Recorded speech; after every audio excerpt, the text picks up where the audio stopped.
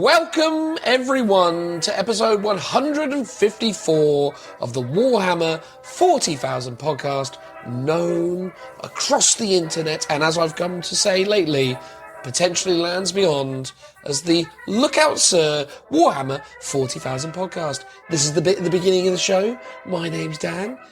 His name's Phil. And we're going to get into talking about what we're going to be talking about. Isn't that right, Phil? How are you? That is good. I'm tired and I still have a bit of a croaky voice from Warhammer Fest, which is Warhammer Fest, the headline of this podcast. It is true, Phil. We went to Warhammer Fest and we have some opinions on it. Oh, crikey, do we have some opinions? Oh, my goodness. The good, the bad, and the ugly. Absolutely.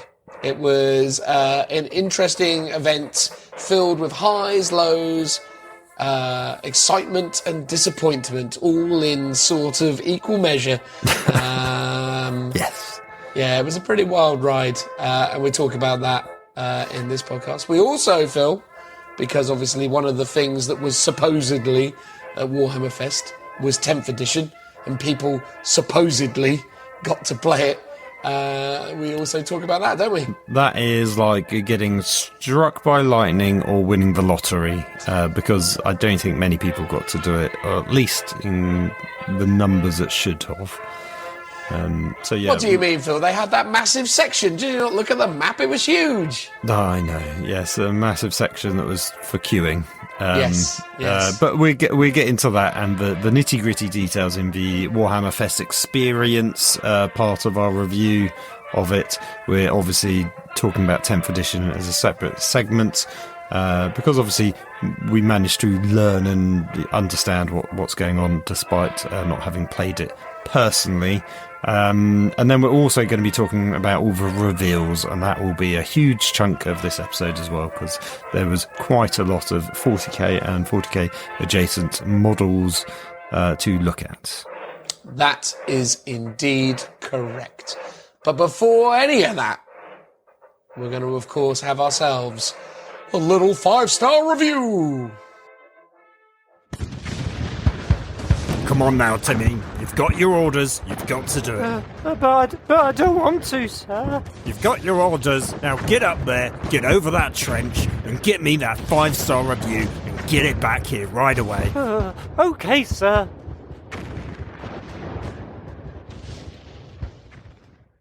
Phil, Yes. can you guess what time it is?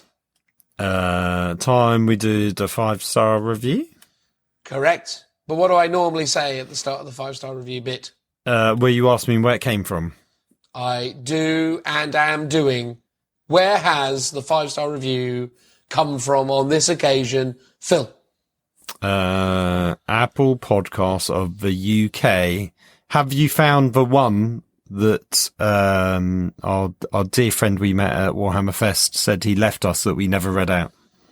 No. My dear friend at Warhammer Fest that we met, I cannot remember, and he did not really give any indication as towards which one it possibly was.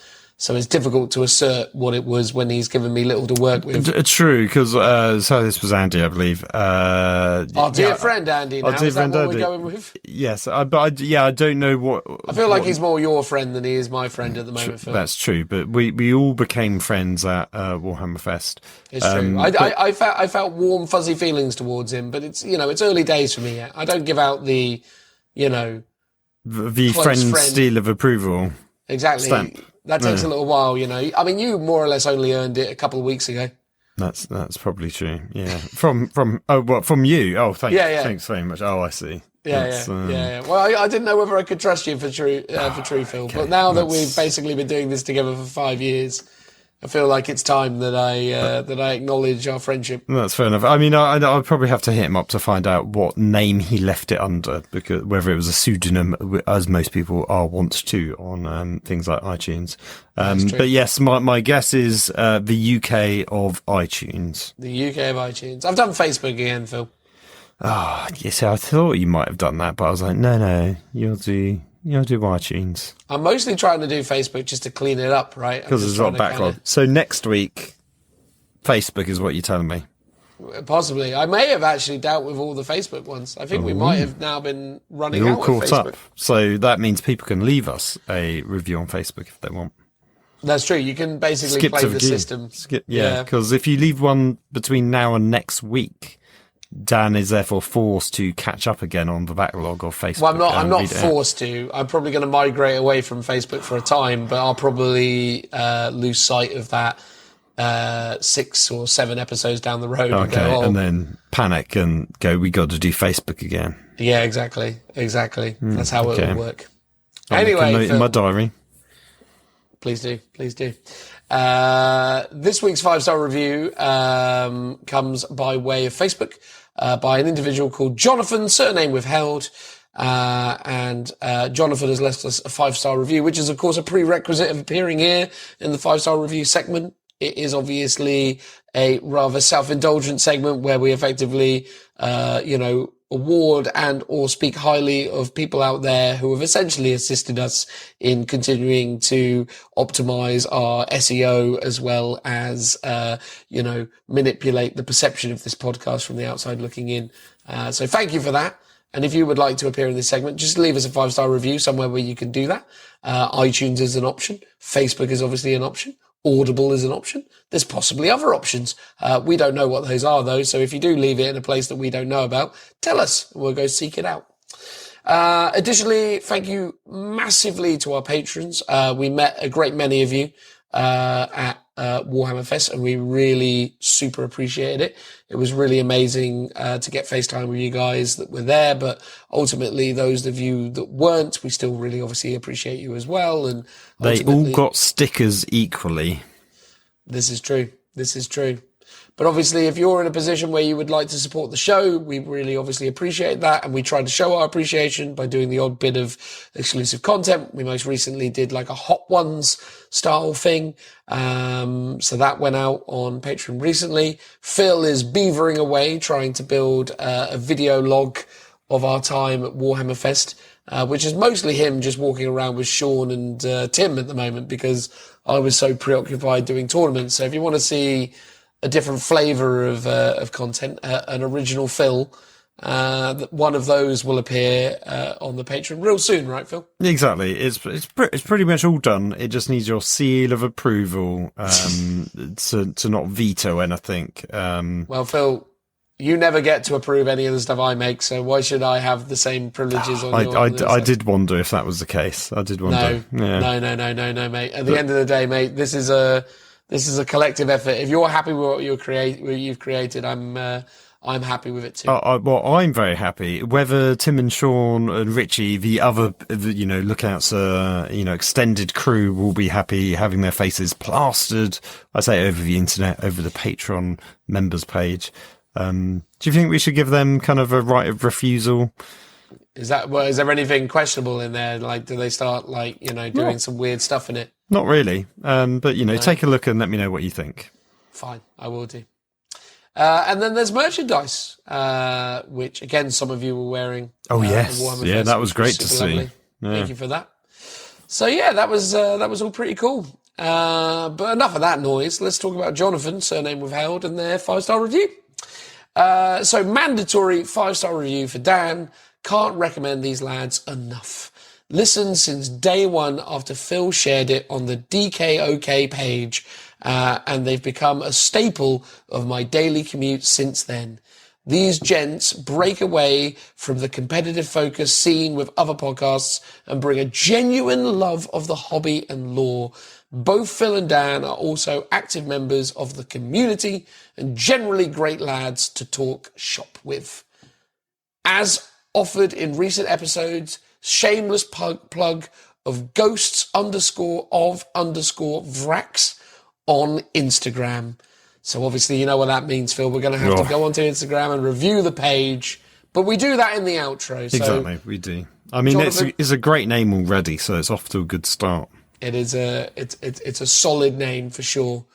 But yeah, Jonathan, surname withheld, thank you so much for your review. It means a huge amount to us. And actually, again, a very, very well constructed one. Really beautiful to read. And obviously it's really great that you've been with us since the beginning and that you continue to enjoy the show. It really means a lot to us. So a massive thank you to you, Jonathan, from me. But to elaborate on that further, Phil, the vanguard of the DKOK page, which you still operate on the side, right? I do, yeah. It feels quite self-sufficient. It sort of sorts itself out nowadays. I think early days it required a lot of admin work to, keep the naughty boys out.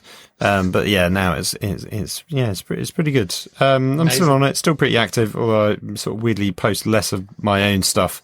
Because I haven't done, I do occasionally new kits and stuff, but haven't painted a Kriegsman in a while. But yeah, still on there, still liking, commenting on other people's stuff. Thank you, Jonathan. It was Jonathan, wasn't it? It was Jonathan, yeah, well done. Yeah, thank you very much. Really kind review. I look forward to seeing your Instagram, which I will hope by its name will be very Krieg heavy. So yeah, I'm looking forward to that and glad to have an OG listener from, day one, episode one. That is quite an achievement. So thank you. Absolutely. Transitional noise.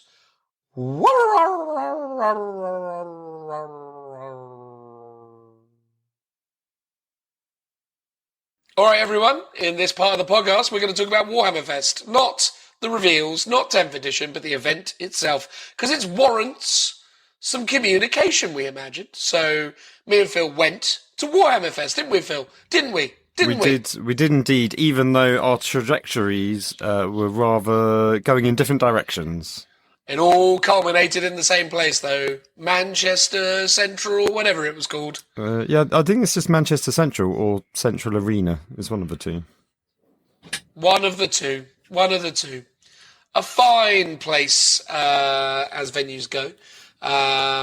Pricey, though, I'd say. I mean, if we're just getting straight into it, in the past, Warhammer Fests have been in the Coventry Rico Arena, and the Rico Arena benefited from being out in the sticks and thus not costing a lot of money to be in.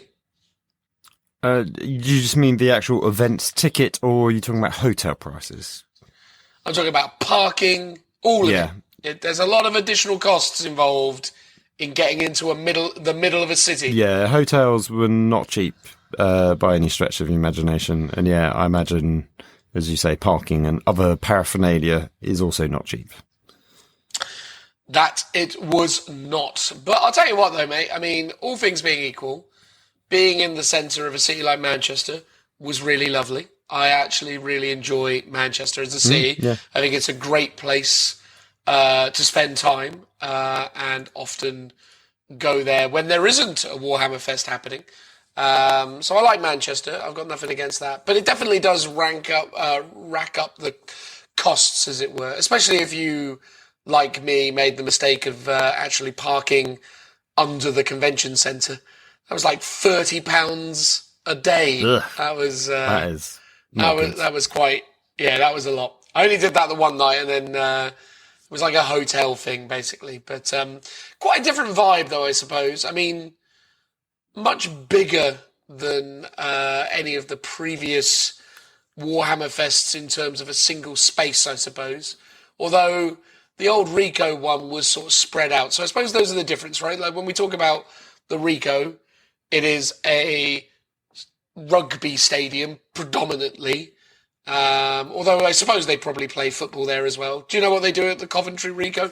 It's mostly the Hornets, isn't it? It is. Yeah. Whether they do other stuff, I would assume not. But I assume it's predominantly rugby. But so at the Rico where it used to be, there were, a multitude of layers to the event. So you had multiple floors. The main exhibition and gaming area was like their kind of core exhibition centre space, which was a good size, I'd say. I mean, pretty decent footprint for the main exhibition space. But then there were multiple floors of other things and lots of little nooks and crannies, as it were, that you could go into to discover all sorts of things. Whereas the Manchester venue, the central Manchester venue, was much more concentrated into one grand hall, it's fair to say. Predominantly, yeah. It was the main hall, which had the tournament gaming, the third party retailers, the shop, and 10th edition demo tables and board games cafe, all of that stuff. And then through there was like a slightly smaller room which had cosplay stuff, and where you go to do kill team, laser tag. And beyond that was the food hall, which had some food vendors and lots of seating. And then beyond that was like the stage where they were doing the live previews. And there was I think one other smaller room which was used for the the workshops if you were doing the sort of painting classes and stuff like that. Yeah. It did have its little nooks and crannies itself, its little conclaves and or little areas where various things took place. But the core of the experience was very concentrated into that hall. So yeah, in terms of the venue, really awesome space. Definitely more expensive for us as attendees getting into central Manchester than it was maybe to get to Coventry, at least in terms of like parking and other bits and pieces. But I imagine way more convenient for the majority of people, because obviously Manchester, being a major city, has a great many transport links. So for those of us who weren't driving in, I imagine it was a little less painful, because getting to the Rico, which is on the outskirts of Coventry, was probably a lot more of a faff if you were going by train than getting to Manchester Central, I would assert. Yeah, quite likely, although it is further north, so, if you're travelling... Only for us, though, Phil. People do live there, Well, yes, people do live in the north and on the Midlands, so for those people, less of an issue, but for some people down south... specifically. Well, no, even further south. So one guy I met, I think he was one of the guys I was gaming with, or just happened to meet and got chatting with. I can't remember now. My memory is already a blur. He was down in Cornwall, and it took him 14 hours by coach to get there, which is a commitment to get to Manchester by coach. Yes, no, I agree. Well done, whomever that individual was, for taking 14 hours on bus to Manchester. Hopefully it lived up to your expectations, although we'll get into that as we divulge or deliberate more of this. So yeah, look, the venue was really nice. I think that's the important thing to sort of get out in the initial instance. It definitely had a really good sense of scale, and it definitely felt like it added a lot of weight, pomp and circumstance to the occasion. So yeah, good venue overall, and central Manchester is a fun place to be. Good hotels, all that stuff. It was, I'd say this is a good home for Warhammer Fest going forwards. I think it's a good space. Yeah, I would say so. Indeed. So let's get into the actual event itself. I suppose the way that we should summarize this is that it's sort of a story of two halves, I suppose. There is the actual Warhammer Fest, which we have a number of assertions about what that is based on what Warhammer Fest is historically. So it's probably worth talking about the history of Warhammer Fest and what it has been historically, and then outlining what it was this time, and giving a perspective on those comparisons. And then it's also probably worth talking about the tournament space, which was an entirely different aspect of the event, I suppose. It almost felt like, I suppose, that there were two things happening here. There was the Warhammer Fest event, and there was the tournaments. And although the two things overlap, they also felt quite separate at the same time. So I think they deserve to be spoken about separately. Yeah, no, that makes sense. Yeah, because I feel like, because you gamed Saturday, Sunday, and did you do one game on Monday? I did. I threw my hat in the ring and did one more game on Monday. And now I just did gaming on Monday. And I felt like the day I was gaming, at least, I sort of didn't have time to literally do anything else but be in that tournament really, and then, dash off for the loo and food, and that was pretty much it. So yes, it does feel, so it does feel very much like separate things. The tournaments were right at the back, out their way, being sort of run by their own people. Yeah. So yeah, definitely worth talking about separately from the other people who, if you didn't game at all, then you probably had a very different experience from those that did, I would say. I would agree with that 100%. But let's get into it. So look, historically, Warhammer Fest has been a celebration of the hobby, right? Now, it carries on from its predecessor, Games Day.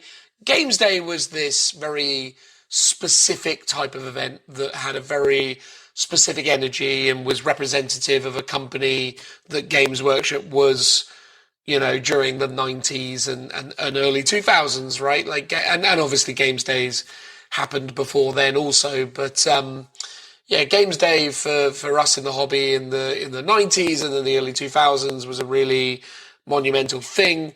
That lost a bit of its luster from about kind of 2008 onwards, I want to say. I think Games Day kind of really fell off from where it was historically, but it used to be that Games Day was this really exciting moment in the hobby calendar where Games Workshop really brought their A game, not only because all the stores got involved, they did like coach trips up, everyone had like banners and things to represent giant the store. flags, so you could represent your store, but also find where you need to go to get the coach home as well. That's what it was mainly used for, I think, like you get at flags at festivals. 100%. And that was the thing, though, right, about the old Games Days. Again, nostalgia is always going to play a big factor in it, but there was a real kind of celebration around it. And Games Workshop also did things to make them feel special. So you got event-exclusive miniatures, you got early access to new kits. So the last one that I attended, or one of the last ones I attended, was I think in like 2006, where I was able to buy Dire Avengers before Dire Avengers went on sale in the general release later that year. So it was like August of 2006. You could buy the Dire Avengers that didn't come out properly until like October. So there was like this whole thing that was very present at the time around, all of that sort of stuff. So there was a lot of more kind of stuff going on. But obviously Games Workshop has changed, and now we have Warhammer Fest, and Warhammer Fest was much more head office, much more kind of central events stuff. They didn't really involve the stores anymore in the Warhammer Fest. So yeah, because from the Games Day point of view, the stores kind of created and built models. They did dioramas that they brought along, or they created games, like small little interactive games that you could participate in. So I'm sure they did one almost like sort of D-Day beach landing, with loads of guardsmen and, chimeras storming lots of little islands, and you could do island hopping, and you could come along and, take a turn to move a unit around or something. And then that would be like your 10 minutes or 20 minutes. And then someone else would dive in and take over from you. And lots of weird little games like that you could do, basically. Yeah, and I'll tell you what as well, though, right? I feel like the old Games Days and why they're so loved nostalgically is because everyone who was actively involved in a Games Workshop store, those of us who were lucky enough to have Games Workshop stores near us growing up and be part of those communities, it felt like a community activity because we all contributed, not just the stores, but the people in them, right? Like I remember painting like 20 goblins for the Mines of Moria board Games Day. And I remember the delight I felt as I was searching the Moria board where all my and various other stores' goblins were, and being like, oh, there's my goblins! They're in the mix with all the other stuff, Nice. And because at that time, like that was the thing. Like if you were a regular in those stores, the staff would be like, oh, help us paint the things and get involved. Like it had a good community vibe to it, and that was nice about it, I think. Whereas obviously Warhammer Fest, it kind of not divorces itself from that community aspect, but puts the onus, at least historically, on the studio and on the facilities within Games Workshop's head office to basically put on a showcase, as it were. Yeah, so you would have some cool dioramas that were new from the, don't necessarily the studio team, but the Warhammer World, sort of probably either events or the people that are making the dioramas and the boards that go in the exhibition space at Warhammer World. They had obviously created some new ones that have actually now ended up in Warhammer World. I think one of them was the Cauldron Overlords, and it was like the Clouds. One, which is an amazing piece. That was the first time that was there at one of the fests, and there was a couple more as well that they had obviously created. So it was much more, what you say, Games Workshop head office giving a showcase of the very best that they can do. You'd obviously have your staff there, your designers and developers showing off their work and being able to interact and talk with them as well. Yeah. So it's very much, you getting a chance to speak to the people that work for Games Workshop in a head office capacity rather than like a store level. Yeah, absolutely. It became much more about, and again, it aligned with Games Workshop's evolving approach to community and social media, a time where the business was really open and willing to communicate with its consumers about the sorts of things that it was doing and bringing people to the forefront. And I think that was the thing that was always really lovely about the old Warhammer Fests. What was weird as well, and again, this is the crazy thing, Phil, like 8th edition was a big time for Warhammer, but I think Warhammer during COVID has just expanded in a way that I think I never really only appreciated or never really fully appreciated until this weekend, right? Because the growth of Warhammer demonstrated by this Warhammer Fest is profound, because Warhammer Fest 2017, 18, 19 had nothing like the attendance that we saw this weekend. Like, this was huge in terms of numbers. Yeah. They said as much during while we were waiting for the awards ceremony for my doubles game at the end on Monday. They were like, it's the biggest thing we've ever done, both in like space and number of attendees.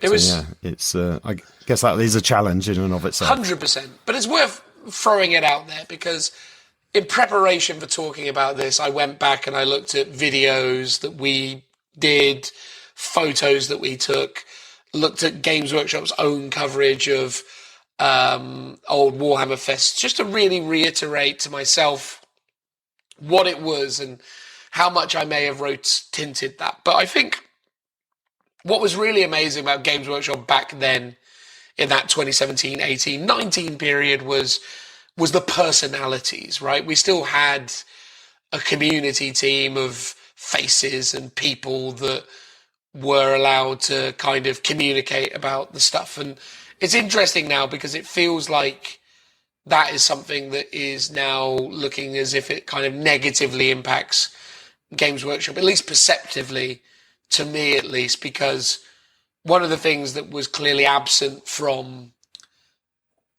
Warhammer Fest 2023 was the studio staff, were those personalities, was that whole kind of element. It is fair to say that although I am definitely going to have an amount of rose-tinted glasses looking back at the old Warhammer Fests, this Warhammer Fest was lacking in comparison. And maybe that is a consequence of the size. Maybe they just could not accommodate the same sort of access with this level of attendance.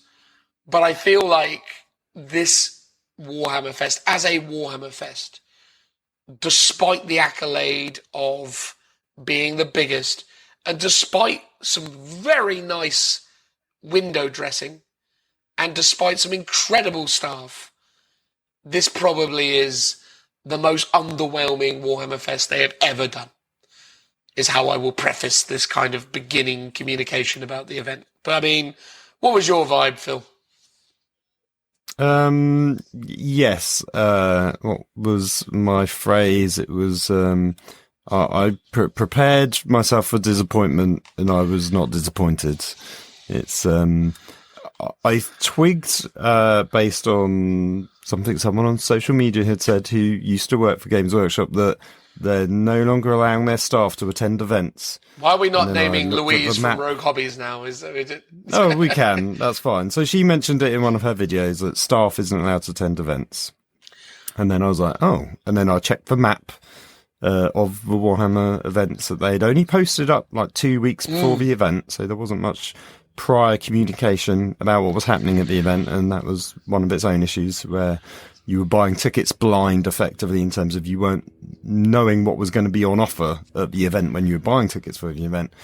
And you look at the map and there's like no area for like the staff or the designers or developers to be. And I was like, oh, okay, this, I'm expecting it to be a bit rubbish. I mean, we had a phone call about it, didn't we? Because we both watched that Louise video. And we both picked up on it. We were like, Phil, did you hear? And did you notice, like, sounds like we might not actually be able to speak to devs this time. And you were like, oh God. Yeah, because to me that's always was one of the highlights, is in having that communication with people within the company. I loved, we'd met James Hewitt a few times before, because he had run the pub quiz at the end of one of the events we had done, and he was the guy who had written Silver Tower. He had done Deptus Titanicus, he'd done Blood Bowl, and I bloody loved Blood Bowl and at that time. So I was, it was great going to there one year and having loads of chit-chat with him and asking him loads of questions, because he used to do, I think, 7th Ed 40k he had worked on as well and stuff like that. So it was great to get lots of insights from those people. Got to see Jez and the designers, and, even John Blanche was wandering around one time, and I got to say hello to him. So all of that was always like one of my key highlight takeaways of from those events. And the fact that this event was, the way I can describe it is, Games Workshop is a faceless organisation at this event. There was no real representatives of Games Workshop there in any official capacity, with the exception, I would say, of probably Simon and Nick Baton from Warhammer TV. They were there for Sunday and Monday running the demo games, or some of the tables on the demo games. They had the seminars, didn't they? Or not the seminars, they had the reveals. Eddie and Adam, doing the seminars, so they were there as well. And they're probably the only people you probably would recognise. I'm sure I also saw one of the girls who does the painting videos, but you obviously can't see their faces now. So she was also wandering around. I don't know if it was in an official capacity. I think she was wearing like a Citadel t-shirt on, so I don't know what she was there for. Maybe she was actually running some of the painting or classes. just judging Golden Demon or doing whatever, right? Or maybe, stuff like that. But the usual, I would say usual, there's not many, in terms of the design staff, there's not many people you would know and recognise. I think Darren Latham is probably one of the most famous ones, because he's very prolific and talented, and he's also on social media quite a bit as well. So people know of him, but if you were just to follow Warhammer community, then maybe you wouldn't. It's super interesting, isn't it? Right, because it is a real shame that the studio weren't there in some capacity, and again, it robbed from the event as well, though, right? Because actually, one of the things that was craziest about this event, I have never, ever been to a Warhammer event where the game of Warhammer, and in fact, actually not the game of Warhammer, but the hobby of Warhammer has felt less represented. And I mean that in the sense that when you walk around the place, yes, there are miniatures in cabinets. There's Golden Demon, if you can catch a glance at it, because it was like one of the few things there. So people obviously were really excited about that. But and obviously there was the tournament area, which had lots of gaming and stuff going on. But there was no just booths set up with here's a diorama, here's some, like, cool work in progress illustrations, here's the artists painting covers, or or watch as they're no behind the scenes exactly stuff. and it's great. Right. But that's the thing, I actually don't think I've ever been to a Warhammer event in my life where there wasn't an original diorama on display. Like, nothing. There was two dioramas. There was one which was the Warhammer hobby community diorama, which was tucked as you go into it on the right hand side, basically between a wall and where the hobby challenge area is. So people that painted the free mini, and the free mini is the Stormcast Eternal or sort of Space Marine that you can get when you go to any old Games Workshop store and you say, I'm new to the hobby. They give you a mini to paint. So you could queue up and you could paint that freebie thing. And then if you, I guess, didn't want it, you could add it to a diorama, of those minis. So it wasn't a proper diorama per se, because it was made of two minis painted by different people. What was the next one? Which was a mixture of Stormcast. The other one was in the cosplay area. There was a Krieg cosplayer who brought along his own diorama. It was like a trench network of Kriegsmen versus traitor guardsmen, along with a couple of custom minis of other cosplayers that they had bought to represent themselves. So no official Games Workshop one, but two kind of community-led ones, of which only one of them was really good. And props to him for doing that, because actually I found that fascinating, because people who enjoy Warhammer kind of just want to go and look at models, ideally on a diorama sort of theme where it's like really interactive and it's telling a story.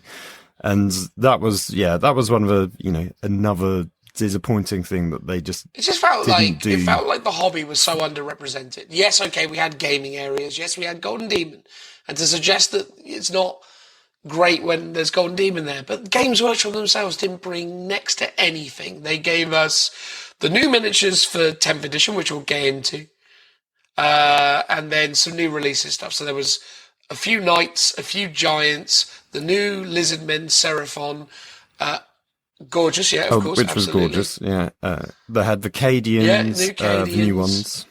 That's about it, though, right? It was like maybe 3-4 cabinets, sparsely spread out. Yeah. And that was your lot.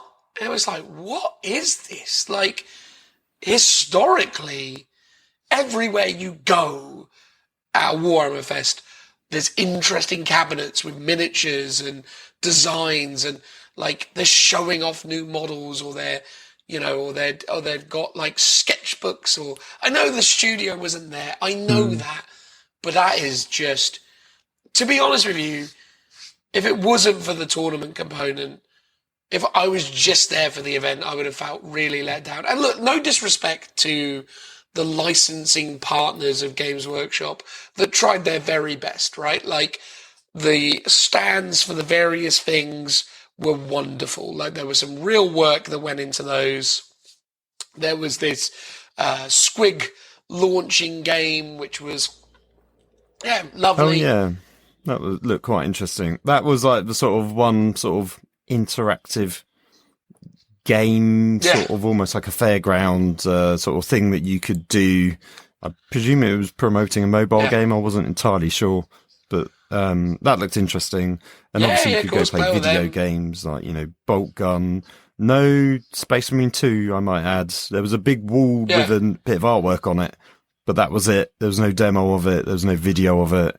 Or anything like that. And then there was Warp Forge or Warp Storm, combat cards. There was a few of those all about, and there was the plushy guys with the that was the Koyo pin badge people. Yes, and they were doing a little competition to win a giant plushie of the Gryph-hound character. Again, everyone working on those stands was super lovely.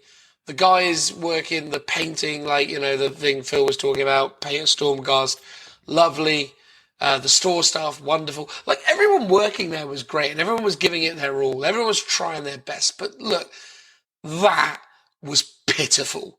it was one of the worst Warhammer Fests they've ever done, because it wasn't a Warhammer Fest. It was a lackluster, like, Comic-Con, where, like, but not even like a Comic-Con, like, it was just miserable. Like, as of an event, like, if that's what you've got, like, to show for yourselves in terms of, like, putting on a spectacle for your fans, you either don't understand what your fans are into or you don't care. I assume it's probably something between the two, but that was a bad event. Like, the reveals, wonderful. The tournament, wonderful. The people, the staff, the venue, lovely. But as an event that you were charging, I mean, what was the actual price of admission just to get in? Was it 20 quid? Or 40, I want to say. 40? I can't remember. Hold on, let me... What? I mean, maybe for the weekend. I'm talking like day rate. Oh, a like, day rate, I think, was 20, yeah, for the Lord. day. Like, if you spent 20 quid just to go into that, like, okay, cool, Golden Demon's there, yay. And it was good, because, I mean, God, Golden Demon's extraordinary, right? But, like, come on, guys, like, that was bad. I wish I could say something nice about it, because, again, and I'm trying to, right? I'm putting over the staff, I'm putting over the venue. The licensors that turned up and did their thing did a good job, and they tried their very best. But yeah, like, nothing Warhammer in it. And probably the biggest kick in the downstairs region, 10th edition. Miserable. Like, the fact that for 10th edition, your flagship game in a venue that has a capacity of 10,000 people, you had 5 tables of 10th edition for people to sample. I mean... Yeah.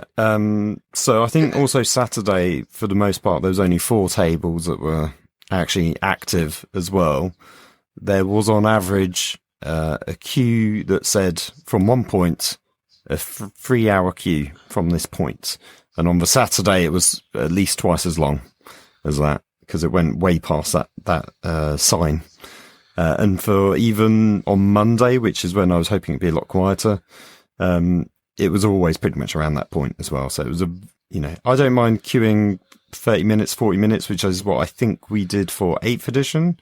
But I'm sure they had about 20, 25 tables. They had 40 tables for 8th edition in 2017. Yeah. That was the gimmick. There was 40 tables of 40k. Oh, okay. And they were those really nice kind of like cardboard solutions. And they'd obviously painted like loads of Death Guard and loads of Space Marines. That 8th edition sampling experience in 2017 essentially led me to believe what we were going to get from this one.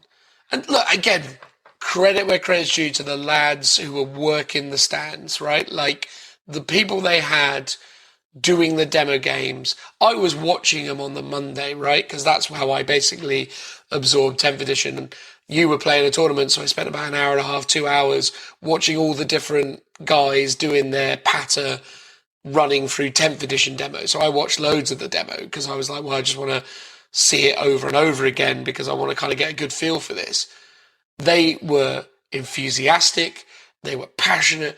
They were like not showing any, obvious signs of frustration and fatigue, given that they had been basically shouting for 10 hours a day or however long the day was, for 3 days straight up to this point. Like, it was really impressive to watch the guys work. And I know they were trying their best, but again, just seemingly set up to fail. Like, there is no way that you had enough to satisfy the needs or to live up to the expectations of the audience in that situation. 5 gaming stations for 10,000 capacity for your biggest flagship release. Miserable. Yeah, and, it was interesting because on the map it looked like a really large area. Oh yeah, they made it seem like it was going to be huge. But in reality, half of the area of the map was a queue system, and the other half was for the 5 tables. They also had a demo game area, which I was like, oh, cool, you get to play games of loads of different systems. There was just 2 tables. I think one was definitely Underworlds, and I think the other one was Warcry. I wasn't entirely sure. But yeah, I was like, oh, cool, demo games. Might, get a game of Adeptus Titanicus in. That would be nice. But you couldn't, because they only had 2, and that wasn't one of the systems on offer. So, here's the brutal reality of Warhammer Fest. If you're not going to involve your studio, if you're not going to showcase their work, you're not going to give us, the community, the opportunity to communicate with those guys and to learn about the thing we're passionate about and to know like what goes on behind the scenes and get a bit more of an insight into this stuff. If you're not going to celebrate the history, I mean, that was one of the other things as well in Old Warhammer Fest. They used to have like the archives. Remember that? You go there and be like, oh, when did you start 40k or Games Workshop? And they'd have like key releases from like 80s through to the modern era, and they'd showcase like the history. Like there was just a love of it back in the day. Like it felt like we were there because we were celebrating what we love collectively. This time it was just like, oh yeah, cool, we're here to flog you a load of new 40k stuff, and people are playing some games over there, and yeah. It's throughout the year they've been doing this whole 40 years of Warhammer. Yeah. Actually, there wasn't anything representing that. Nothing. The event, which was a bit puzzling in hindsight. There were things to do. Of course there were. If you paid up front. This is the thing. It either involved paying up front, and those things were sold out on the day. Because I went up to the hobby challenge bit because I was like, "Oh, what's this?" And the guy was like, "Oh, have you booked a ticket?" And I was like, "No, but I'm kind of interested." And he's like, "Oh, sold out." And I was like, "Oh, okay. Well, can you tell me what it is, just so I know what I've missed out on?" And that was basically you got access to a bunch of sprues and exclusive one of the event minis. And then you could build something and then paint it up and enter it into a competition. One of the people I spoke to showed me his, and he literally, I think, spent all of Saturday on it. He spent 7 hours in there building it. So there was no like time restriction. Yeah. Which is why I guess there was maybe limited spaces. Because I was hoping that we would all do the Kill Team one, but because you, Richie, Tim Tim was gaming Sunday. You, Joe, and Richie were gaming Saturday and Sunday. And me and Sean were gaming Monday. I was like, okay, we can't really easily in advance book a ticket because we don't know the exact timings for like games and stuff. Yeah. Or seminars and stuff. So I was hoping we could on the day at some point find a time when we'd all be free and go off and do that. But that was all sold out in advance. The painting workshops were sold out in advance. And it was a bit annoying. They all get sold out before they announced when the talks are, when the reveals are, so you can't pre-plan exactly the timings for anything because they left everything till 2 weeks before the event to actually reveal what they'd be doing. So if you didn't want to queue and you didn't pay up front for stuff, there probably wasn't a whole amount that you could do. And I know, someone like Sean got very stressed when we entered the shop on Saturday because that was bedlam. It was absolutely mad. There was a queue to pay for the shop for your items that was over an hour, and we went in and it was people all over, just grabbing stuff, queuing up, and I was just a bit like, crikey, you could so easily just steal stuff from this because there's no security, there's no in and out system, it wasn't sort of taped off in any way. They resolved that on the Sunday, though, didn't they? Sunday afternoon, they had put a little cordon up and there was like an entry to join it and there was a way to leave. And then there was a queue system and they had sort of security dotted around clearly watching people. So I think they probably learnt their lesson and probably people did nick stuff because it felt quite easy to do if you were inclined morally to do so. And what was mad about it as well was all the Forge World stuff was out on display that you could just take. You could buy Smaug the dragon that is probably £1,000. I was actually looking the other day. I think it's 430 quid. Oh, okay. Yeah, but they did have some huge Forge World kits as well there as well. So really expensive items. And in previous Warhammer Fests, they were all like behind the cashier. Yeah. Like you had to go up and say, could I, and ask for that item, and they would go get it for you, which seems far more sensible than the system that they had. They had 2 event exclusive minis, which are the event exclusive minis for the year. So it was Commissar and I can't remember the name of the guy, but he was a Barbarian. Slaves to the Darkness barbarian champion with an axe. So those were the 2 main items that you could buy. It seemed like you could just buy en masse, and it was on Monday they said, oh, you're now no longer limited to 1 per person, but I saw people buy multiples. I saw people buy the Warhammer Plus exclusive minis, which I was really shocked about because I wouldn't expect them to be exclusive to Warhammer Fests, because, you know, people that are Warhammer Plus subscribers get access to them. So they had the World Eaters Terminator Champion, and they had the Umbral 6 Assassin on sale, which I saw very quickly disappear on Saturday and then never saw again. But I think they bought them out very early in the morning and then just obviously instantly got sold out because they were like the real exclusives that you couldn't get. There's some other store exclusives. I really wanted the Arknaut Admiral, which I think is an anniversary mini, so that wasn't ever available, or at least I never saw it be available. They didn't have the Warhammer Warhammer World exclusive minis. None of those were available, but I'm pretty sure they've been available in previous years, and stuff like that. So a very odd offering of shop stuff. Yeah, the store stuff. I mean, it was a store.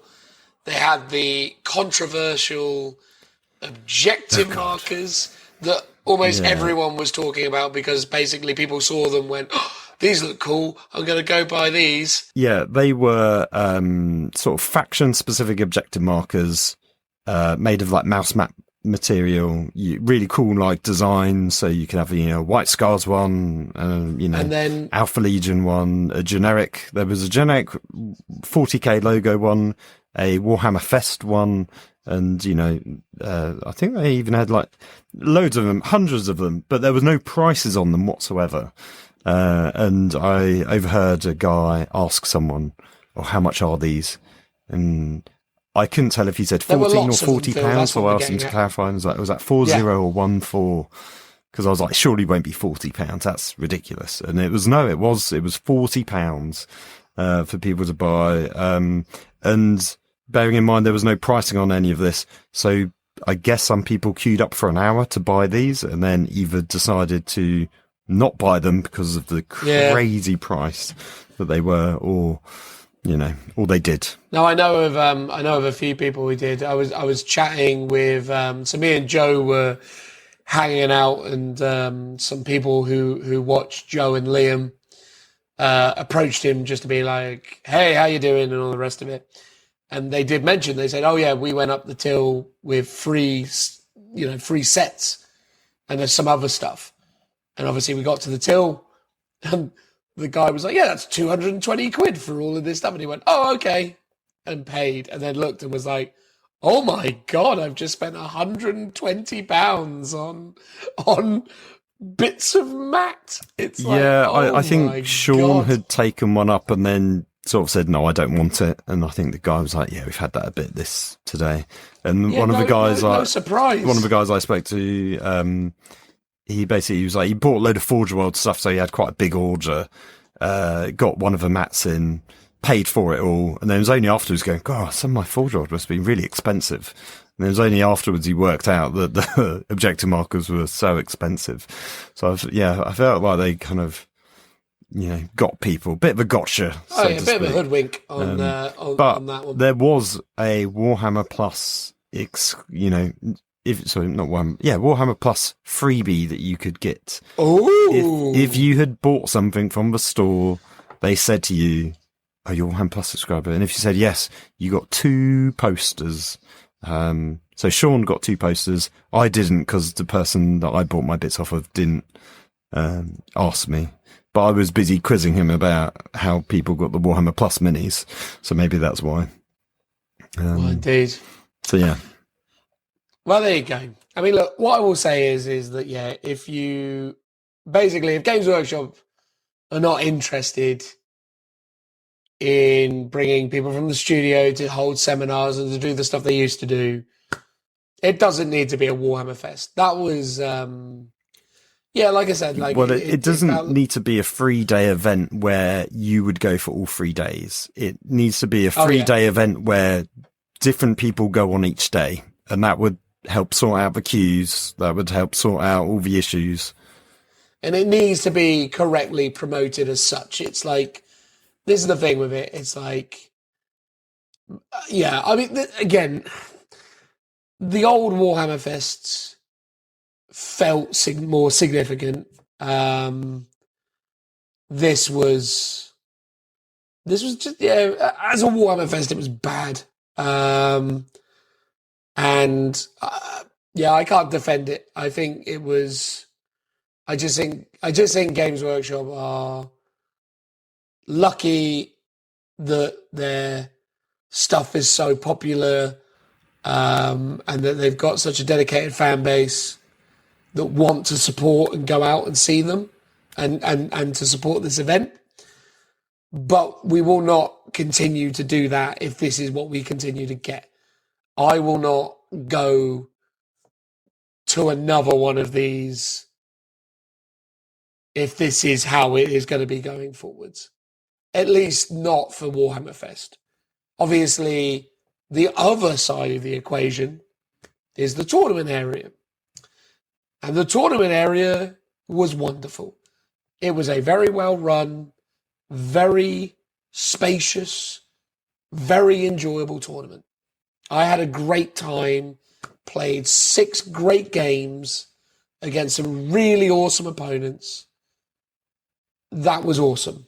Like, well done on that front. And the terrain, although I know people had problems with it, there was plenty of it, and it was all there, and it worked. And, like, I know some people were like, oh, this terrain layout doesn't favor my army. Well, it's like, well, they've published all of that information for years almost now. Like, how Games Workshop was it run the their same tournaments. 2 tournament layouts they've been doing at Warhammer World and the US events and stuff? Okay, well, you should know if that's what there was. That's in pretty much the event pack, right? That's... Yeah.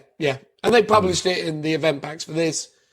But no, like, look, the global events team, I think is what they're called, if I remember what the guy was saying at the end of the event. They put on a great event. They had plenty of prize support. They had, as in lots of trophies and things. The events were ran really well. Everything was done efficiently. There weren't too many issues, bar a few little administrative moments. But it was great. Like, the tournaments were great. I will continue to support and enjoy those sorts of events. I think a big 3-day tournament like that, loved it. Like, that aspect of it, beautiful. Really awesome. Can't say more good stuff about that. As a tournament, like as a LVO style event or an LGT, if this was billed like an LGT or an LVO, I would be singing its praises, because at that point it's a tournament that has an exhibition bolted on. Yeah. The way this is kind of promoted is this is the exhibition, official Games Workshop big thing with a tournament bolted on, usually is the way they pitch it. So I came into it with a different attitude. If this was a tournament and all those other exhibitors and things were at a tournament, I would have been like, this is great. This is a 5 out of 5 stars. But that's not how they sold it. So I can't give it a pass. But the tournament was great. I played some great games. Are we going to get into the games, Phil? Do we want to talk about the games quick? Let me talk about my impressions, and then we can do the yes, of course. games I was always going to get an opinion as well, please. No, I know. I was always going to yield to that concession. I just wanted to ask because I didn't know whether. But let's talk about games. Unless you want it as its own segment. No, it's fine. We'll wrap it up into this. What was your vibe with it, mate? The tournament area was really good. So Saturday and Sunday obviously was occasionally hang out with you and Richie and the other guys. Saturday, Sean and I and Tim played a freeway game. There were spare tables where you could just do a casual game of 40k. And the downside is that wasn't particularly well advertised. It was mentioned briefly in one of the posts that you can go and play games, but on the map or anything like that wasn't particularly obvious. So we just asked someone, can we play on a table? And they showed us where we could go, and we did that. And then Monday, Sean and I did the AOS doubles, and that was great. I really enjoyed that. There's the spacing between tables is very wide, so you can comfortably walk around. They had a QR code so you could scan for food and drinks and have it brought to your table. I forgot about that completely, and it was never really something I did.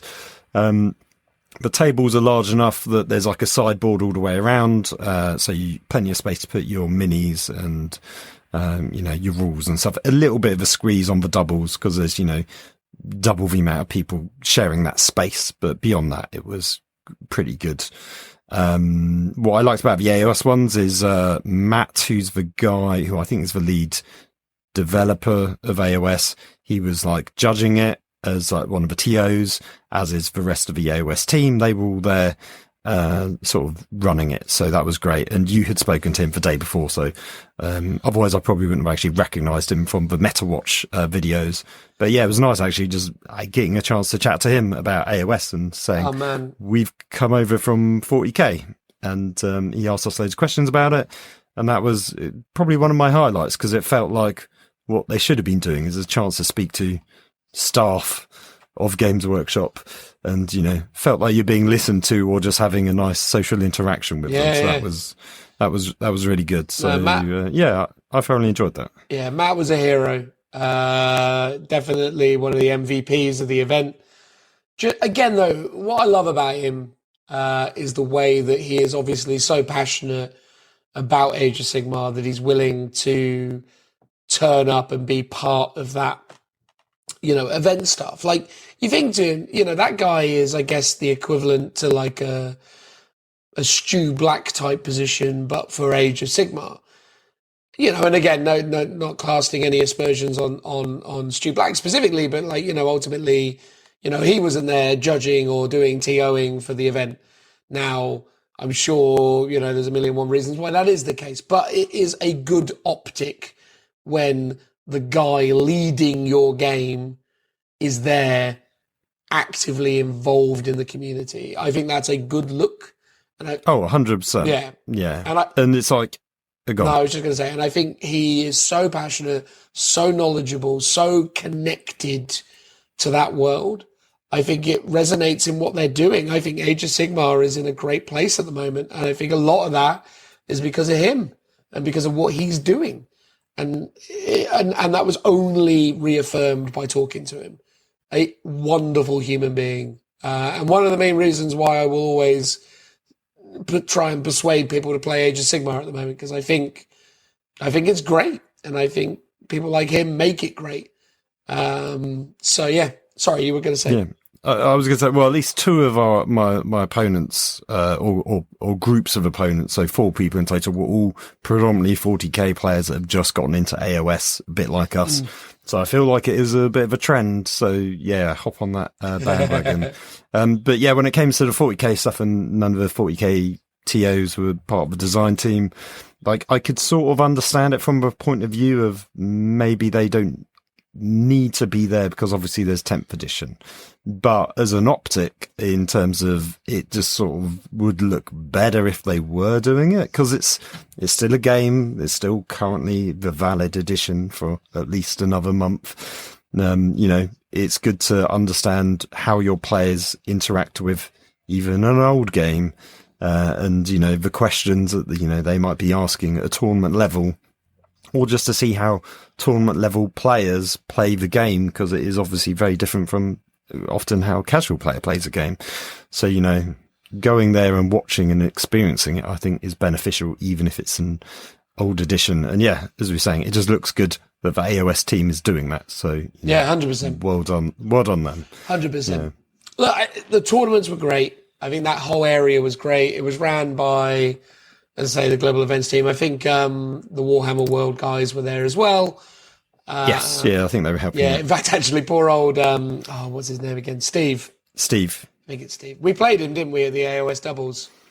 Yes, yeah, we did him and his son. Yeah, that was he's it. a top chap. Yeah, no, lovely dude. He during the award ceremony for this Monday, the guys turned up late, and for some reason he decided to start talking in front of the audience, assuming that he was going to be padding for about 2 minutes or something. He ends up sat there for like 20 minutes trying to about that, host an impromptu seminar about Warhammer World events.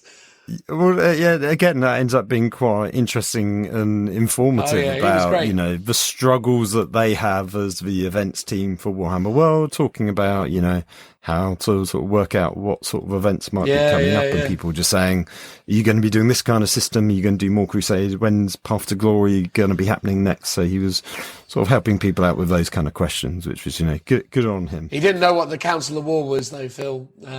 No, we need to educate him. Exactly. Bring back that Council of War. That was a classic game. That was one of our faves. That was a 4-player game on the Sunday for people that are wondering what counts. Well, it was an escalation, wasn't it? Because it was literally you played 2 single games, 1 doubles game on the Saturday, and then you played a big 4-player game, and it was all built around your team score. It was a good time. Anyway, so look, I think overall that was pretty good. The other things worth mentioning about the event, I suppose, as well, I'll quickly mention the games that I played. I played 6 games on the Saturday, Sunday. I did play a game on the Monday, but that didn't really count for anything because that was like the weird brackety system. So basically Saturday, Sunday was like the thing where you played the tournament, and the Monday was just to do like a little bit extra for people who really wanted to get across the fact that they were better. Predominantly that was there to determine the overall winner, but they opened it up to everybody because in other tournaments, normally those that didn't make it into the top bracket don't play the 3rd day, but at Warhammer Fest they decided to allow us to play the 3rd day. But I had I think they have started doing that for in the American ones, where you can basically work out who was the best of their bracket, basically. Gotcha. But that's a relatively new thing, for sure. Fair. But I played 6 games. I won 4 of them, lost 2 of them, which I was extraordinarily happy with, given that I was running a list that I didn't think had it in it to do more than go 50-50 at best. I specifically built the army list around efficiency and timekeeping. I didn't have a game that went longer than an hour and a half. All of my opponents were super lovely human beings. I had a great time with it.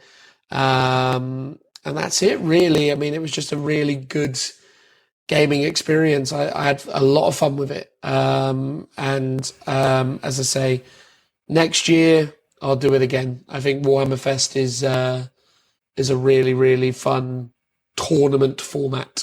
Or rather, that was a very fun tournament format. But Warhammer Fest is less compelling. But I didn't win anything, although my army did get nominated for Best Painted, so that was nice.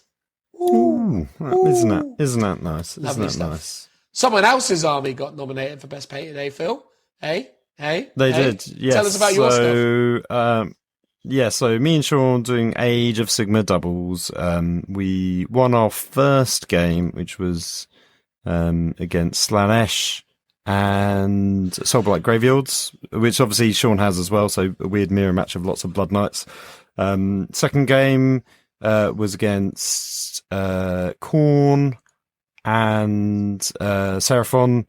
We got pretty smashed on that one. They beat us. Basically, Khorne, so Scarbrand does tons of mortal wounds. And Khorne demons, like the blood letters. Yeah, blood letters do tons of mortal wounds. It was 8 to 15 mortal wounds from rolling 5s, basically, to hit, which was insane. So very scary stuff. Last game was Caradron Overlords versus Seraphon, which is also a very tough matchup. We were ahead for the first few turns and then slowly lost as we couldn't really do much to their army. And I think it was the old Seraphon Codex, which was very strong, and the new Caradron Overlords battle tome is very strong. So that was, and they placed second overall, which was a bit odd because I don't think we should have matched up with them because their win path was all 3 wins in the end, whereas we had lost our second game and won our first. So, but I think there was only 20 there's 20 tables, so there's 40 teams in total. So maybe we got that weird one of top of a loser bracket, so ended up with them. But anyway, at the end of the 3 matches, so we'd won 1, lost 2. Quite happy with that. It's really fun just to play new armies because obviously we're still quite fresh to AOS. So getting a chance to actually play with new factions is super interesting and learning how the mechanics of how they work. But we also got nominated for the best army. So at the end of the day, we had to put that on display. The judges came over and had a look at it. We then, unfortunately for Dan, had to then go off to the judging area, which was in a separate room. So what we discovered is there are lots of little nooks and cranny rooms where other stuff technically could happen if they wanted to have staff spaces where you could go in and speak to designers and, go around tables. There's plenty more rooms in that exhibition centre where stuff like that could happen because we went past a bunch as we found that room. And as Dan's already alluded to, there was a lot of a long wait to happen before the awards got announced. But yes, we won Best Painted Army for the double. So we're really pleased about that. It got really nice trophies, which was really surprising because normally for that sort of thing, or in the past, you just get like a certificate. So the fact that I've got effectively what looks the same kind of trophies you get for winning the actual event, as a, best general or the, most competitive general, whatever it might be called. You get the same trophies basically. So that's really awesome. So that was a nice sort of end to the event, or be it to completely overrun. And we were obviously late to leave to go home. So thank you, Dan, for driving. It's always appreciated. It's all right, bro. I only got in about I did make good time. I actually arrived exactly at midnight.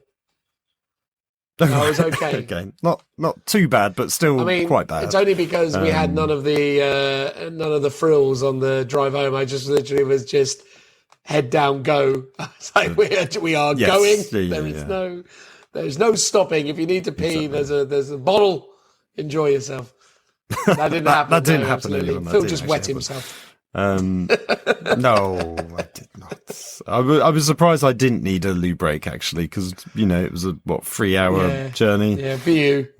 So yeah, that was quite impressive. For me, that is unheard of because basically during pretty much every game I would be going like twice because I just drink so much tea. You got it out of the of your day, system, I think mate. is my problem. Yes, exactly. Do you want to do final? Yeah, thoughts? I was going to say that the last couple of things I'll say about the event.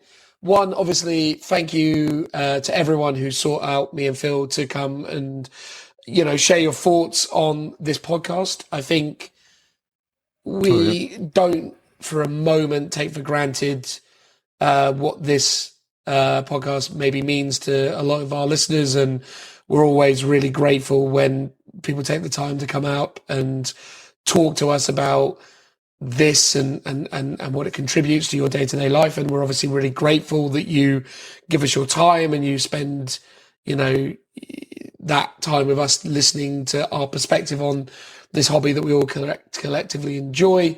I think it was really wonderful just to connect with different people and have lots of conversations about shared interests and passions. And I think the thing that's really hilarious about what we do, obviously, is that, obviously, the people who gravitate towards our podcast and stick with us and become fans of us are people who obviously have very similar mentalities to me and Phil.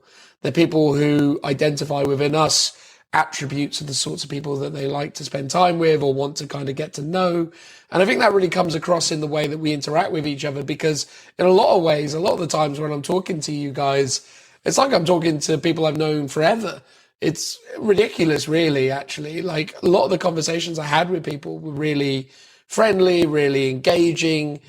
I'm really grateful because I think, I just think it's nice to have fans that, are so like passionate and engaged with what we're doing.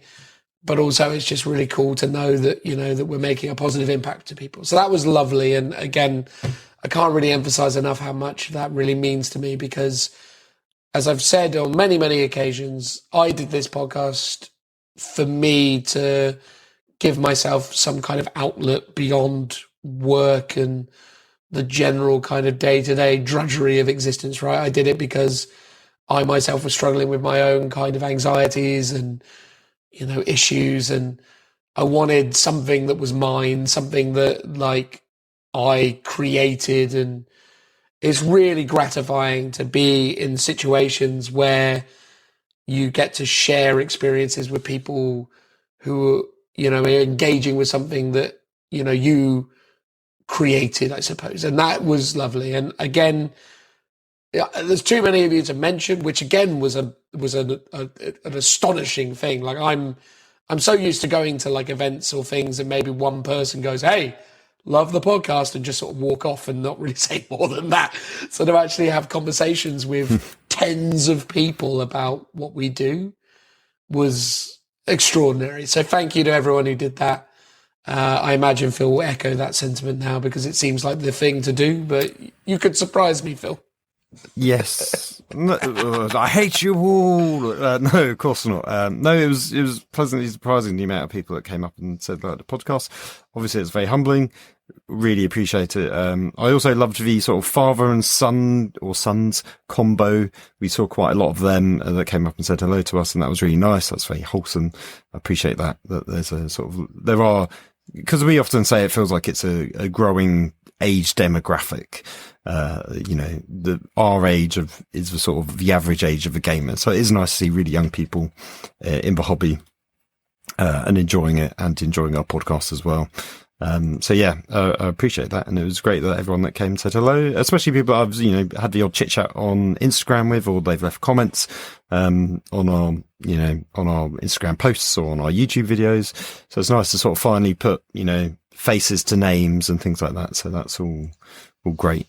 Yeah. So thanks very much for coming and saying hello. So that was cool. And then the thing that was the best about it, right, is, I mean, those people contributed to this overall vibe. I have never felt like I was this weekend since probably university. And I mean that there was something so madly wonderful about being in a city like Manchester.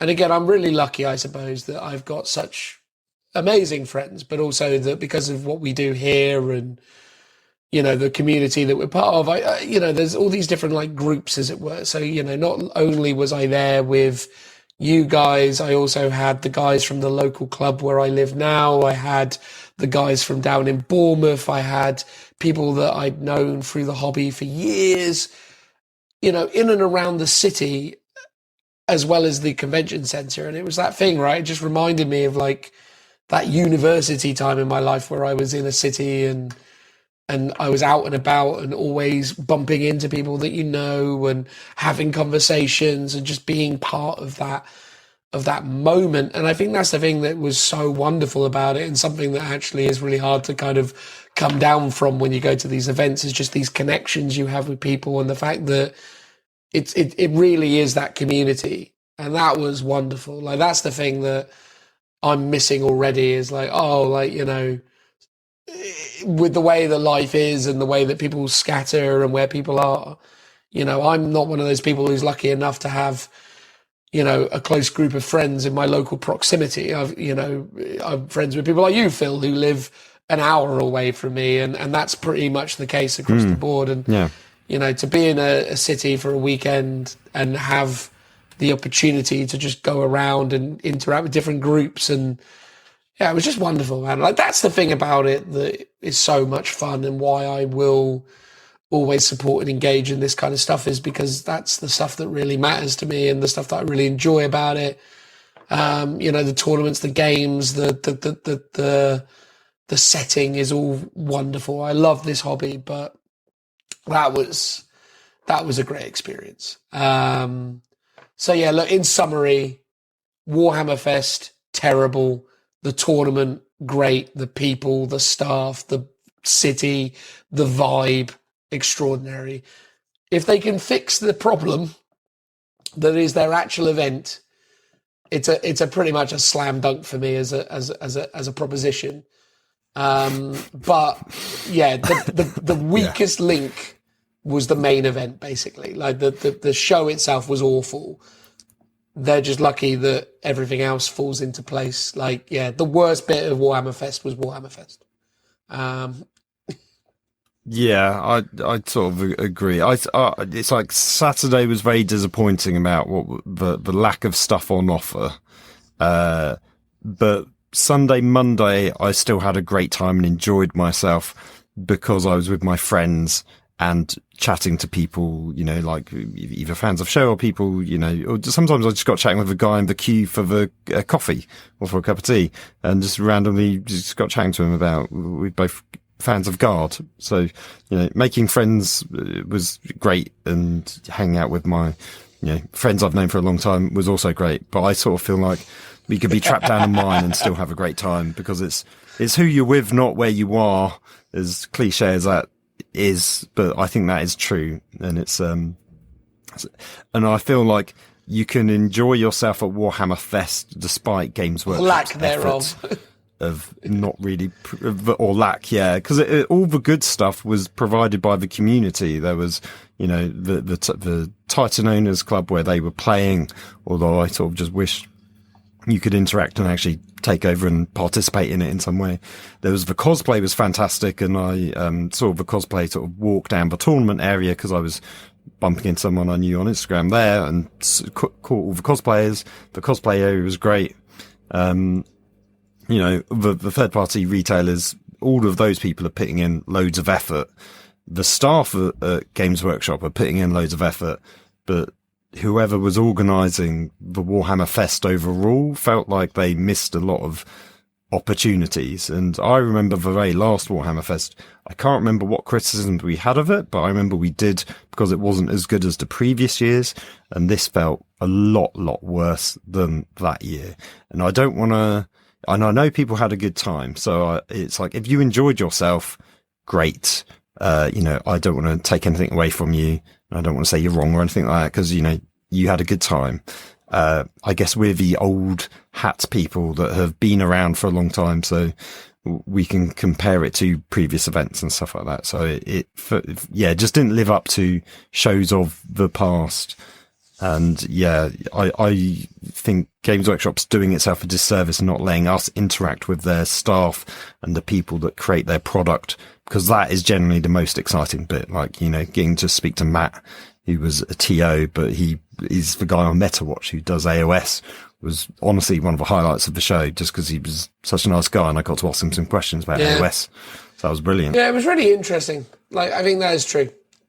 Look, if you had a great time there, good on you. Look, the good things that Games Workshop did, we'll do a really quick list of them for their Warhammer Fest bit.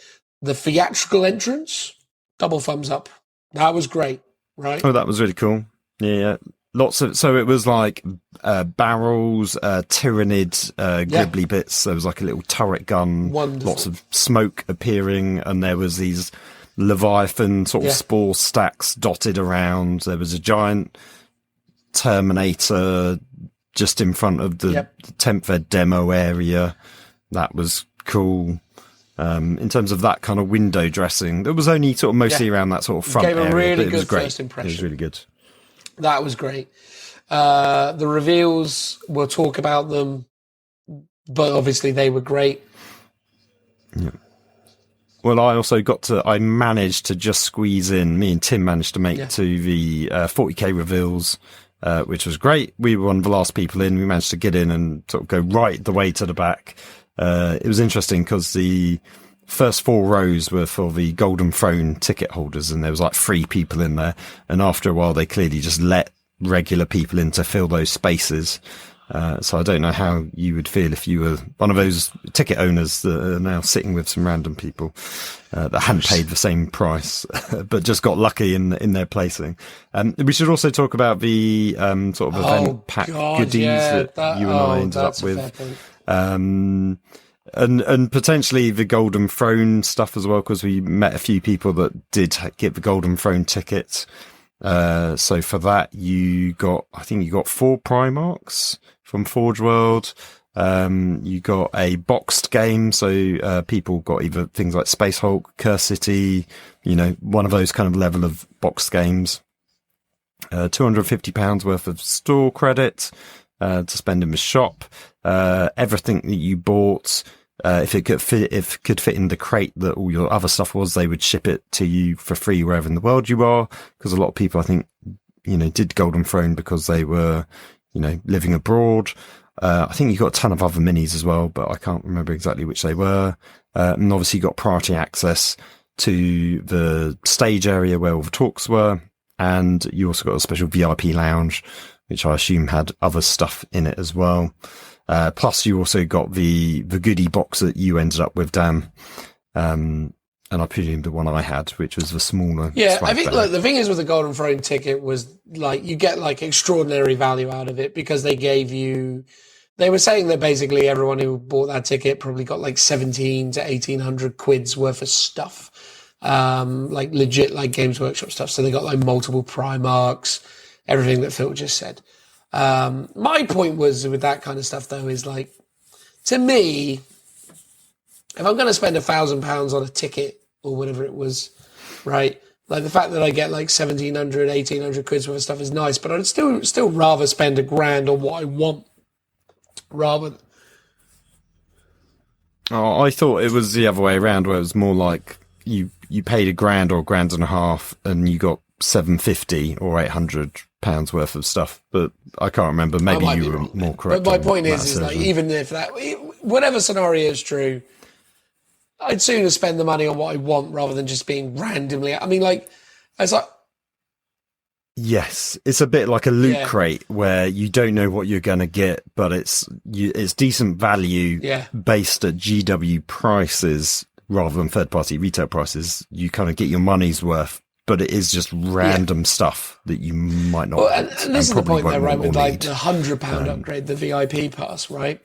So I did the VIP pass because I was like, you know what? I'll take the punt on 100 quid because I just thought about it this way. I went, if I was in Games Workshop's leadership and I was releasing 10th edition and I was doing Warhammer Fest, I would do something cool for those people buying those 100 quid bonds. I'd give them the lieutenant and the zone thrope or whatever. I'd give them something new.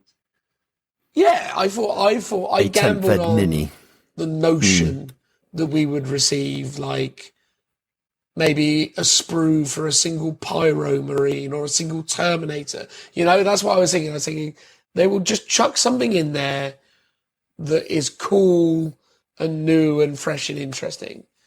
What I got was really bad. Again, not to be unnecessarily negative about it, but that was not worth the price of admission. They basically gave you the 2 event exclusive miniatures, which I think retailed for £42. 21 each. So you got a £42 set of minis. A mouse mat that was too big to fit in the container, so comes damaged, and is essentially promotional material for one of the partners' game releases. Okay, so that's a third-party retailer. Which, again, these are the sort of merchandise items that they probably spent £1 manufacturing and probably give away under most circumstances. Yeah, because you got the Koyo pin badge in gold, whereas the one I got was in bronze. I don't think it's in gold. I think it's in silver. Doesn't really make much difference. And then... Oh, okay. Maybe the gold ones for the Golden tickets And people then, instead. yeah, you just got some got dice. Yeah, You got some absolutely. dice. You got a random set of dice, which I guess is worth 20 quid, and you Which is, got yeah, a pretty plastic underwhelming. water bottle as well, I think was the main thing. In comparison, Yeah. so, because that cost you £100. I got maybe, I guess, 60 quid's worth of GW yeah, product, plus £1.50 plus some worth of other tat. bits. Whereas what I got was just going to the tournament and not upgrading. You get a swag bag, which is like a string bag with. I got a Warhammer T-shirt Fest as well. I got a branded on it, T-shirt as which well. I have no need for. T-shirt, yes. Call it 80 Yeah. quid's worth of. I got a Games set Workshop of tat. stuff. I got a set of casino style objectives in red, and on each chip is like a different faction on it. I believe I saw them being sold in black in at the store.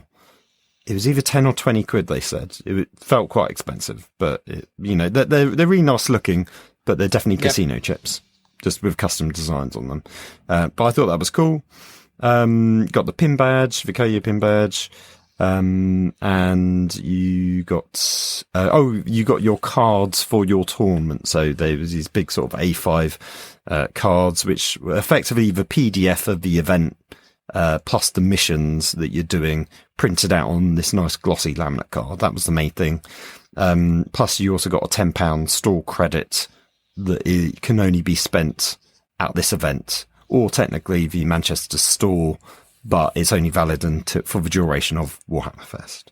So, considering I can't remember how much the event tickets are, I guess it depends. I think some were 10 or 20 quid, and you got a 10 quid voucher out of it, plus all this other stuff. Felt pretty decent value, I thought. That was one of the sort of positive things. I was like, oh, this is cool. I do know some of my opponents, though, who also pre-registered on Friday, which is when we all did it. They didn't get that. So I thought that was a bit of a shame that they've, either missed out on it, or there was limited stocks, or someone just, didn't give it to them when they should have. I don't know. Yeah. So I think that's inconsistent probably in the that. Inconsistent. the main takeaway of all of it, isn't it? Weirdly inconsistent. No, look, at the end of the day, I'll always take the gamble because, there's a chance that you get something good, but yeah, that was pretty underwhelming. I hoped that we would have been given something a little bit more significant than what we got.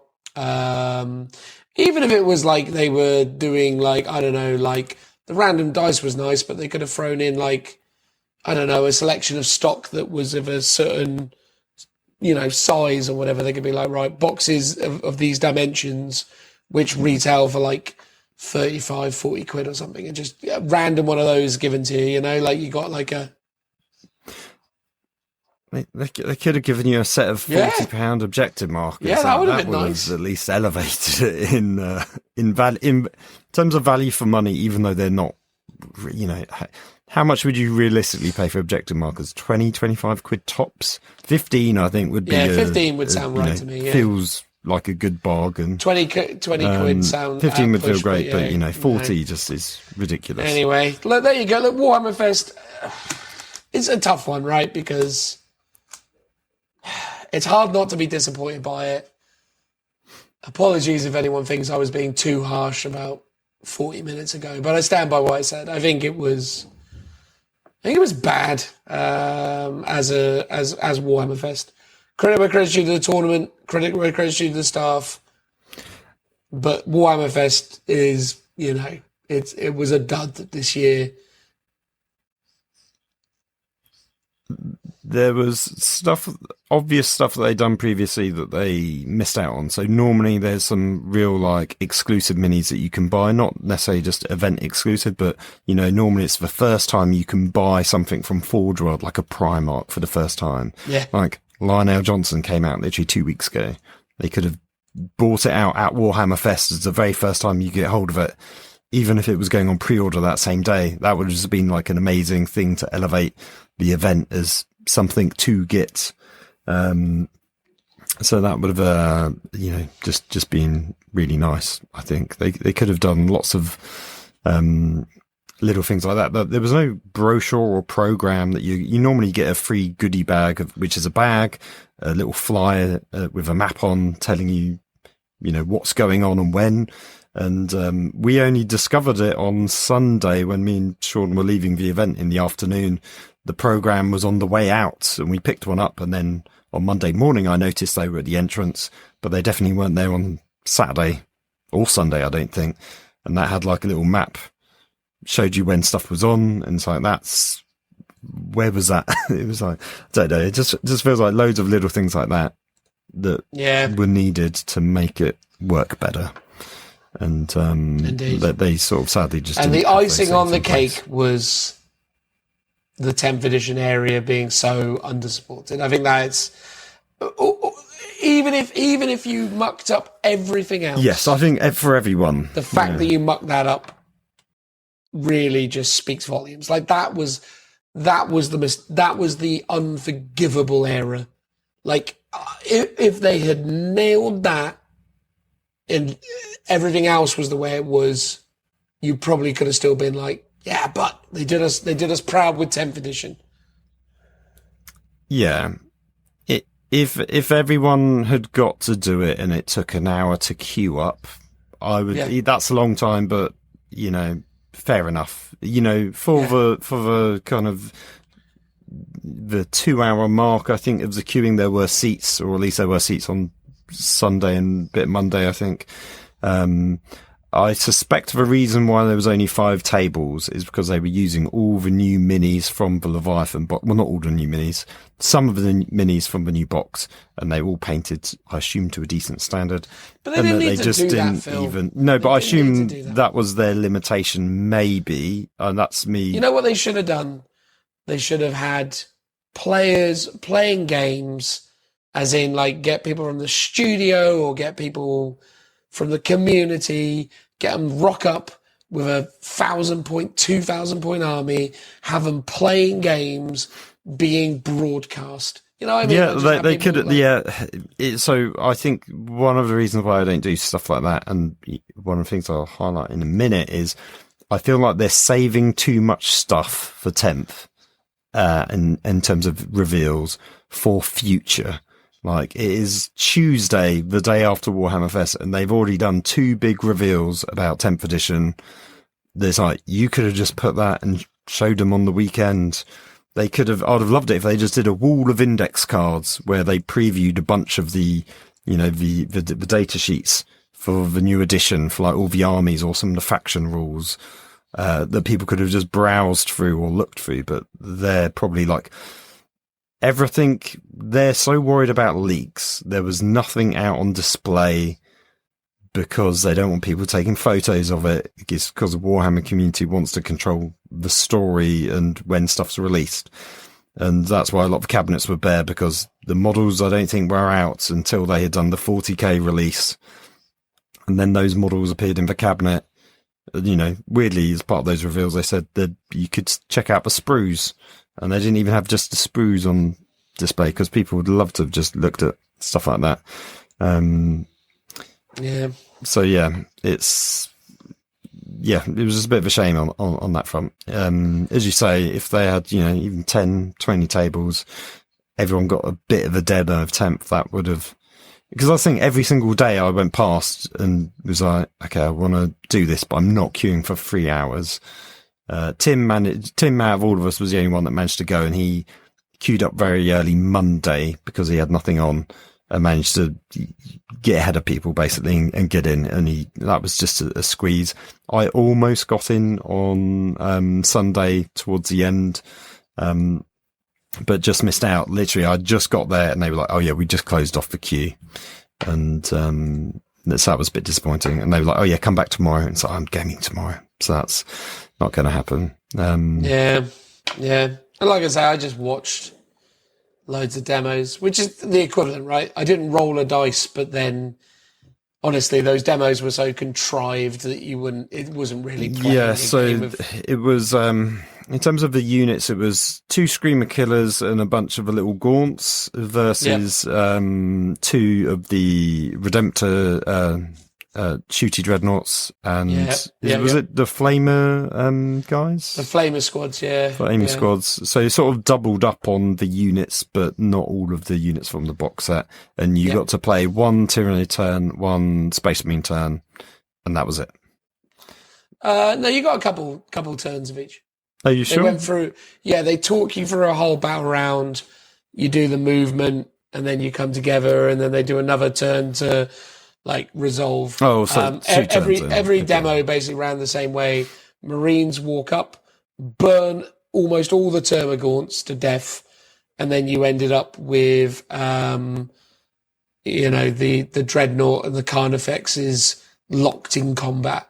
And that was basically where every single one of those demos ended. But they did about 2 turns of it. Okay. Because I do remember, to be fair, criticising the 8th demo because the guy kind of just let us get on with it because they were very understaffed, and because I think each guy was managing a couple of tables. Yeah, and he got the vibe that we knew what we were doing, so we didn't worry about it. Because I felt like all we learnt about it was we got hands-on demo of playing it based on most of the rules that we'd maybe already learned. Or we got the gist of it, and it was pretty straightforward. So, but I mean, we're going to talk about 10th edition.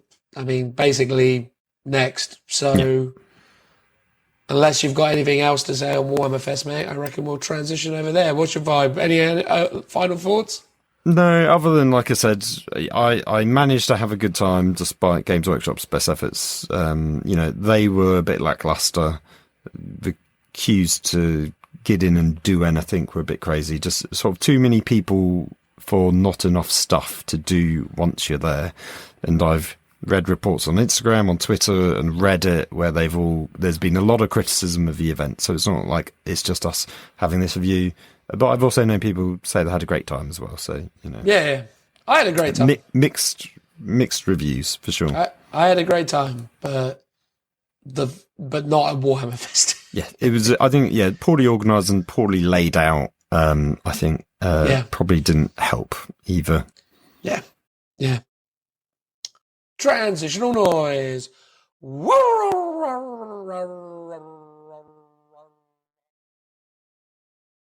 All right, then. We've talked about Warhammer Fest. Now we're going to talk about 10th edition because, as we all know, 10th edition was, at least in theory, the star of Warhammer Fest. The reason why people wanted to be there was because they were told that there would be 10th edition there and that they could play it and we could all get collectively excited about it. We've already obviously spoken about how much of a relative letdown the 10th edition setup actually was, but at the end of the day, only a small proportion of the Warhammer 40,000 fan base were going to be able to attend this event, and a smaller proportion still will have been able to have sampled the game. So I suppose we shouldn't necessarily look at it as a net negative, because ultimately, at the end of the day, if the game's good, it matters not what happened at Warhammer Fest. That will soon be a long distant memory as we're all getting excited about 10th. Right, Phil? Yes, in theory. I mean, we should all be hyped, right, for 40k. And I came away from Warhammer Fest hyped for Age of Sigmar because I played it. I got to speak to the lead designer of it. I had a great time doing Age of Sigmar. I didn't get to play 10th edition, so I'm sort of not as hyped for that as I was expecting to come away from. But I'm enjoying Age of Sigmar. So, but I am still sort of looking forward to 10th and what it might be. So far, especially from the models point of view, is all fantastic. It'd be nice to get a hands-on experience of 10th, and I just have to wait, I guess, until the box comes out now. I love the notion that, now basically you're on this real AOS kick, and it's almost like, it's time to abandon the Lookouts 40k podcast. We're just going to have to just become the Lookouts generic Warhammer. Yeah, IP you can podcast. be the Lookout and I'll be the Sir, and we split it into 2 separate podcasts. That's how we have to do it. It'll be like the old White Dwarfs they did in the early 2000s, where one side was Lord of the Rings and the other was Warhammer. Like a magazine that you flip upside down and look Yeah, at the back. yeah. That's the way to do That's it. what it'll be. So that's it. We'll have a segment at the end that plays in reverse. Oh my god! And you got to play it backwards on a Yeah. crazy like vinyl record or something. Yeah. Yeah, that's it. That's how we're going to do it. But look, I mean, 10th edition, right? 10th edition, it's the thing. It's all very exciting. I think, look, at the end of the day, I genuinely think up until now, they've been doing everything right with 10th edition. I think they've done a good job of building hype. I think they're putting out a good coherent message. Simplified, not simple, is, quite a, easy kind of concept to get behind. And I've listened to a lot of other influencers parroting that statement. It's actually quite funny watching a lot of the other kind of, affiliated influencer content where they're very keen to kind of fall back on those kind of statements and speak to the virtues of 10th. And I'm not necessarily not going to do the same. It's just always interesting that they always hit their lines. The GW affiliates. Yes, I mean, I haven't seen many of them make any real criticism of Warhammer Fest, but just focus on the positives. And obviously there were positives of that event, so that of course there was. That's understandable for sure. Well, look, at the end of the day, right, when you're in a relationship with that entity and ultimately, you rely on them to give you stuff and you've signed various documents, it is what it is, isn't it? You need to kind of be glass half full about things. But, and I'm not glass half full. I'm not glass half full about 10th edition at the moment. I have some concerns, and I'm going to go through the rules with you and, highlight those concerns. But at the end of the day, I still haven't fully played a full game of it, so it's difficult, right? I mean, I've been playing Warhammer 40,000 since 1995, 96. I mean, I got into it probably in like 95, 96, but I probably only really started playing it properly in like sort of 98, 97 maybe. Either way, I've played it for a long time, right? As a game system and been involved with it a long time. And I played a lot of editions and I played a lot of other games. So I have a good grasp, I like to think, in terms of systems that work for me, systems that I think are essential, and also, design philosophies that a lot of these guys go in for. So I feel fairly confident based on everything we've seen now that I can start to speak more candidly about my concerns.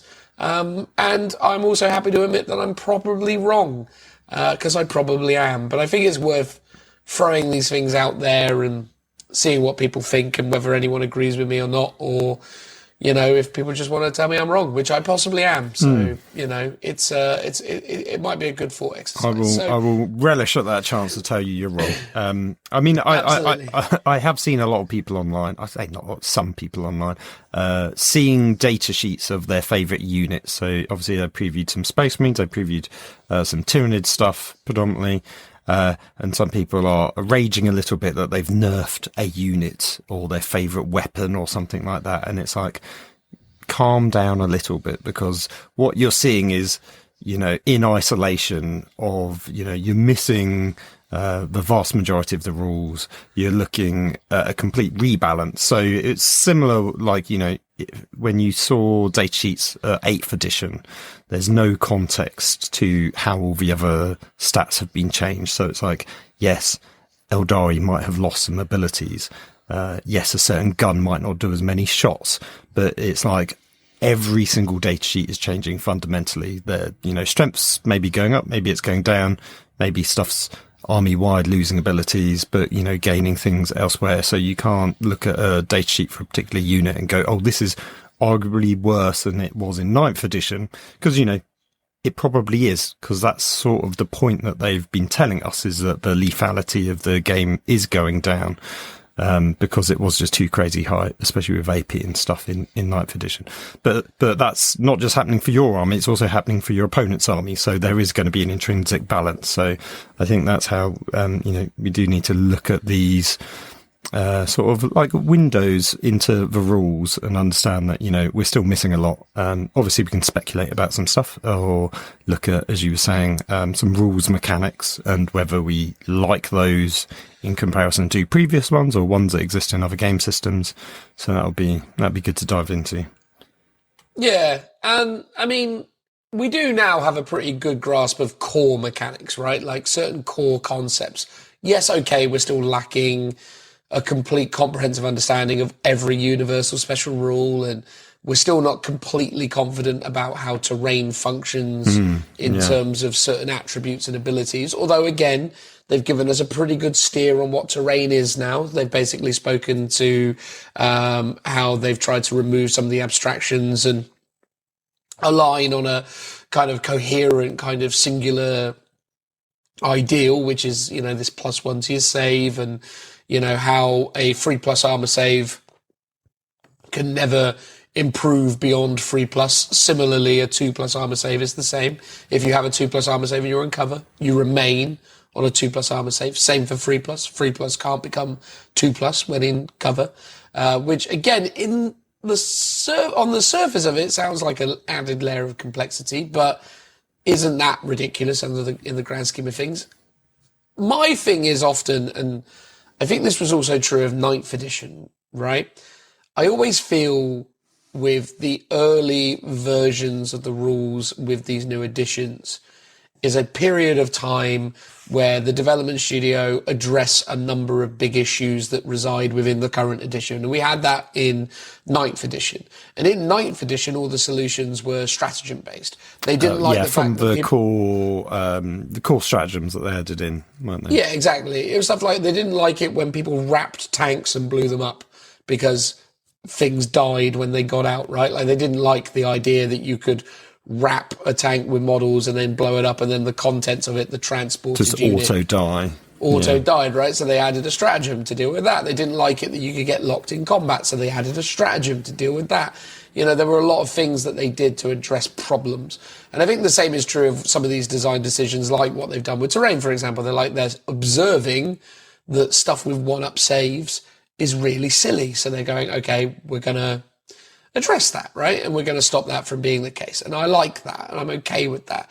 And I think there's a lot of really nice stuff that they're doing with this, and they're making all the right kind of noises. And I do still really love the inclusion of universal special rules again, because I do think it's good that we have consistent language around the same abilities, right? Like having hundreds of different ways of saying deep strike is crazy when the word deep strike exists.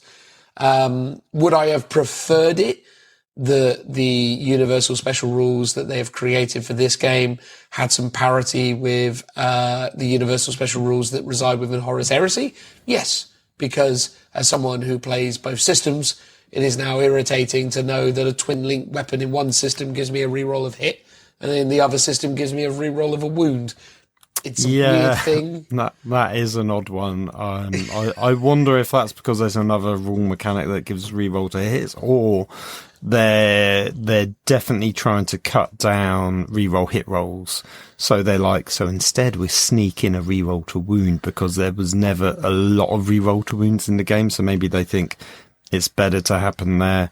I can sort of see thematically how it might work, because you're sort of doing a concentrated shot or something. But yeah, to me, it's always been a reroll to hit. So that would be an interesting one to get around. It was actually quite interesting, because obviously they do, some special rules have like an X on it, and that is a value. I can't think of one off the top of my head. So it might Melter. Yeah, so Melter 2s gives you an extra 2 damage, so it'd be Melter X, which I think they first did in Horus Heresy, but recently I was looking into a lot of Star Wars Legion, and they have that in their rules, which obviously existed for quite a long time. So it does feel sometimes, I mean, it might be a coincidence, but Games Workshop does seem to conveniently cherry pick good ideas from other systems, bearing in mind that universal special rules existed in Warhammer for years, but I don't think they ever had that X option to give you the variable within those universal special rules, which is how Legion has presented it, which I thought was quite interesting to note. I think Poison and Feel No Pain used to have X values. Oh, this, yeah, you're right. Actually, poison definitely did. Yeah. Yeah. I think poison definitely did. Sniper was always defaulted at wounding on a 4+, so I don't think you had Sniper X. But it was definitely quite rare when they gave you an option for it, for sure. Yeah, totally. But I think that's the thing, right? Like, again, there's some little things where you're going, I've got to now relearn what certain terminology means because it's not exactly what I remember, or it isn't completely aligned with what it represents in other systems. But, that's just an issue for those of us that play multiple different, Games Workshop systems. I mean, Lookout Sir within the context of Age of Sigmar is slightly different from Lookout Sir in 40k. And, these things, all occur. So, yeah, that's just, the nature of the beast, I suppose. But speaking of our namesake, I do believe Lookout Sir in 40k is once again going. So, do you reckon that's to stick it to us? They've had enough of us, and they don't like us being near the top of the Google search algorithm, so they're like, we'll just get rid of Lookout Sir and 40k. Yeah, that's it. But to be fair, when we started the podcast, it wasn't a rule in 40k, but it was an old rule, and that was what it was a reference to. Yes. Yeah. So we're going back to being niche, which is Which is great. But it's fine. It perfectly lines up to the fact that we're going to become an AOS podcast. So, Yes, exactly. Where Lookout Sir still a rule. That's it. Look, I mean, so, they've revealed the greater majority of stuff at this point, right? One of the things that they've published on Warhammer Community was the battle round. They outlined how that works. So now it goes command phase, which is where you now resolve your leadership. So command phase is the time where leadership is resolved, unless, of course, there is a special rule that would need you to resolve leadership sooner than then. Again, like Shadows in the Warp is one. Like Shadows in the Warp. I mean, what's interesting about that as a mechanic, I suppose, because again, having seen NIDS play now, NIDS have a number of weapons and mechanics that trigger leadership tests immediately. But what's else? Terror back. That would be nice. Well, it's more like, we've hit you with this bioplasma. Like the Screamer Killer had this thing where it was like, and then you immediately have to take a battle shock test. Okay, that's cool. But then you ended up in a scenario, obviously, that when your command phase comes around, so obviously the thing has shot you in its turn, and then your command phase comes around. So weirdly, it might not be as punishing, because even if you failed it in the NID's turn, you could still then... They can rally again, I guess. Rally again, yeah, absolutely. I assume those kind of mechanics is to allow you to do those effects on a unit, on an objective, so the NIDs can steal it off them for that turn when they're scoring. I assume at the end of their turn, maybe, is when scoring's now going to happen, which is something we've not really seen in terms of the missions, what the mission formats are going to be, how and when you score on objectives. But obviously they've talked about objective control quite a bit. Yeah, missions are interesting, right? Because the problem is with the missions is they change all the time. At the moment, it seems like they're going down that Age of Sigmar route where battle rounds resolve and you kind of, or turns resolve, and your score is based on your end of turn performance, as it were. So there's those components to it for sure, which are interesting. It's interesting. I think that resolve the results of your turn at the end of your turn is a better way of kind of managing things. I like that in Sigmar, and I think it works well here. But so it used to work a lot in pretty much every previous edition of 40k, and it was only much more recently it's in ninth. And was it in a bit of 8th? I don't think it was. Was it just 9th where they was doing scoring at the end of the battle round? Well, so we used to have Maelstrom cards that would resolve at the start of your next turn. Oh, yes, that was it, yeah. And in fact, actually, there were Eternal War missions in 8th edition that did the same thing.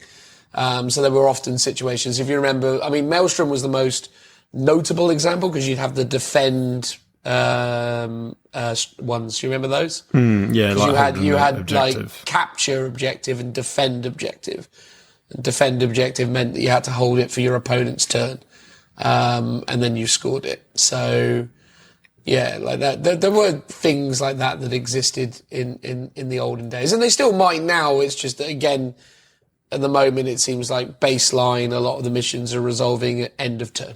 It's just so much easier to do it that way. It's all been a breath of fresh air doing that in AOS in comparison to sort of waiting for your command phase, because you're sort of doing this weird bookkeeping for stuff that you'd done in your previous turn. So yeah, definitely an improvement for sure. Yeah, and also within the command phase, obviously you gain CP, so every turn now you gain 1 command point per turn. There is nuances to that, so there are abilities that bolster CP, and there are abilities that are in effect which negate the necessity to use CP. So we've already seen like the data sheet for Bobby G, Roberto Gilliman, and he has an aura where if you're within, I believe it's 6 inches of him, a unit can perform a stratagem and not have to, incur the cost of that stratagem. So there are obviously mechanics that are going to influence that, but broadly speaking, you receive a CP in this command phase, and then you can then choose to use it throughout the turn or in the command phase as a result of various abilities, which is fair enough. Movement phase, which is movement phase. I'm not going to explain what the movement phase is. I hope you all understand what that is. Move stuff. Happy days. Shooting phase, again, you shoot weapons. There's very little nuance in like shooting weapons. In fact, actually, I suppose movement phase, the only nuance that we kind of probably should address is the fact that now it is no longer possible for you to place miniatures over objective markers. That was something they were keen to point out at Warhammer Fest. So a objective marker is no longer a nebulous space that can be covered up by a model. So it should not be feasibly possible for anyone to ever like deny block you unless of course the movement is such that they're obviously blocking you because they're directly in front of it, and ultimately you're not able to kind of navigate around it. So say if like a knight was positioned smack bang in front of the thing, you're not maybe going to be able to get round to get to it, but you wouldn't necessarily be in a situation where the knight can kind of sit on that objective and add additional kind of restrictions in terms of your ability to access I'm glad that's a change I've been wanting for years, because I remember back in the day they used to, I think it was like one of the last chapter approved books where it was like a yearly thing, and they gave you a great like tutorial guide for making your like faction specific objective markers, which I always thought was odd when, technically in those days you could still just go on an objective and over it. So I'm glad they've made that change. Yep. So movement phase mostly unchanged.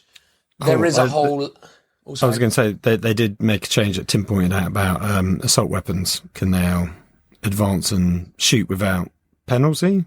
Is that right? I actually didn't see that expressed during the games I watched, but I trust that Tim's correct in that. So yes, as I understand it, assault weapons are able to advance and fire with no penalty. Which makes sense, right? Because they're assault weapons. So I think that seems logical, I would suggest. And then the other nuance to the movement phase is going to be terrain. The thing we're still waiting on complete guidance on is whether breachable is still a thing. I think in the history of 40k as a game system, ruins have always occupied this kind of abstract rule set, because a ruin is accepted to be a footprint, and obviously the model that you build, the terrain piece that you create, has always kind of been treated with a level of abstraction. So ruins have never really ever been assumed to contain,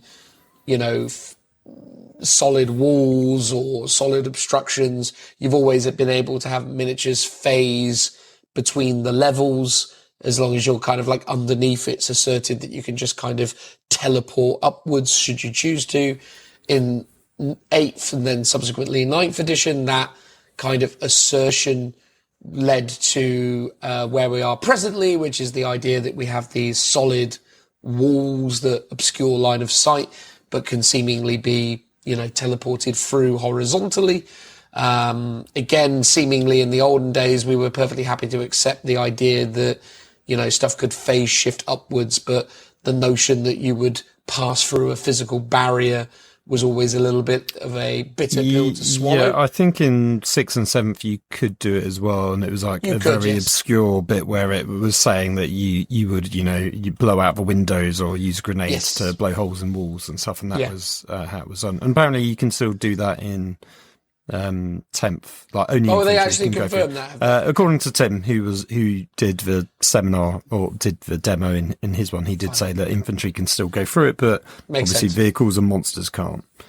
Yeah, that makes sense. So that's still the same, which makes sense because, but where the abstraction came in the past was the idea that ruins were ruins, right? So they were never really intended to be what they've become, which is large, sturdy walls with open backs, as it were. Like they've become they've become walls, right? We always used to have and still probably will have rules for barricades and walls. Those rules always exist, but now we've kind of accepted ruins as needing to block line of sight. It's going to be interesting. So I guess like buildings.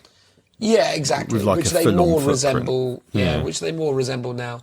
I think that's the thing that's going to be interesting, is going to be how we as a collective community want to kind of use that terrain moving forwards, and if there is the baked in necessity for that survivability. Because actually, with the way the game is looking at the moment, I would argue that a lot of lethality seemingly is baked into combat profiles as much as shooting profiles, but it felt like, certainly from the games I was witnessing, that, and again, they're obviously kind of set up in this way, but obviously combat happened quite consistently, and it may be that actually with the way that they balance shooting now, we might want to open up some firing lanes to actually enable a bit of shooting, but yeah, because I don't know if they've actually confirmed obscuring. I believe that is still present. But again, but I guess cover's still good and useful, and obviously there's now benefit for having a vantage point where you're shooting down onto the ground level, where you get, I think it was +1 to hit when you do that, which was cool. It's a bit of a shame it doesn't confer bonus if you're on level 2 shooting down to level 1. I think that's a Warhammer community foible. I think I would imagine, although it wasn't specifically stated, I would imagine that the stipulation is if you are higher, then you get the bonus. Yes. I just assume that. I mean, you could say you've got to be on the ground, therefore not in cover, and therefore you're out in the open. You're exposed would make a bit more sense. Whereas, if you're on a building but higher up shooting at someone else on a building, they're still in a lot of cover, but then that's represented by the cover save. So, yeah, you can go down these like weird abstraction rabbit holes, I guess, and get yourself tied in knots with rules. No, for sure. So movement, as I say, that is what that is, and we've already really started talking shooting, so we should probably cover that off. So shooting is still very much what shooting was, as our dear friend Tim has stated. The ability to advance and fire assault weapons is now still present. One of the interesting rules is that they've enabled Overwatch to be resolved in the movement phase now, which is an interesting addition. Were you aware of this, Phil? I don't think I was. How's that done then? Well, as I understood it, you can use Overwatch. So effectively, you as a controlling player can enter that state, as it were, and when characters move within a distance, as it were, you can resolve the Overwatch in your movement phase, as I understand it. So that it's basically a bit more like the Horus Heresy reactions, where a lot of them have a shoot back if you come within a certain distance of me, or if you shoot me, I can shoot you back, sort of thing. Correct, yeah. So in Heresy, it resolves that way. This one seemingly wasn't triggered specifically by something targeting you, but simply something moving within range and line of sight. Okay. Again, If I remember correctly, I think it was triggered in the command phase, and then essentially you accepted that, it was like given as like a sort of action, almost like I'm putting this unit on Overwatch. And then it kind of resolves, which is actually quite interesting in terms of setting traps and doing other things and being able to kind of come into effect. And I think where that was used quite consistently in the demo games was with the gaunts, right? Like the notion that these gaunts are looking to come at you, so you can put yourself in Overwatch and burn them as they arrive. And obviously, it goes without saying that the flamer weapons now were not really assault weapons anymore. They're almost all torrent, so you're not going to be able to do the advancing and firing with the flamers.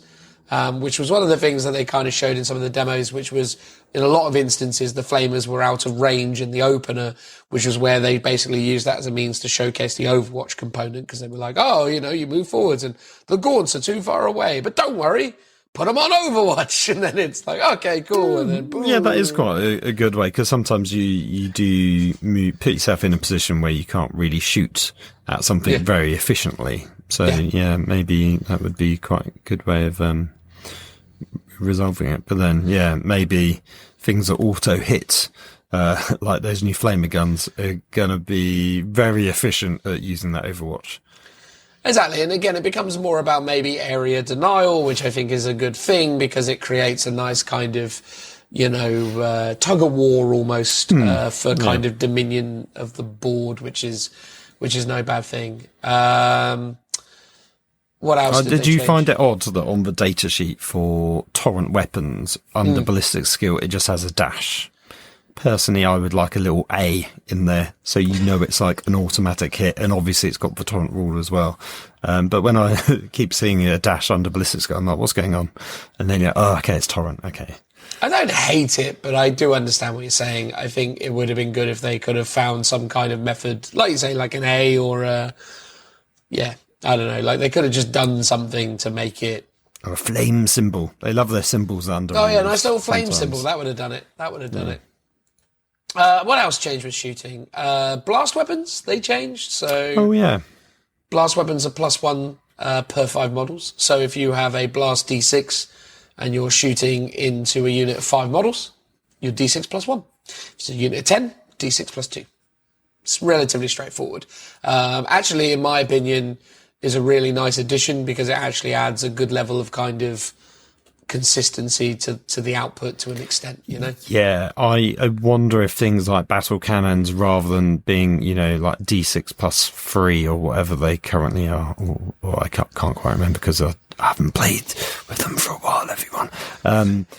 What they have you just been playing Age of Sigmar, Phil? You haven't mentioned it. Well, no, I've also, been, when I've been playing 40k, it's been with my Space Marines, that's why. That's true. You have been a basic Space Marine boy this edition. Yeah, so I suspected that whatever pluses they were getting will be removed, because it will be added on via the blast mechanic instead. So I suspect a lot of weapons with blast will see those, their number of shots go down quite drastically. Yeah, no, agreed. And then the last bit of shooting is just to say that if anyone was curious, strength and toughness are the same. It's the same metric. Now, what's weird about it now is that toughness is going up quite dramatically. Through the roof. Yeah, it's getting quite high in some places. So, I mean, we saw stats most recently for Space Marines. So the Land Raider is toughness 12? Or toughness 14, I can't remember off the top of my head. I want to say 12, but I can't remember off the top of my head. There's definitely some guns that go up to, I think, 16 and 18. Yeah. It's interesting because now, a strength 6 weapon will only be wounding a Land Raider that's, I'm pretty sure it's at least toughness 12. I think it's toughness 12, a 6 up. Yeah. So that's kind of cool. It's solved the issue of low strength weapons, just with lots of shots, just doing lots of wounds on 5s and just getting it through weight of numbers onto vehicles. And, it still will to an extent on 6s, arguably. I really hope there's going to be no rules or abilities like Born Soldier where, a 6 to hit auto wounds, or 5 to hit auto wounds, whatever, where you completely then circumvent this whole mechanic that they've put in. I do slightly hate the toughness going up so high that there's this weird obscure, it's like micro maths, right? It's like, oh yeah, what's, half of 16 or half of 18? Oh yeah, it's, a 7 or 8, because, not everyone's maths is that great, everyone. So some people do struggle with those kind of, relatively small numbers, but being divided by 2. So, it's interesting, isn't it? Because again, I still like the armor value system used in old editions and currently Horus Heresy, because that's a nice simple bit of maths, isn't it? Where you just sort of go, what's D6 plus 7? It's like, well, in this case, it's a 13. Great. Well, yes, it was a dice roll plus a number. Does it equal another number? It's just addition. Whereas this is now you got to divide a high number by 2 to work out what your roll is. Yeah. Which I, think is a little bit more complicated. Again, micro maths. Yeah. It's not, crazy fractions or anything like that. No. I mean, and look, at the end of the day, right? Like, it will become very easy to navigate. It is easy to navigate, but it's an extra layer, because historically the strengths were very close to the toughnesses unless they were greatly more than, and that was a weirdly easy thing to kind of deal with. But now that the toughnesses are on the reverse, it's like, hang on a second now. What is this again?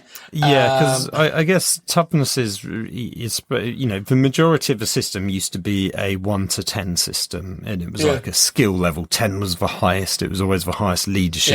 Yeah. And then we recently saw in this edition go up to 11 for things like Custodes.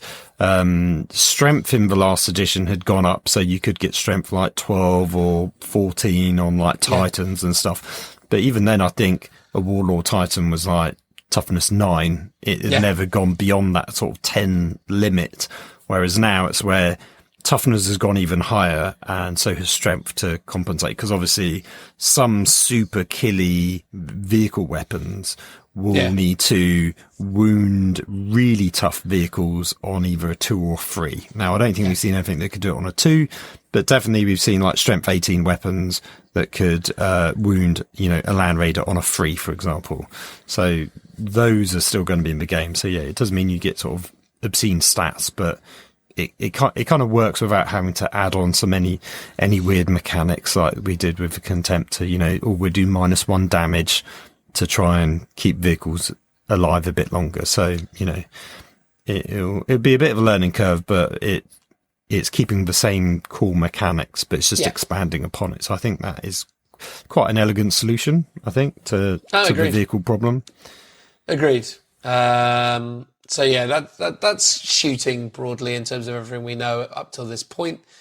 This is where it gets interesting. This is where stuff changes, right? Charging and fighting. So the charge phase, right? You declare charges and you resolve charges. But charges now are essentially, as I understand it, resolved as they were in 7th edition, and as they are in Horus Heresy, which is basically declare a charge, you make a straight line, and you have to end it in base-to-base contact. That's basically it. There's none of this now old nuance around the movement and ending up within half an inch, but not base-to-base. So as there's this now layer of additional complexity around movement that you can basically have things that sort of swarm in crazy ways. Well, because if you think about it, in your movement phase, you on average move 6. In your charge, you can move up to 12. Yeah. In your pile-in, you can move 3. In your consolidation, you can move 3. So it's like, if you add all of that up, that is a huge amount of potential movement that you could do in a turn. And units will just be jumping around all over the board.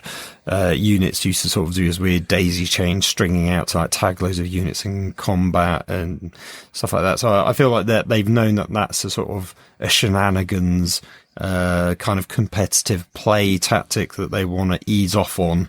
And, it should be a bit more straightforward. It's like, no, I'm charging you because I want to kill you. I wouldn't realistically be doing this weird, movement or conga line or whatever to try and gain a load of extra movement to swing around onto a potential objective and stuff. So I think that's a sort of net positive in terms of that change.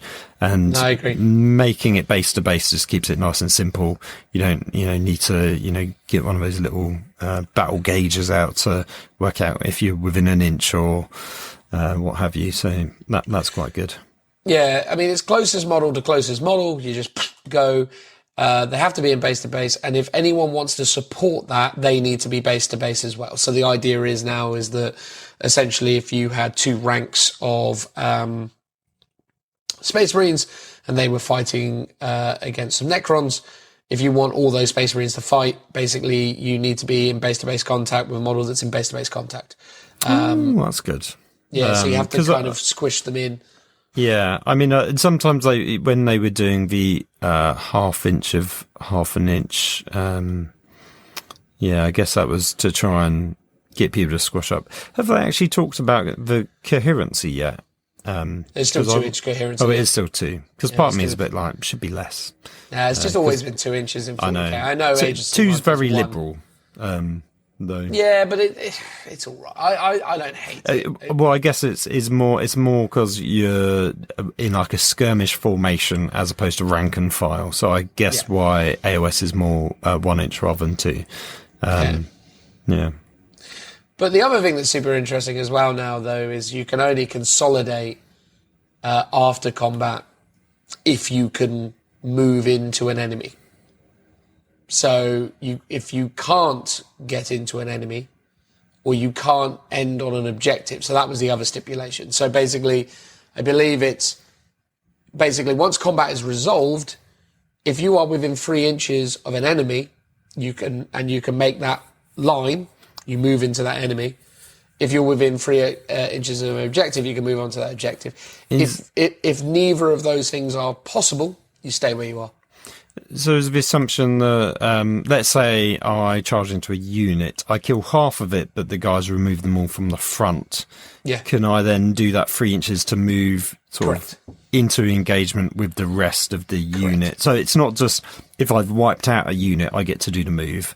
Correct. Whether there's another one nearby. Okay, interesting. Yeah. Yeah, that makes sense. And again, it's stopping that kind of movement shenanigans of I'm going to try and wrap you guys around. Yeah. Although I guess potentially you could still do that, but if you're for the most part base to base, a lot of time it stops any of that kind of weird movement. Yeah, and tagging other units in. Yeah, in my experience of every other game I've ever played of Warhammer, other than 8th and 9th edition, wrapping never really ever happened because the system didn't have that nuance in it. It was always just line in, that's where you are. There was very rare that you would ever do that weird like thing that became 8th/9th edition where you'd majestically be able to get a unit in every corner of the model to stop it leaving. And even then in the older editions, the only stuff that you were trying to like lock down like that were things like vehicles that just went, tell you what though, I don't care, and just drive through you. Like tank shock. Yeah. But it's interesting. It's an interesting nuance. I like it. I think it's a nice way to approach combat. I do actually really respect that. Do you know something else that's really interesting, Phil? What's that? Every single part of the combat phase is resolved on the assertion that your opponent does it first. So in your turn, if you initiate a charge, you fight first, or rather the unit that charges gains fight first. However, if your opponent has a unit with fight first, they get to activate first. Ooh. So if you remember or can consider the current edition, in the normal fight phase, your opponent fights first. But in the fight first phase, you fight first, or rather you activate first. That's no longer the case. What's extra interesting, they've also gotten rid of fights last. So there is no fight last anymore. There is simply fight first, fight normal. And in both instances, your opponent activates first. Interesting. I guess that makes gaining fight first when it's not your turn very strong, which is hugely good. strong. Yeah. You know, Because that was always the craziest thing about it before. It was like, oh, I've got fight first. What does that mean? Nothing. yes, Because my I'm a opponent Slanesh still army, and I've just been charged, so I don't gain any benefits. So yeah, that was always a bit frustrating for people, I guess. Yeah, I mean, part of me does like the even if you charge, you still alternate method of AOS. So basically, mass charging in is really efficient in 40k, but not as efficient as it is in AOS. Which, you know, when the majority of combat in AOS is combat rather than shooting, it kind of makes sense as a good balancing mechanic. So maybe they've thought it's not needed, or maybe there'd be access either via a stratagem or via more rules in armies to gain fight first. So that'd be interesting to see. Yeah, no, for sure.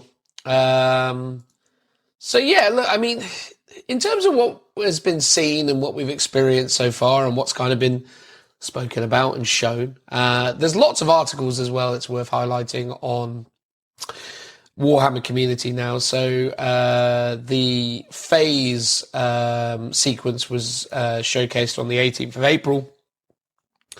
And since then, we've had loads of updates, new models, terrain, data sheets. There's just been loads, right? Like loads and loads and loads and loads of stuff. But I think what was most important for us in this segment was to focus on what people got to play over the weekend, and then ultimately kind of speculating more generally on everything that we've sort of seen collectively. So the things that we've obviously had confirmed since, or not obviously, but the things that we've had confirmed via Warhammer Fest and since we last spoke about 10th edition is definitely, first of all, we already talked about it, but the increases in toughness, right? Specifically for like vehicles and monsters. We are now definitely entering a period of Warhammer where vehicles and monsters are definitely going to be tougher than they have been up until recently. So we're definitely moving into a phase of the game where there's definitely going to now become arguments that you're going to want to start to include some bigger things because they've got a lot of baked in durability. I mean, all of a sudden, Land Raiders being toughness 12, for example, is massive because now all of a sudden the survivability of your Land Raider has risen exponentially, and that, in all seriousness, will give it greater degrees of combat viability. The other thing as well is they've basically confirmed through these data sheets that in most instances, the degrading profile has become pretty, unimpressive in the sense that you're not really degrading much. I mean, essentially in the case of the Land Raider, you only really start to lose potency when you're on between 1 and 5 wounds, and all that you're receiving at between 1 and 5 wounds is -1 to your to hit rolls. So even that isn't actually that punishing. That was always the biggest. Well, for a guard player, that was always the biggest issue, was the degradation to ballistic skill. Like, oh yes, you lose 3 attacks on a Lehman Russ down to D3 and then 1.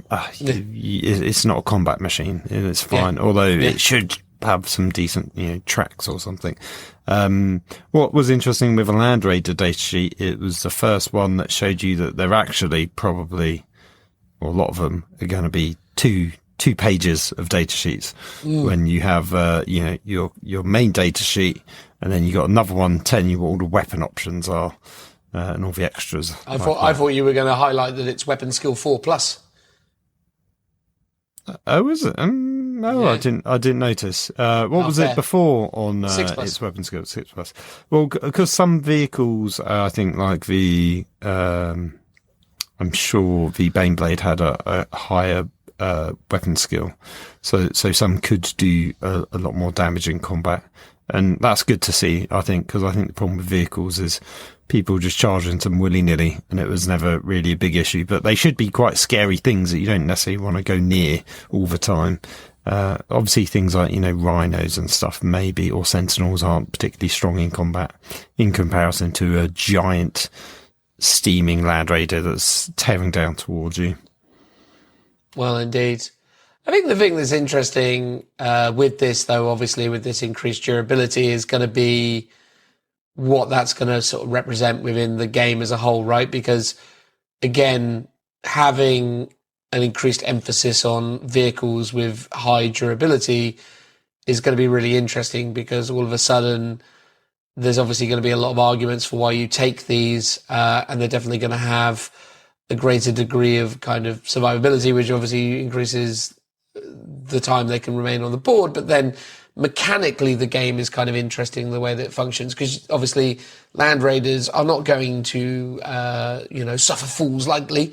But one of the major issues with them at the moment seems to be, though, that they still struggle with the fact that they are still predominantly treated as a vehicle, or rather, any other, thing on the board. So they don't have any like baked in rules that enable them to free themselves from the quagmire of bodies that could be thrown their way. So it feels like, in fact, and actually that's something we didn't talk about intriguingly with the morale system, because that's something we should have talked about.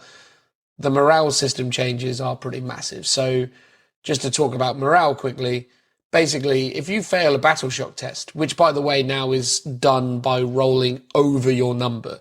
So if your leadership is 9, you need to roll a 9 or higher to pass your battle shock test on 2d6. So it's no longer on you rolling under the number, it's rolling equal to or over. And if you fail that leadership test, essentially your OC, your objective control value, drops to 0. And obviously when you drop to 0, you can't control objectives under any circumstance. But what's really interesting about that is no casualties are resolved. No models are removed. And although obviously your OC is reduced to 0, that doesn't mean that you still can't be in the way. It doesn't mean that you still can't be causing problems. And that's something that I think is really interesting about this edition. I think obviously the fact that you can't control the objective is a net negative for you, because you're losing that OC. But the interesting thing about that is that because the bodies because models are not being removed, there are a lot of like movement-based shenanigans that you could utilize to area denial and control space. Yeah. Safe in the knowledge that your models are not going to run away. And that's a very interesting situation. And probably my biggest concern with the game, but we'll get into those after we've sort of spoken a bit more generally about things. I think it's interesting though, because obviously, in 8th edition leadership could be very punishing if you didn't have anything that could ignore it, because you could essentially have your whole squad wiped out. And in 9th edition, it felt like, oh yeah, I'll lose 1 or 2 models, big deal. I'm probably still on the objective based on careful removal of the models in question.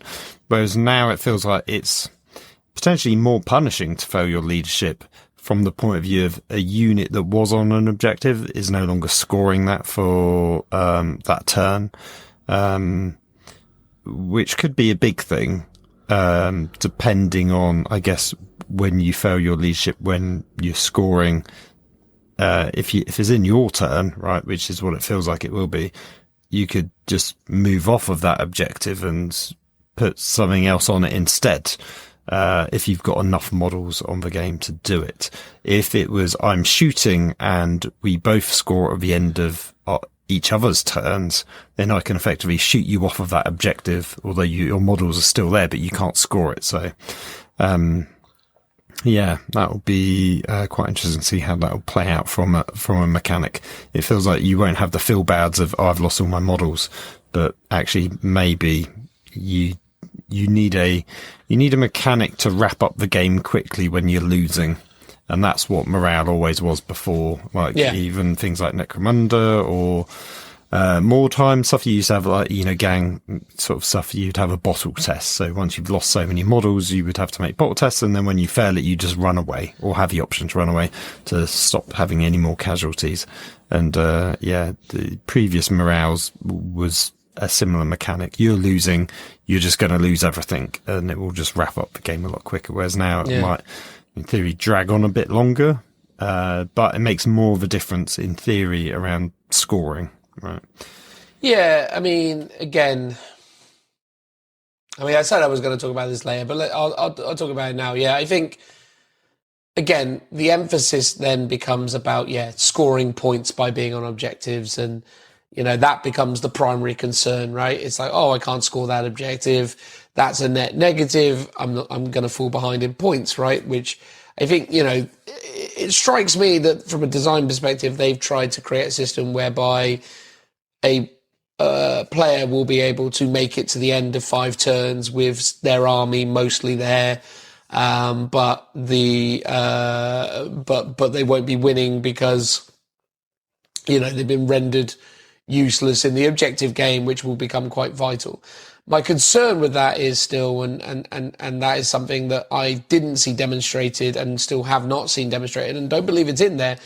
Again, there are no mechanics in the game to resolve deadlock. And I worry about what that does to the dynamic nature of the game, because we've got a few compounding problems at the moment. And I feel like we're dealing with an overcorrection in some respects, right? Majoritively, but not always, weapons are being reduced in strength. Majoritively, but not always, certain units are drastically being increased in durability. And we now are in a system whereby mechanically the game has no real easy way of resolving those problems. 9th edition had the same issue, but 9th edition kind of compensated for that by having extraordinarily high damage. So the game never really felt that slow or deadlocky, because the damage output of units was always so extraordinarily high that if you entered into a situation whereby a model was to enter into combat with something that it didn't kill, the thing that it would end itself in combat with would probably just withdraw itself, and then the ensuing firepower from the army around them would resolve the problem for you. That was kind of 9th edition's method for dealing with it. However, in 10th edition, if it is that we don't have that level of firepower, or the thing that we are, fighting with that isn't very good in combat, but is just very durable, we are definitely going to end up in scenarios where a lot of games are made up of lots of deadlocks. And that's one of the things I observed quite acutely within the 10th edition demos. They all ended the same way. And again, that was kind of by design of the 10th edition demo, but it all ended with screamer killers immersed around Marines that they weren't really killing that efficiently. And it just sort of felt like if that game was allowed to go on for more turns, you just were basically resolving a grindy outcome, which is not what I think people want. I feel like people think they want that because they don't want to be in a situation where they're taking their models off the table. But I actually think the thing is this is one of those scenarios where what people think they want and what actually is good for the game are quite different. And I think other game systems, I mean, we use bolt action as an example, right? Bolt action combat is unbelievably lethal, right? When you get into a fist fight in bolt action, it is near impossible for it to resolve with one side, or rather both sides, alive. Like, combat in that game is just, we have entered a combat scenario, one of us is going to die. Like, that's basically the outcome. Because one unit breaks and runs, but in doing so is effectively just cut down and removed from the table, which is very similar to older editions of 40k with the sweeping advance. But I think with bolt action, you're effectively always doing the sweeping advance. So it does make it very dangerous to do, but also very risky if you charge in and, the defenders are slightly better, or you haven't got the odds massively stacked in your favour. It reminds me, like, even in 9th edition, when you had Armour of Contempt especially, Marines on Marines, like sort of standard Marines without loads of special weapons, just punching each other with their fists in combat was a slog, because it would be, you would hit, you would do some wounds, they would probably make their saves, and like one guy would die or lose a wound, and then the same would happen to yours, and you would just have 3 turns of combat for absolutely ages, because there was unless depending on your chapter, you didn't really have a particular advantage either in combat or to fall back and shoot or anything like that. So sort of two lots of standard Marines it would be a bit of a slugfest. Although saying that, we've said that there's, AP's going down, strength is sometimes going up, but toughness is also going up. But since Warhammer Fest, they previewed Roboto Guilliman. They previewed, I think, the Swarm Lord and some of the, I want to say it's the Tyrannofax, the giant, like, kind of venom cannon thing that it's got. And they all have crazy AP, crazy damage, crazy strength. It's like those things kill en masse. I think, was it Guilliman has like a strength, 7 attacks at, I want to say strength 14, but it could have been 16, minus 4 AP, 4 damage from his fist. And that's not even including all the attacks from his sword that he gets in addition, because he does both of them. You don't just pick a weapon. Each weapon hits. So it's like, and to be fair, Primarch level character or Swarm Lord character are your centerpiece models for your army. They should be very good at everything, or at least very killy. So, it might be that the regular Joe Bloggs infantrymen, or even, the standard Space Marines, aren't that, efficient at killing a lot of things, but there will be some units where the AP and damage is through the roof. Yeah, absolutely. And that will definitely help move things along for sure. It's just, this is my major concern about it, as I say, is that I think, yeah, it has the potential to be quite grindy. And I don't think that's what people want. It's certainly not what I want, which is why I suppose I assert it's not what people want. I think, again, there's a certain amount of rose-tinted glasses in this statement, but when you go back and you play older editions of 40k, it felt like the game had multiple fronts and multiple conflicts and multiple tools by which you would be able to, kind of dictate the ebb and flow of battle. It felt like there were lots of little skirmishes on a board. And Age of Sigmar does this well as well. Like, Age of Sigmar has instances where the game can be fought on multiple fronts, and the nature of these conflicts can really kind of build into an overarching kind of outcome.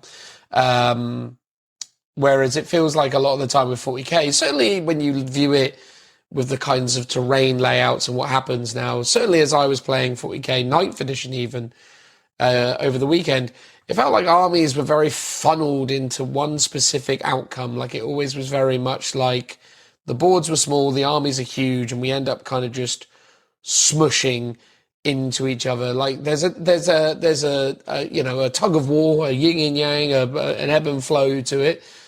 Sometimes you're pushing, sometimes you're defending and pushing back. But fundamentally, it's kind of like this kind of like back and forth swaying type of gameplay, where an army will push it, a portion of an army will push in, and then an army will push you back, and then you will basically try and resolve in the middle as you kind of jockey for positions. Whereas it felt like in older editions, or even in Heresy, or even in Sigmar, that we are, dynamically moving around a board and trying to do different things at different fronts. And that's more what I'm looking for. I worry at the moment that 40k is kind of being built in such a way as it will just become about big, durable blocks smushing into stuff. And the early doors, I foresee that we're probably going to end up with a broadly horde-y meta, because I think body count is still going to mean a lot, especially when stuff's not running away. So you're going to end up in a situation where, yeah, sure, certain things are going to lose control of units, but that's when you're going to start to exploit other kind of like supplementary units to kind of assist them. So you might be like looking at things like the Death Guard and going, here's a big 20-man blob of zombies. And I don't really care what happens with those zombies. They're zombies. However, behind the zombies, or in close proximity to the zombies, is a small unit of 5 Plague Marines, and they're just chilling on the objective. But you can't get to them because there's all these bodies between you and them, and they're just sort of stuck in the middle going, hey, I've got the objective under control, and the zombies are just there going, bah, and just getting in the way. And, these are things that I speculate might occur as people start to develop around it, because I think, again, the other issue is, Guilliman's a great example because he's well killy, But like that Screamer Killer, as I watched it in multiple games, couldn't chop its way through a unit of 10 Space Marines. You know, it sort of ran in and went, I've killed 3 Space Marines. It's like, great, well done. Like, well, if you remember the Leviathan teaser trailer, the Screamer Killer comes out, pukes on someone, runs up, and then just gets shot off the board. yes. Or gets shot to death. So it's, as you have described, it is completely in keeping with the lore as portrayed in the video. Yeah. But to be honest, like, that's being a bit facetious. Screaming Killer should be really scary, even to Space Marines. It should be able to sort of tear them apart with its giant claws. It's absolutely massive. That's what you want it to do. And it's like, I get it might have maybe more of a specialism in terms of it's actually much more kitted out for destroying vehicles rather than troops. And so, okay, that might be understandable, if that's the case. But yeah, you do want some things to be lethal and other things maybe not to be. Yeah, so it's interesting your point about the blob of infantry that can't score but will still be a nuisance based on its position. You sort of have to hope that the changes to blast is going to affect that. So it's like, yeah, you've got a blob of 20 guys, but then, whatever's shooting out with blast is getting +4 to it. So those things should be dying, but via a different mechanic rather than morale. It's more from shooting. But whether that actually pans out to be like that, I mean, who actually knows? Yeah, it's going to be interesting. I think that's where I'm at with 10th edition at the moment. I am excited about it still because I'm most excited about the reset. I think the reset's always really exciting. I think us moving back to indexes and more simplified, streamlined, consistent rules is interesting. I am well aware that there are going to be problems because there always are. And I'm concerned that Games Workshop at the moment are not as well equipped to, deliver a seamless product. I think at the moment it was basically confirmed to us over the weekend that Warhammer 40,000 no longer has any playtesting, which is super interesting. That no playtesting. Oh, I thought it was internal, wasn't it? Now internal, yes, yeah, but so you mean no external playtesting? No external playtesting, and I think that's going to be really interesting to see what happens with this edition because without the contribution of external playtesting, it's going to be interesting to see what kind of gets missed. And I think everything I'm seeing on the edition so far has still got me really excited. I mean, like, we're going to go into the reveals in the next segment from Warhammer Fest. And I think, there's going to be a lot of stuff in there that is really exciting. And I'm definitely pumped to buy that Leviathan box set. And I'm excited to be playing some 10th edition. But I worry that... I'm worried about the speeds of the games, and I'm worried about the durability of the armies, and I'm worried about that ebb and flow of gameplay that they're going to create, and whether they're going to actually deliver a fun, dynamic game that delivers lots of exciting moments, or if it's going to be a very numbers-centric, grindy game that is all about chipping away at a big problem as opposed to, those dynamic, fun, exciting moments, which is what I love. I like mad stuff where things go wildly well or wildly wrong. And yes, yeah. It was funny because when you were talking about like earlier, like previous editions, you would have lots of little skirmishes all over the board. Yeah. And that was because I think you sort of lined your army up because I'll have some things here, some things in the middle, some things on the right, and I'll sort of shoot at the things in front of me. And I think over the course of like 7th and 8th and 9th edition, probably I think it mostly coalesced it as a concept like, target priority is a thing. So rather than having, units just shooting at kind of their closest unit, and that's happening all across the board. So you do have all these little firefights. It was more target everything into one unit to make sure it's dead, because then the efficiency of that unit's dead. So it feels like it might not necessarily be the gameplay mechanics that has changed, but there's been the mindset that has changed in the community about how to play a game efficiently, which has meant you get this kind of concentration. And I do remember, whether it was AOS 2 or 3, but you did always say that AOS had a bit of a smush in the middle of the board. And I think actually the reason why it isn't that now is probably due to the objectives and the way the missions are laid out. It's like, and obviously I think some people will still be like, I'm going to hoard up as much as possible to get all my buffs and auras off. And you see that, especially in like 8th and 9th edition 40k. So yeah, I do like more smaller pockets of armies and darting off for different objectives on the board and having these different battles. So I do hope we see that a lot in 10th edition. And when you was talking about tanks, or the Land Raider in particular, I had a quick look online. It's sold out on Games Workshop. So I don't know if that's because people have seen the stats or because people want it for their Primaris Marines because they know they'll be able to take it, or just because they've got stock and supply issues, which they sort of have a lot of as well. Because I looked for the drop pod and that's still available. I would have thought that would have sold like hotcakes already. But then I guess people don't know what the rules for the drop pods are, so maybe they're holding out until they mass buy all of them to shove all their blade guard in or something. Quickly, everyone, go out and buy drop pods. I imagine they'll be good. Yeah, interesting, isn't it? I mean, look, the Land Raider looks interesting. You know, Marines seem interesting. I think they've got some very, very potent rules. I mean, whoever decided that you're going to have an army-wide ability that allows you to advance and charge must have been smoking something, because that is... What, have the Marines got advance and charge? Have you not seen this? No, it was so, well, in addition to the, what was it called? The honour of something or other where you get to pick over the moment. Yeah. So is this a detachment? Yes. No, I have seen the combat doctrines, and you get to pick... There's 3 and you get to pick one at the beginning of your command phase, right? Yeah. But you can only do it once per battle, which is obviously interesting because there's only 3. So if it's a 5-turn game, you've got 2 where you don't have any at all. Yeah. Yeah.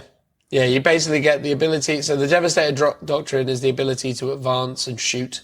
Oh, yes. Tactical Doctrine is the ability to withdraw, shoot and charge. And the Assault Doctrine is the ability to declare charges after advancing. Okay. Yeah. I did read them and then obviously instantly forgot all about them. Because they've just churned out so much over the last couple of days. It's white noise, right? The rules blindness at the moment is crazy. Like they just keep giving us stuff. Yeah, there's that. And then they've done designer commentaries for both the Tyranids and Space Marines from the box set. And it's like, wouldn't have this been cool to have on the day with the actual staff talking to people? But as I said, it's all been saved for Warhammer community content, basically. Yeah. And that's coming to fruition as we see in front of our eyes. Yeah. I mean, this is it though, right? I mean, everything I'm seeing on 10th up to this point has still got me excited. I just want to preface that I'm just a little bit worried about some of the potential grind that we might receive given the increase in this durability, as it were. I mean, it's easily assertable that we are going to be moving away from such infantry heavy armies now. I think it's reasonable to assert that, you know, people are going to start reevaluating and looking at the viability of transports and vehicles. I think they're going to feel a little bit more significant this time around. I'm terrified to see what Imperial Knights are getting. Oh God, they're going to be crazy strong. Yeah, I mean, I think people always take vehicles in lists because they love them, right? Yeah. Even if they're not necessarily super competitive. But, you know, some are, like the Hekaton Land Fortress, crazy popular, is in every Votan list sort of thing. So, so vehicles are there here and there, though. Whereas, hopefully vehicles will be back. However, they said the exact same thing at 9th edition. They were like, vehicles are going to be huge. They're going to have all these cool things. They can shoot out of combat and stuff like that, or shoot into combat, and didn't really quite pan out. So hopefully, fingers crossed, they fixed it, basically. I mean, I'm just excited, Phil, because it means that my Black Templar army can have Land Raider Crusaders again. Oh, that'd be perfect. And it means I can build more Leman Russes. This is it. And sell more components on Beyond the Tabletop. Oh, thank you, Dan. Or it means I can have my Grot Tank army. Maybe that'll be the new one, the flavour of the month. Now's the time for the Grot Tanks to have their moment. But there you go. That's where we're at with 10th edition at the moment. really interesting. I think the changes are kind of interesting. I actually quite like almost all of them, bar the morale change. I think, to me, I think we should have gone back into a more lethal morale phase. I think we should have basically gone back to morale basically utterly ruins you.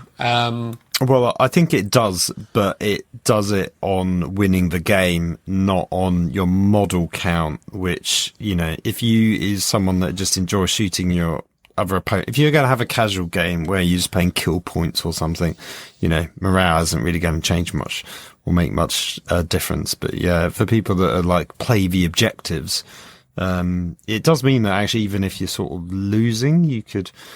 hopefully it means you can still play in the game because you've got the models still on the table to at least do some damage to your opponent to make them lose their objective secured, even if you've lost it as well. So if your army's a bit broken, you can still inflict hopefully enough damage on your opponent to make that happen. And it's one of those things where you can sort of mind play it out in your head how it should work. Yeah. But it's one of those things where you just need to actually play it a ton to actually see if it works out being a good thing. And I do feel like morale's been the one thing that's always let down 40k, because it feels like from 7th, 8th, 9th, they've always changed it because they've never quite felt like they've got it right. And obviously in 10th it's changed again. So hopefully this time, fingers crossed, it will be all okay. Yep. They just need to exercise some restraint and make sure that they don't, give everyone ways of overcoming it or ignoring it. Yes, no, exactly. Which is always the foible of them. Anyway, there you go, guys. That was us talking about Warhammer 40,000 7th edition. Still broadly pretty hyped for it. Mostly because of some rather spectacular reveals. And we're going to talk about those next. Transitional noise.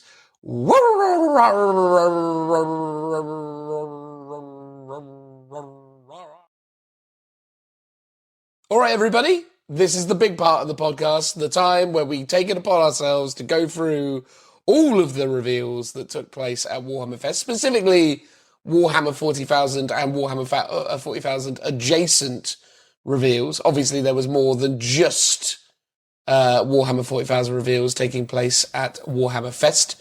But despite... We might dip our toes into a couple of others, or, a few choice selections. At the end. We'll address the 40k stuff, we'll deal with that, and then we'll sprinkle some extra bits in at the end, because I don't know... Little AOS seasoning on your salads. That's it. A little bit of Warhammer fantasy battles here and there. Yes. Why not? Thank you, sir. But yeah, obviously it won't have escaped everyone's attention by now that we're on a bit of a AOS kick at the minute, but I'm trying to basically discipline Phil to not, I'm making up for all those years of you going off on tangents about your 80s cartoons. Is that what it is?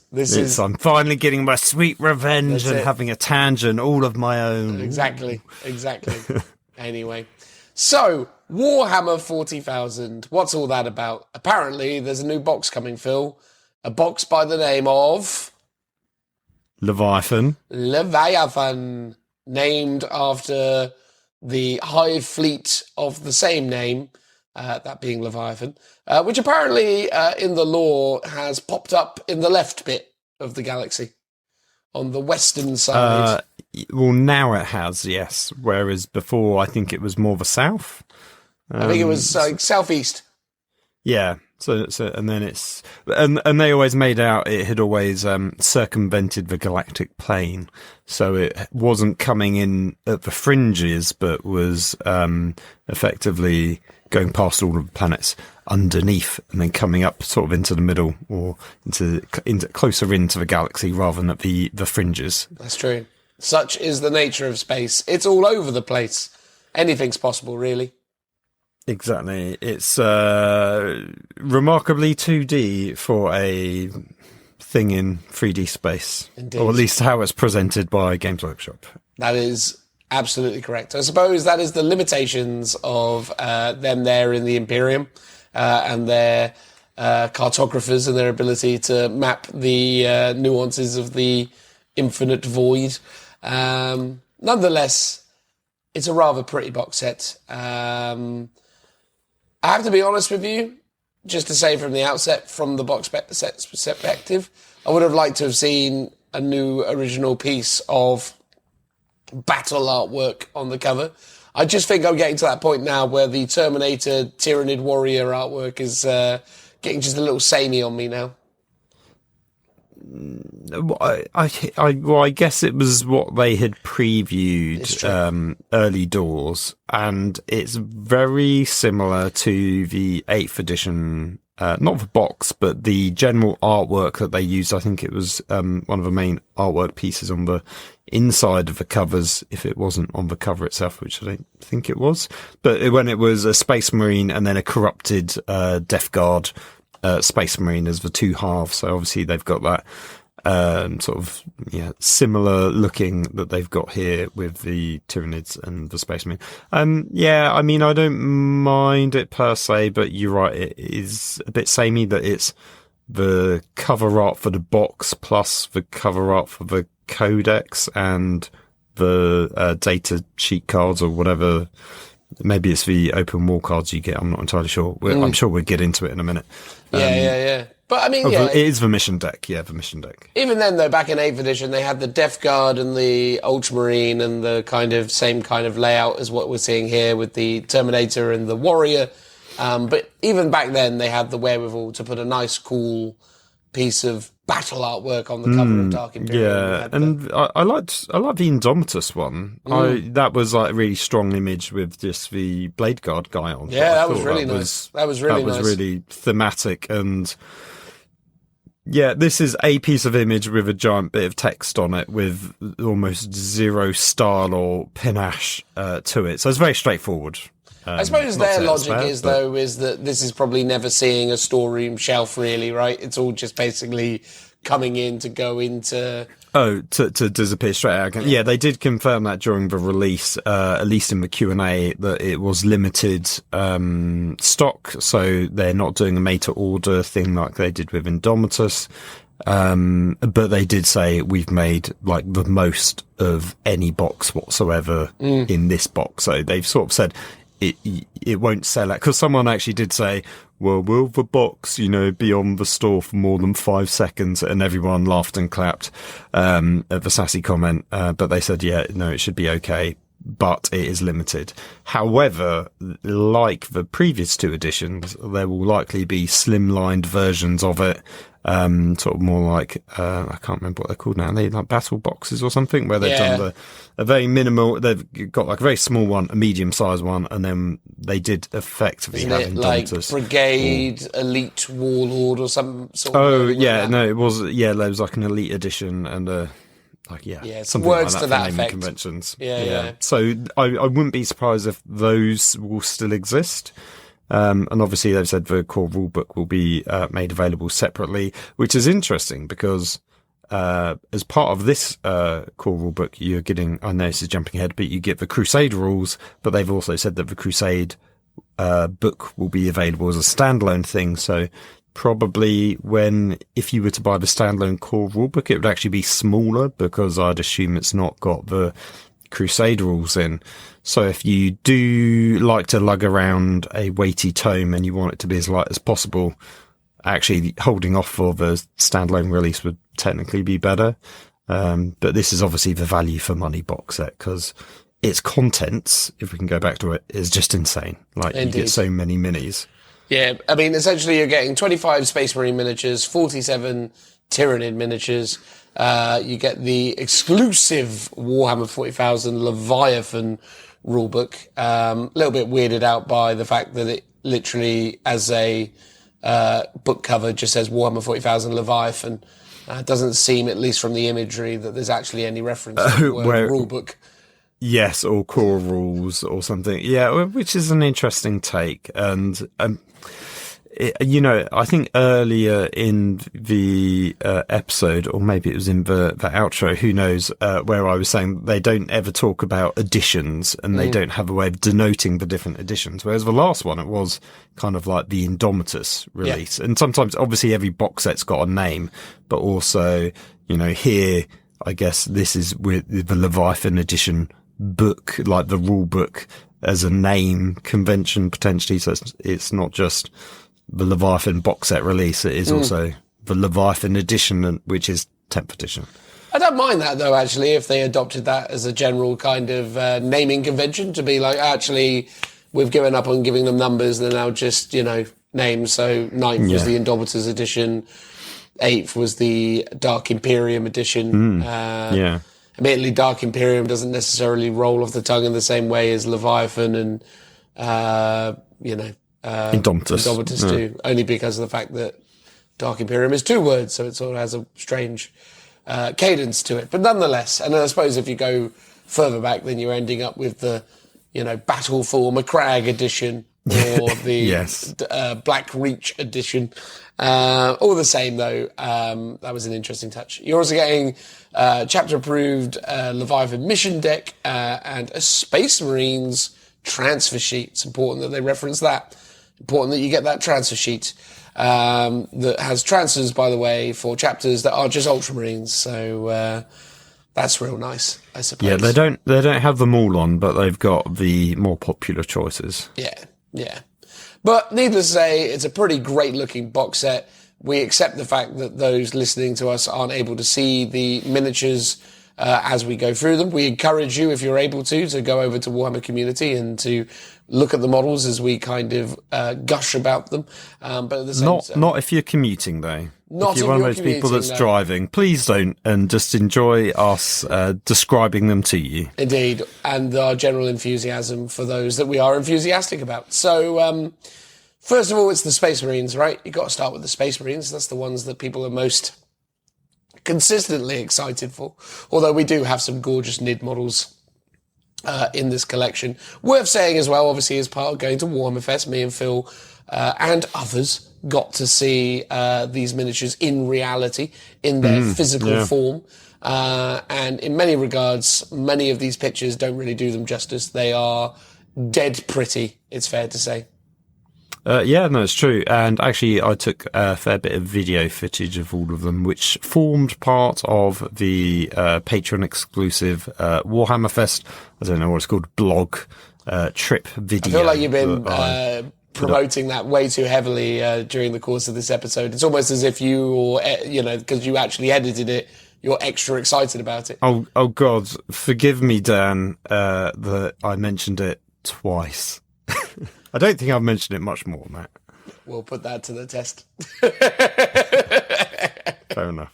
You can do have a little counter going in the corner. Well, I mean, again, though, right? I mean, what good is that to our listeners? Just imagine it there. Whatever the number is, it's there. Anyway, no, but it is definitely cool to see them in person. So first, there was also colour variants as well of the Hormagaunts and the Terminators in different chapter colours and stuff. Yeah. That was cool. So first out of the gate, we have a Terminator Captain. We last saw a new Terminator Captain model. I mean, not including some of the Grey Knight stuff, but I feel like we last saw a Terminator Captain, new Terminator Captain miniature with the Space Marine Heroes range, which was really cool. We had the Power Fist with the Auspex scanner, the Combi Melter. But yeah, I mean, other than like limited releases or Space Marine Heroes stuff, they've not really done a new Captain in Terminator armor since, I want to say like 6th edition was the last time they did like a new plastic sculpt for a Terminator Captain miniature, at least an actual kind of mainline Warhammer 40,000 Terminator Captain. Plastic non-Horus Heresy sculpt. Oh yeah, because obviously we've had many Horus Heresy variants, haven't we? Yes. Yeah. So, it's kind of cool. It looks absolutely amazing. I love it. It's definitely one of my favourite minis from the box set, I would say. The most kind of marmitey to use a local colloquialism. Aspect of it is the base with the big screamer killer face smushed up in the floor. It's the tactical nid instead of a tactical rock. Exactly, but it's worth highlighting that when you see that in person, it looks way cooler than it does in the photo. Seeing it in the photo, it looks a little bit derpy, but seeing it in reality is a totally different thing. Yeah, because the angle these are photographed at is at a sort of golden angle, but it's like you never really look at the models from straight on unless you're picking them up. Normally, when you're gaming, you're looking at them at sort of top-down angles. So yeah, it's like a weird sort of straight-on view of the Tyranid when it's meant to be much more viewed from like a side angle. Plus, also, those of us painting our own will definitely be able to embellish this with a lot more kind of gore and ichor or whatever you want to call it. So I feel like, that kind of clean division where the Marines' boot ends and the Nid's fleshy, body starts will be a little more kind of embellished, I suppose, or a little bit more... You need to get your Khorne Technical Bloods paint out and make it just look like he's stomped on his face repeatedly with his foot. Yeah. Although I don't know, I mean, the Nids don't bleed red, do they? I suppose they could do. Yeah, you're right. Maybe you've got more of a kind of, alien green colour or something. I mean, orcs bleed red. So, I mean, if orcs can bleed red, why can't Nids? Exactly. They've got a pinkish hue to their skin, which would imply that they've got red blood. I'm on board. I love it. But yeah, I mean, it's a Terminator Captain. It's a really nice one. Definitely better than any that we've kind of had before. Good stature, because obviously the resizing of it. So yeah, looks good. Looks promising. We'll definitely see a lot of this mini now going forwards, as I'm sure a lot of people will have them in their armies, which is great to see. Next is the Librarian, the Terminator Librarian. We've had a little bit more love for the Terminator Librarian over the years. They actually did one a couple years back as a limited special release thing, which was remarked upon at the time as being unique because obviously back then we were confident that only Primaris need apply when it concerned new miniatures, and they did that release during COVID, if I remember correctly. It was like one of those weird, we've released this special Terminator model to make up for the fact that, we've not had our stores open for the last 2-3 months or however long it had been. Yeah. But yeah, nonetheless, I mean, the Terminator Librarians had a few other miniatures, so they had the generic Terminator Librarian, which you can still get in the Grey Knights Combat Patrol box set, I believe. So the old school generic Terminator Librarian is still in that, although I don't think it's available by any other means. It just comes in the Grey Knight box. They then did a Blood Angels variant of the Terminator Librarian that had the Power Axe, and I think it was either a Combi Flamer or a Combi Melter. And now we've got this guy, the new kind of generic Terminator Librarian.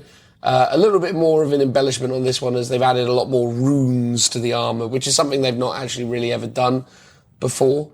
So it's really interesting to see a suit of Terminator armour, with all of these like runic kind of symbols on them. Very Space Wolfy, I would assert. Yeah, I get like a sort of weird AOS vibe to it with the glowing armour. I would say this is one of my least favourite of the Space Marine model range out of this. I mean, it is good, but yeah, I remember when I saw the animation and he literally lights up like a Christmas tree when he's like powering up. I was like, oh, it's a bit too computer gamey. And then obviously I've replicated that in the miniature. So I'm like, oh, okay. But yeah, I sort of like the idea that the armor's just blue and it doesn't light up with his power. But as a concept, it's not, it's not terrible. And it's obviously, it's just not for me is all I can say. That's fair. That's fair. But the added ruins are okay, but yeah, I'd almost be happier with a more like smoothed over armor, just more like a classic librarian. I don't need this extra stuff. It's fair to say that I think some of the earlier Terminator Librarian miniatures maybe kind of captured the essence of what I was looking for a little bit better than this. But yeah, I still like it, but I agree with you, Phil. It's definitely, well, I don't agree with you in the sense that I don't dislike it, but it's not my favourite. Like, it's not the standout piece by any stretch of the imagination. Yeah, I think he looks at a slightly odd also because like his psychic hood is like fixed in place, but then his head is moving within it. So it looks like his body, his arm is looking in one direction, his head is looking the other, which I guess makes perfect sense that it wouldn't move. But it just gives you a bit of an odd juxtaposition. I do really like, however, that, the librarian sort of, horn skull is in the iron halo at the top. And then I just noticed that the, iron halo for the captain's got the Crux Terminatus in it at the top, where they've like painted the middle bit silver with the iron halo around. So that's a nice touch that they've been like personalised. So that's really cool. And there are really cool details on it, like love the piping, love the super long purity seals, stuff like that. I've never gotten behind the weird, like force axe, force swords design, where it doesn't look like a normal one and it's all glowing blue and it's got that weird, filigree on the blade. But that's just, my bugbear that I've always had about all librarians. No, that's fair. I still think for me, even though I know it's not technically as great as the more modern miniatures, I still think the Terminator Librarian from Space Hulk always sort of stands out to me as like one of the gold standards of that range. Do you remember the one that's stood quite stoically with the axe upwards? Do you remember that one? No, I don't. Well, for those of you who do... Refresh my memory. I mean, it was just a Terminator Librarian sort of stood stoically with an axe. It was pretty cool at the time, but then everything from that release of Space Hulk was, for the time, at the very least. Moving on to actually probably my favourite of the characters from this box set, we have the Gravis Apothecary. I love this. This is my favourite of the collection. I think this guy looks amazing. And again, I probably wouldn't have said that if I hadn't seen the model in 3 dimensions. I think the thing you have to kind of remember about this guy is that obviously he is a really chunky dude because he's in Gravis armor. But he really fills the space. So he's carrying this like, this big kind of like biohazard-esque container. Yeah. And again, in terms of the way that the model fills the base and really fills the space, yeah, this guy really stands out to me. I love him. I think, again, if it was just based on looks alone, Apothecaries have always been great in 40k, at least over the last couple of editions. So I feel like I'll be making a lot of excuses to find reasons to put this guy into lists because he looks stunning. Yeah, he's cool. It's odd that he's got the old, like belly armor of the first, Gravis captain and not the belt style of the last more recent, Gravis captain that they did. Yeah, that is actually an interesting point, to be fair.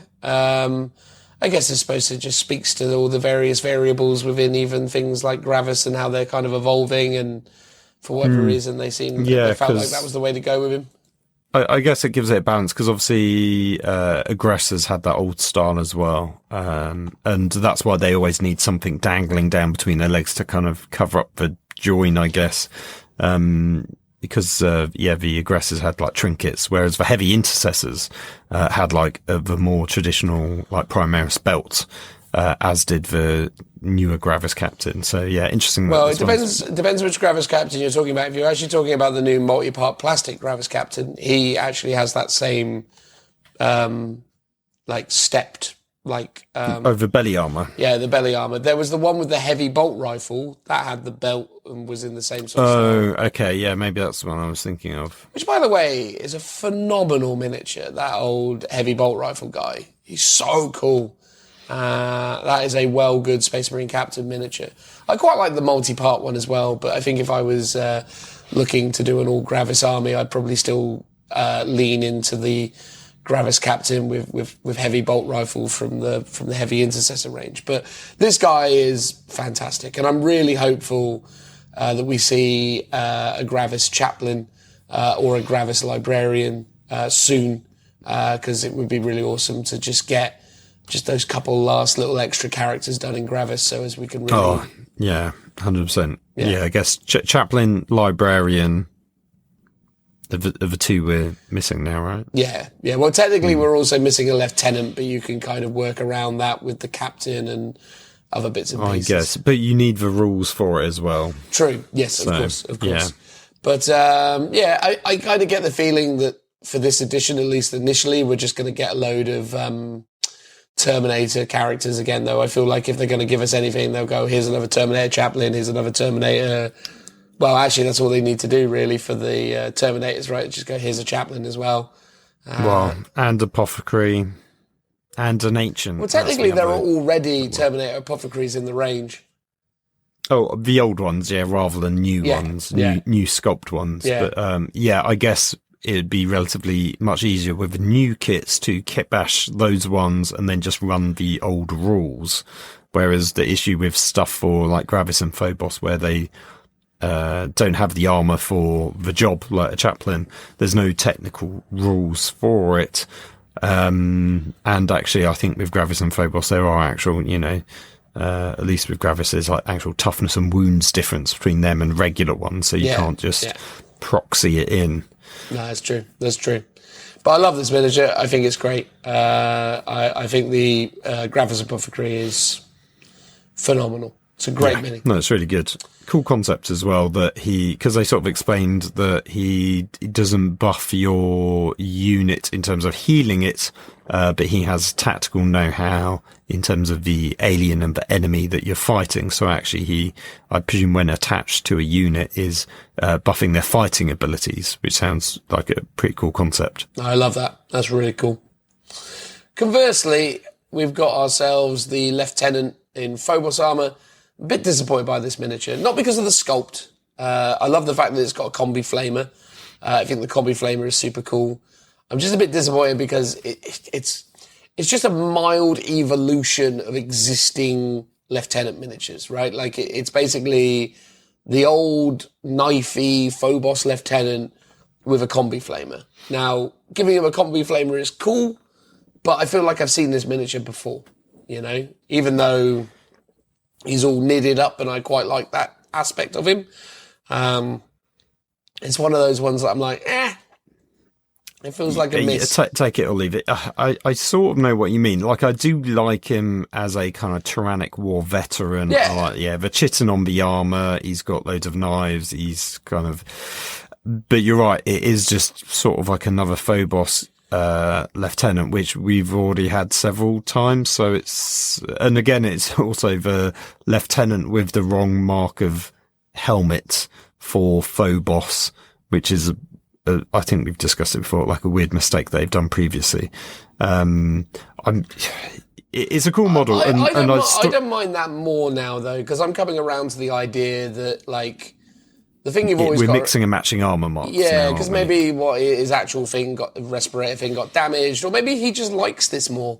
Maybe it was given to him by a mate that died in battle, or you know what I mean? It's some of those sort of things, and it's like... Take this with you, brother. It was my finest respirator. Yes, exactly. It didn't help me much, but, I've even put new filters in it. It's good to go. But that's the thing with Space Marines, right? Is like, the thing is that, the new armor ranges that they've created for Space Marines, and I say new, they're now like 6 years old in a real world setting and, like probably hundreds of years old in the 40k world. Like, I do think, like, we're getting to that point now where actually, like, the baseline will be Phobos, but now we can start to see more embellishment. Much like we are with this miniature, right? Like, obviously, he's got the various NID bits on it, but maybe he is taking bits from other armor sets and incorporating them in, and that's things that we can see, because Marines are still very Marine-y, aren't they? They're not really, even though they've been given some new high-tech stuff, they've still got all their weird, like, superstitions and kind of religious ideals when it concerns these things. So I'm coming around to the idea of, like, yes, I look at that and think, oh, the GW designers made a mistake and put the wrong mask on it.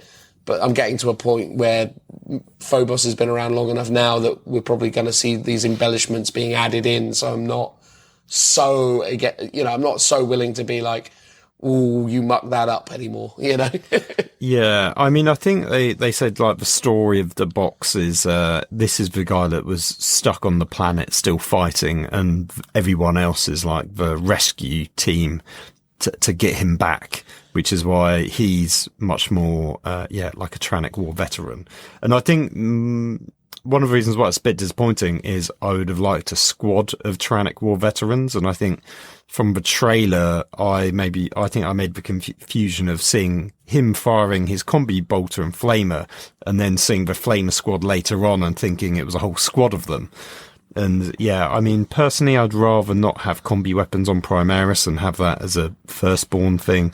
But okay, they're just merging them all now together, so that is what it is. But I think almost the disappointing thing about the lieutenant is I would want a squad of these guys to all be kitted up with the kind of Tyrannic War, like, you know, the Tyranid armor, plating and stuff like that. That would be really cool to see. And, you know, maybe that is something we will see like down the line, potentially. Yeah. The only thing that ever so slightly weirds me out, and I know and appreciate that any Space Marine could have a kind of Tyrannic War style visual to them now, but it does still feel like quite an essential Ultramarine thing. But then obviously Blood Angels have had their run-ins with them. Lots of them have at this point, right? So maybe I should just sort of divorce myself from that kind of preconceived notion. But still, all the same, yeah, it's not a bad miniature. In fact, it's actually a really nice miniature. Seeing it in person definitely was pretty cool. But even then, it's still like, it's the one that I'm least bothered about. But yeah, it's all right. Conversely, a unit that I am super happy to see and I genuinely think is phenomenal is the Sternguard Veteran Squad. These guys now are my favourite thing from this box set. And what's really wonderful about this is the clear indication now that we're going to be getting proper veteran Primaris units. Because up till now we've had veteran intercessors that have never really found a place. Like, veteran intercessors have never made any sense. And I've looked multiple times. I keep going back to them and going, maybe somehow, some way these make sense now. But they just never do. Whereas this Sternguard unit, I mean, at least visually, is phenomenal. And again, if I can be so bold as to say it again, has little embellishments in it again that kind of speak to sort of old marks of armor. So we are now seeing is that a Mark 7 helmet in the top right? Yes. Yeah, it is. Yeah, so we're seeing the Mark 7. Also, the thing that's quite interesting about that Mark 7 Marine is that he's got the auto bolt rifle, but we're seeing a slightly different kind of bolt rifle design as the main kind of chamber or barrel or body of the weapon has like these engravings that kind of move in a sort of upwards kind of angle. There's just some really nice elements to these guys, and I just think the squad just looks super cool. And I think that we're just getting to a point now where GW are obviously really starting to kind of be more expressive with this Primaris range, and I really just can't say enough good things about this unit. I think it looks really awesome. It's easily my favourite thing in this box set. I think these guys are absolutely awesome. What do you reckon, mate? They're blade guard with guns, is how I would describe them. Because that's what kind of what they look like. They with similar shoulder pads and similar sort of tabards. When I first saw them, I don't want to say underwhelmed, but they're not for me. I've never been a huge fan of like Sternguard in general. I don't know if it's just because I don't know much about them from like a lore perspective, other than they're veterans.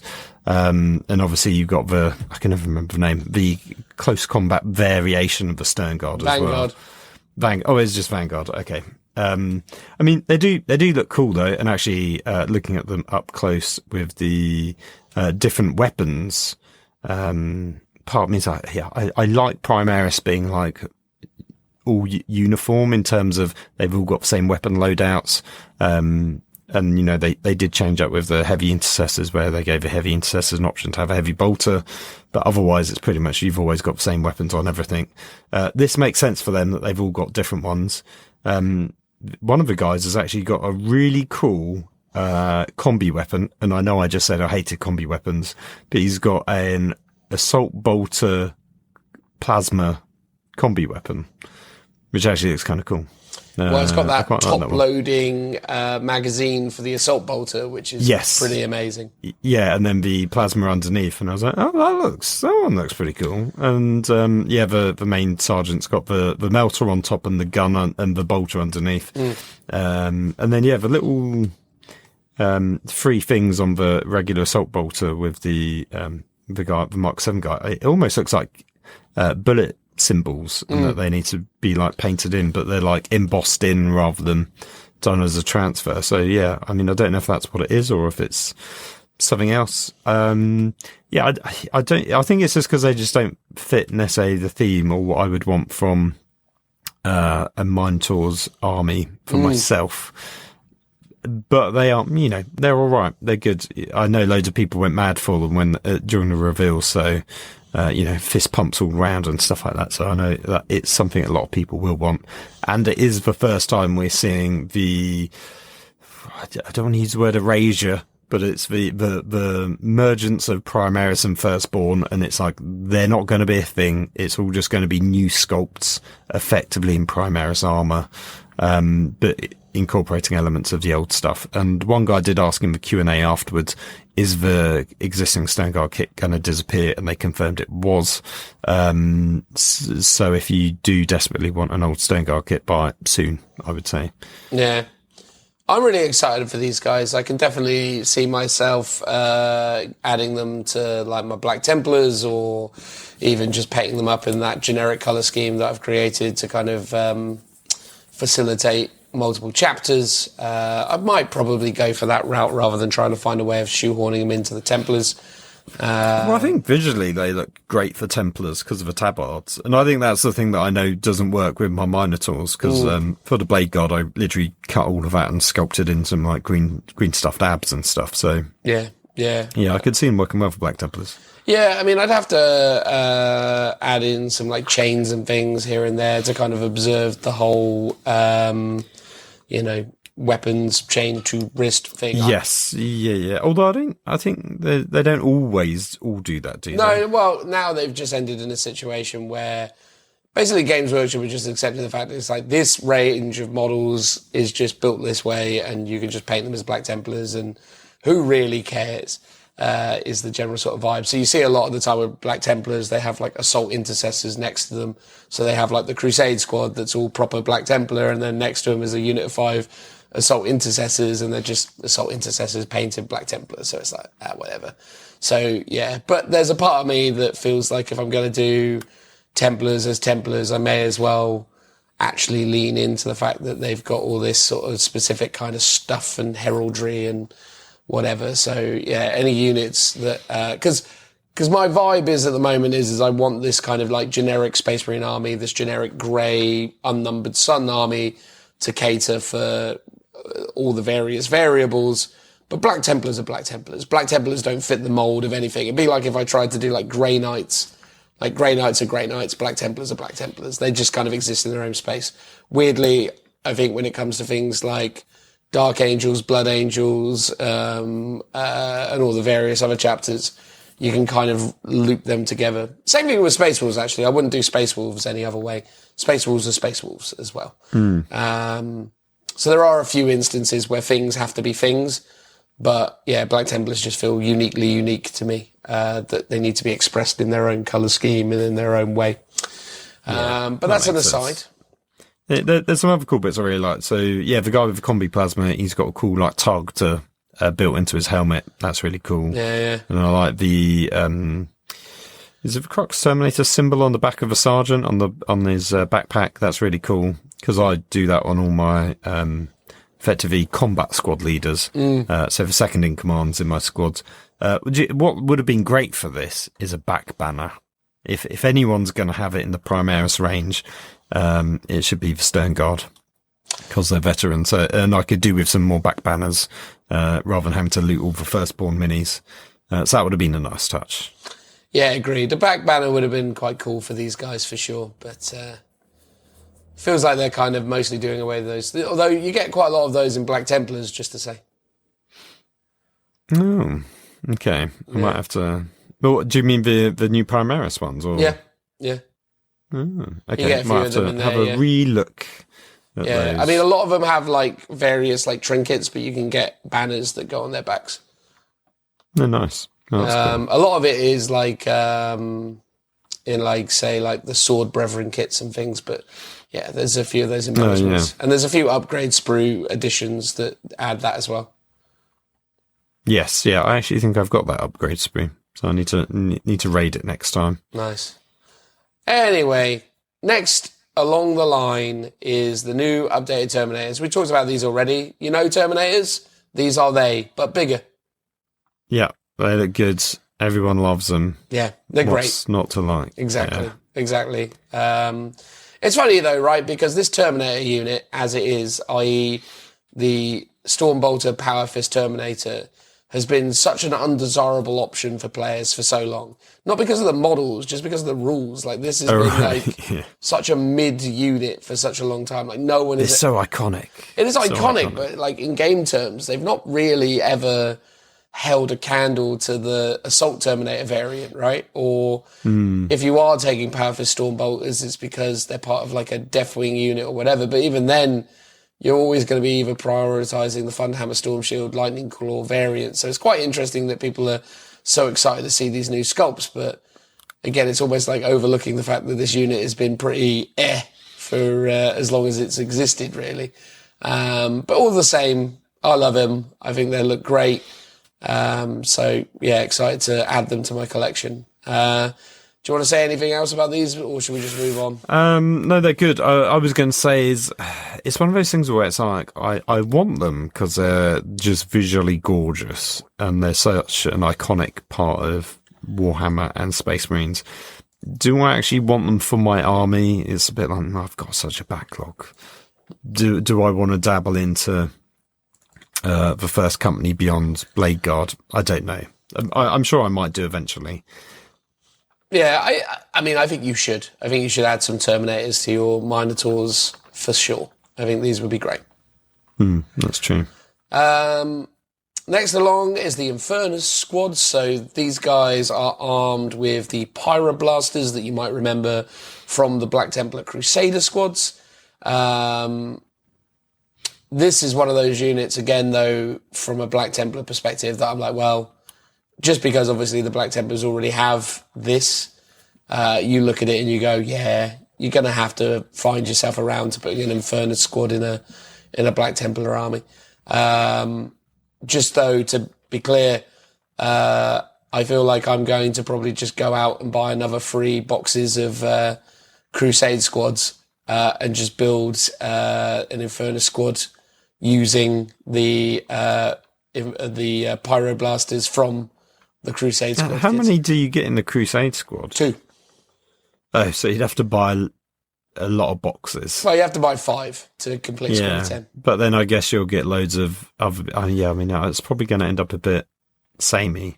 I mean, because you can use the arms on different models. So the thing is with them, it's always going to be the same arm, unfortunately. So they're always going to be posed sort of similar, but you can use different torsos and legs and things. Yeah, because a lot of these are sort of posed leaning backwards, like, bracing themselves. And then some are sort of in a more active, like either moving or just, general standing pose. Yeah. And I remember when it first came out for the Black Templars, we had some criticism of the gun. I think it's probably safe to say it's grown on me a bit, and I think visually seeing them in a larger squad will work better. I think the gun looks at first glance when you saw it like the first time around, I think the Pyroblaster looked a little bit ridiculous because it was such a long, like, flamer, shamer, heat shield barrier thing. Yeah, so that was a bit of a jarring sight when you saw it the first time round on the as is the weird sort of top handle. Feels really uncomfortable to hold the way they're holding it, because it's not fully underslung like you get in a lot of the Horus Heresy ones. It's sort of holding it upwards and out to the side. So yeah, just feels a bit uncomfortable. Yeah, the way they're holding it. I mean, it definitely feels like there is flexibility to use parts of this kit, merge them with maybe the Crusade squads.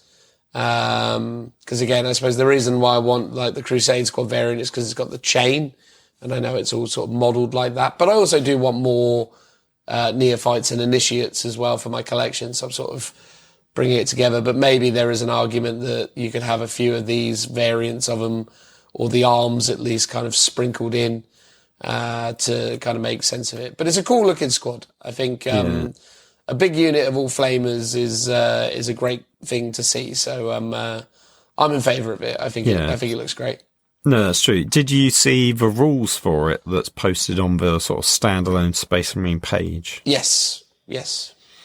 Okay. Yeah, they seem good. I mean, again, it's difficult to be completely 100% certain, but at the end of the day, lots of shots is no bad thing, right? Exactly, yeah. It's basically D6 shots, 12-inch range, strength 5, no AP, 1 damage, but after you finish shooting at them, the squad has to take a battle shock test straight away. Yeah. So you could potentially make them lose their objective securedness. Which makes sense. Yeah, I like that. The things that should cause terror and panic do. Yeah, agreed. And it's done instantly. Yeah, so that's cool. So yeah, they look great. Really love them. So that's a win. And then the last of the Space Marines thing is the Ballistus Dreadnought, the new shooty pew pew dread. An easy build variant. Has a strange gait, is what I keep saying about it, in so much as its legs are on the surface longer, but we kind of worked out that it's basically stood upright, whereas most dreadnoughts are quite squat. This one is seemingly peeking over something to get a good line or something.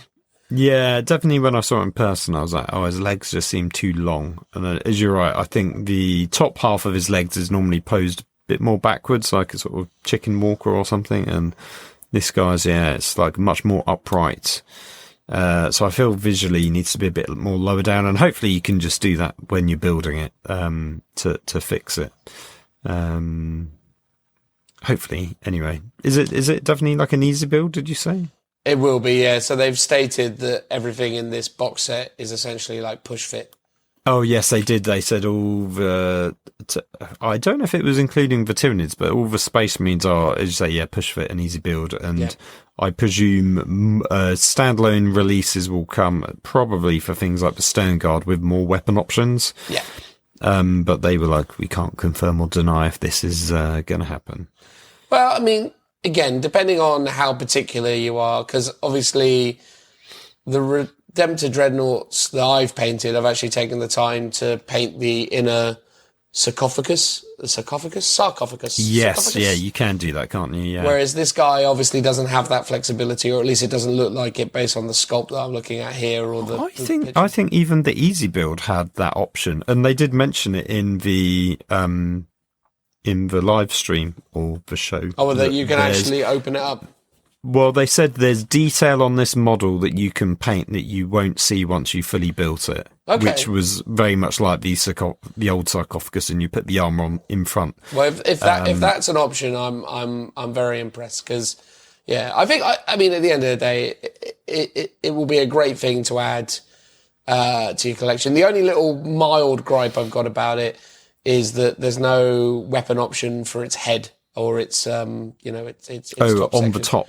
Yeah, it sort of seems weird that your shooty pew pew one wouldn't have a crack missile launcher, or you know what I mean, like a sky hammer missile thing or whatever, like something. Yeah. Part of me was wondering if they were going to re-release the standard Dreadnought with this as well, and just give you different arm options. But I think the actual legs and feet and stuff is slightly, the armor's ever so slightly different. So it is, I guess maybe it is a standalone kit. Well, this one will be, it wouldn't shock me that they just give us weapon upgrade sprues for Redemptors, because it is exactly the same as a Redemptor. It's not like the Brutalis that has additional armor paneling and slightly and different. A bit on the top and stuff. Yeah, true. so these are quite different, quite similar to the Redemptor. So, I mean, I would hope the Games Workshop just give us a multi-part kit to make a bunch of different ranged weapons, and maybe even, I don't know. Well, it seems a bit mad for a Redemptor to have the 2-fist option now that a Brutalist exists. So perhaps not. Yeah, I think they would still keep it because this is named as Brutalis. It's a bit like Imperial Knights. Yeah. It's like, in theory, you can have all the different weapon options that you want, but the combos are locked to different names. So, I think they will be like, you can only take a plasma and a Gatling cannon on the Redemptor with the fist, and that's for the standard Redemptor, and then you can only take missile launcher and las cannon with this, even if that was all one kit. But you've got 2 different build options, but you couldn't go, I want to take the macro plasma plus the missiles. Yeah. As cool as that would be, probably, but I don't think that's going to happen. No, agreed. But overall, some beautiful Marines there. And again, credit where credit's due. The Ballistus Dreadnought, in person and in photos, looks a lot better than the old easy build Redemptor. The old easy build Redemptor had some very obvious areas where there wasn't very much detail, and it was quite clearly not as elaborate as the multi-part plastic. So really, I mean, I can't say I ever noticed on that one. You go back and look at it, you'll probably be like, oh God, there it is. Well, yeah, I mean, this one does look good and very detailed, so it might be, it's, even though that one's not relatively old, it's, the technology's probably come on quite a bit, so they've just crammed these full of, more detail. Exactly, but also the easy build was an easy build. This I don't think is pitched as an easy build, it's just, it is less components, but it's not necessarily a easy build, but who knows? Yes, it's somehow push fit, but not easy build. Yeah, maybe I'm just wrong about that. Anyway, that's the Marines. They look great. Definitely a worthwhile addition to anyone's Marine collection. Next on the list is our Tyrannid forces. So we have a winged Tyrannid Prime. Looks great. I mean, I don't really know what else you can say about it other than it looks cool. I will say this actually. I think GW's colour scheme for these NIDs doesn't always land. And I think this Winged Tyrannid Prime is ever so slightly let down by this colour scheme. But I think the miniature is gorgeous, and I can imagine some absolutely incredibly painted versions of this thing tearing it up on the tabletop. I think it looks great. I think it's a great sculpt. No, it's pretty awesome. My only complaint is I want a squad of these, like the old Tyrannid Shrikes, I think they were, which were like winged Tyrannids. So that would be hopefully something that they will get down the line, and I suspect they will. It feels like for Tyrannids you're getting the Necron redo, which probably means not only are some sculpts being redone, but you're probably getting a load of, and this is what you're getting in this box set, a load of models that are very similar to stuff that already exists, but is ever so slightly different and isn't replacing those things. So yeah, I'd love to see standard Tyrannids. One thing I did notice when we were looking at them in the cabinet is their carapace armor is a lot more detailed and like kind of, I don't want to say weathered, cracked. So how the Forge World ones had tons of like scoring and like cracked lines in the chitin. And this is like an in-between, because the plastic kits were just completely smooth with a very odd like little divot in the edges of the chitin plate, whereas these have loads more detail on. And I think even Jez points out in the designer commentary that these ones have a lot more detail on and will look a lot better with like contrast paint on them. And when I was looking at them, I was like, oh yeah, I could do the armor in contrast paint as well as the skin, whereas before it felt like you could do skin in contrast and probably have to paint the armor. You're thinking about getting those Tyrannids out again, Phil? yes and no, because the problem is, like, with this box set especially, there's too many models. Like, you get a crazy amount, and I think it would just be a bit overwhelming. But I do like a lot of the models in this one, and I think if I was to go and do Tyranids, I would have to rethink how I painted them, because I did the Tyrant Guard before, and it was almost like, I don't want to say heavy metal, but I copied the box art style. So, really like neat and detailed, or as neat and detailed as I could do it, I guess, like 6 years ago, whenever I painted them up. And it was super time consuming, like all the sort of striping on the chitin. I did like 10 layers of, like, to get the transition of the colours on it and stuff like that. Whereas I think I'd have to do a bit more of a dirty, grim, dark vibe, or like very contrast heavy paint job to like get it just done as quick as possible, but still be colourful and effective.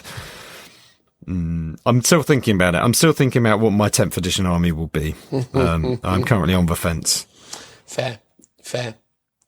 Next along is the Neuro Tyrant. So the Neuro Tyrant takes inspiration from the old 2nd edition or even Rogue Trader era Zoanthrope.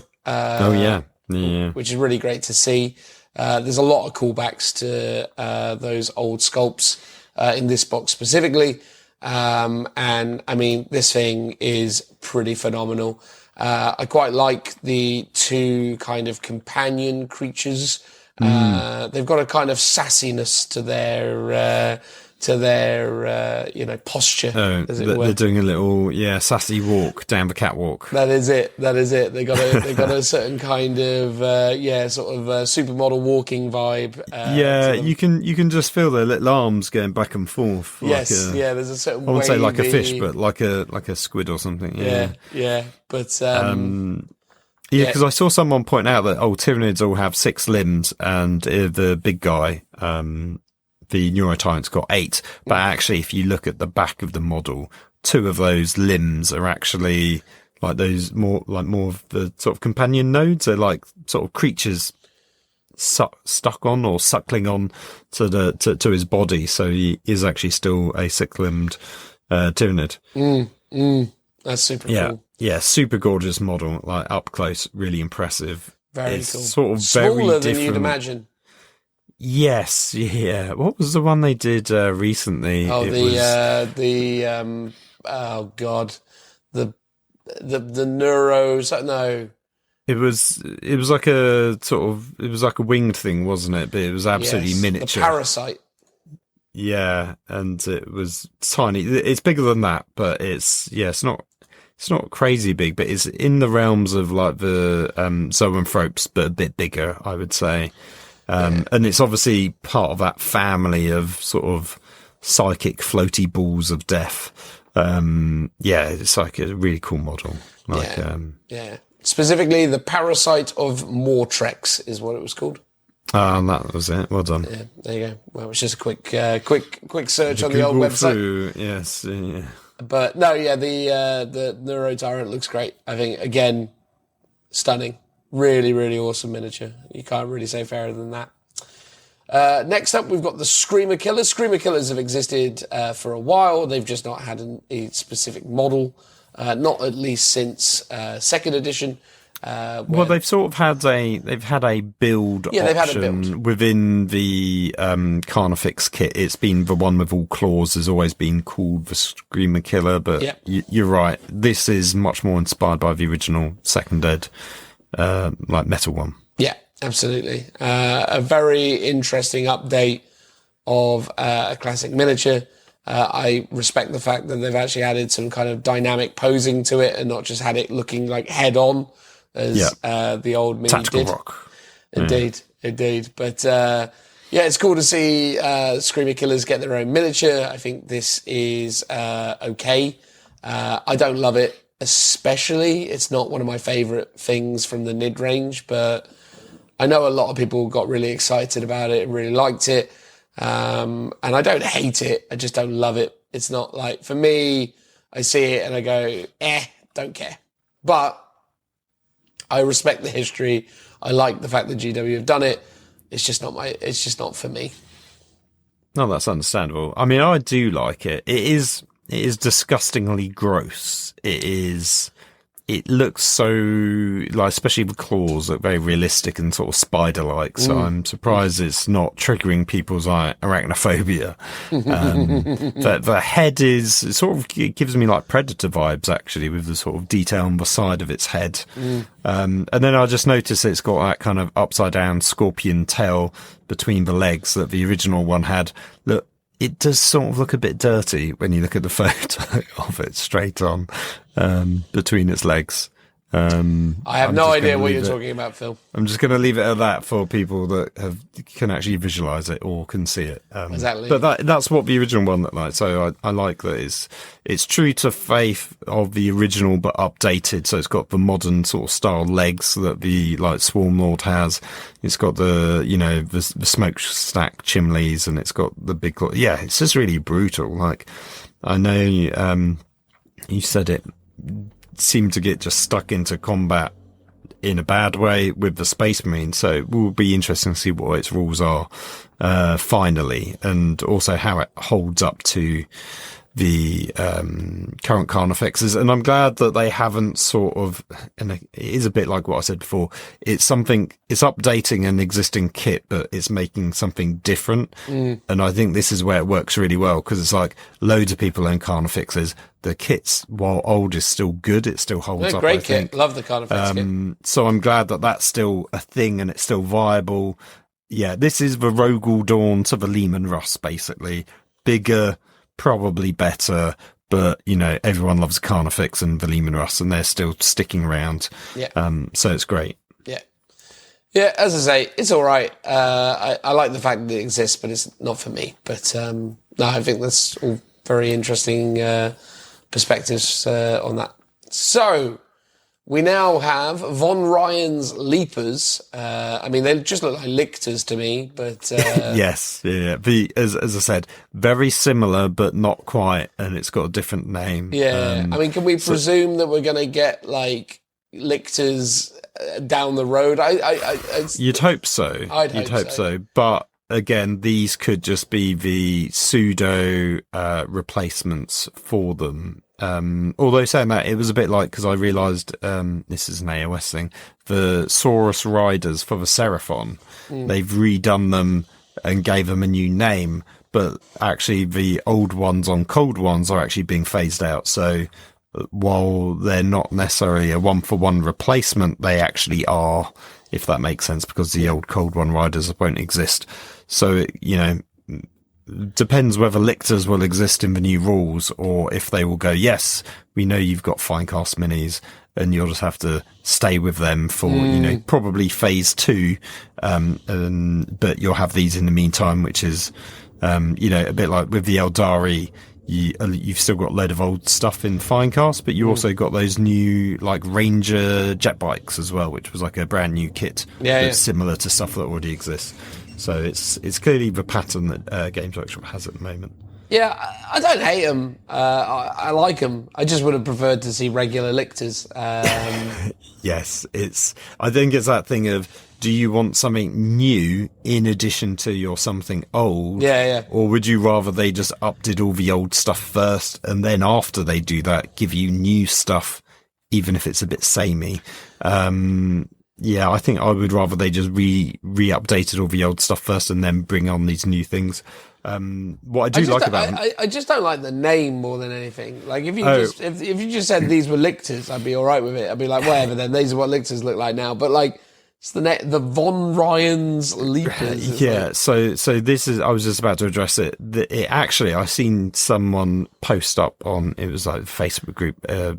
Ages ago when they first announced the Von Ryan's Leapers, because the name is stupid. Yes, it doesn't sound scary. It doesn't sound lictory. It doesn't fit in with the pattern. However, Von Ryan's Leapers have been in the lore for decades in the background. Like, you would quite often see technical diagrams of like the sort of subspecies of all the different Tyranids, and Von Ryan's Leapers have always been an offshoot of lictors. Like, they've been like a sort of a new breed that has diverged off.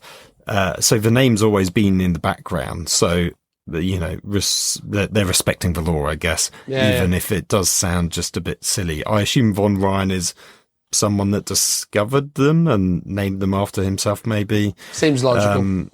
That's what it sounds like, and it'd be interesting to, you know, see that for sure when you get to find out a bit more background about them. Yeah, no, for reals. But there you go, Von Ryan's Leapers. Next is Termagants, but also Ripper Swarms. Termagants and Ripper Swarms. I mean, what can be said about these? We've already seen the miniatures up to this point.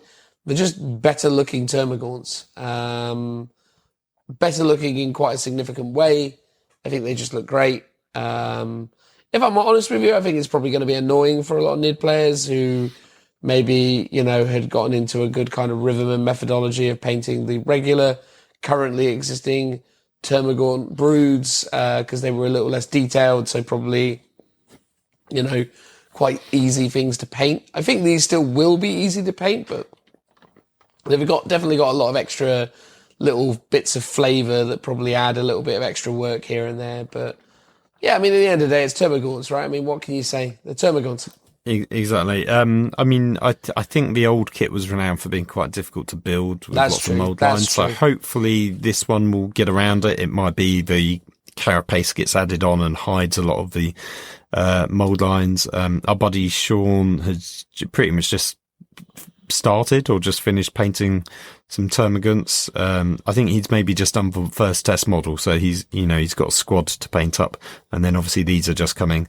It's a bit like what they did, you know, with the Orcs and like the Orc boys and stuff. It's like it's similar, but you know, it's not too bad that if you've got the old stuff and then you get more new stuff, you can kind of mix it all in, and they won't look out of place.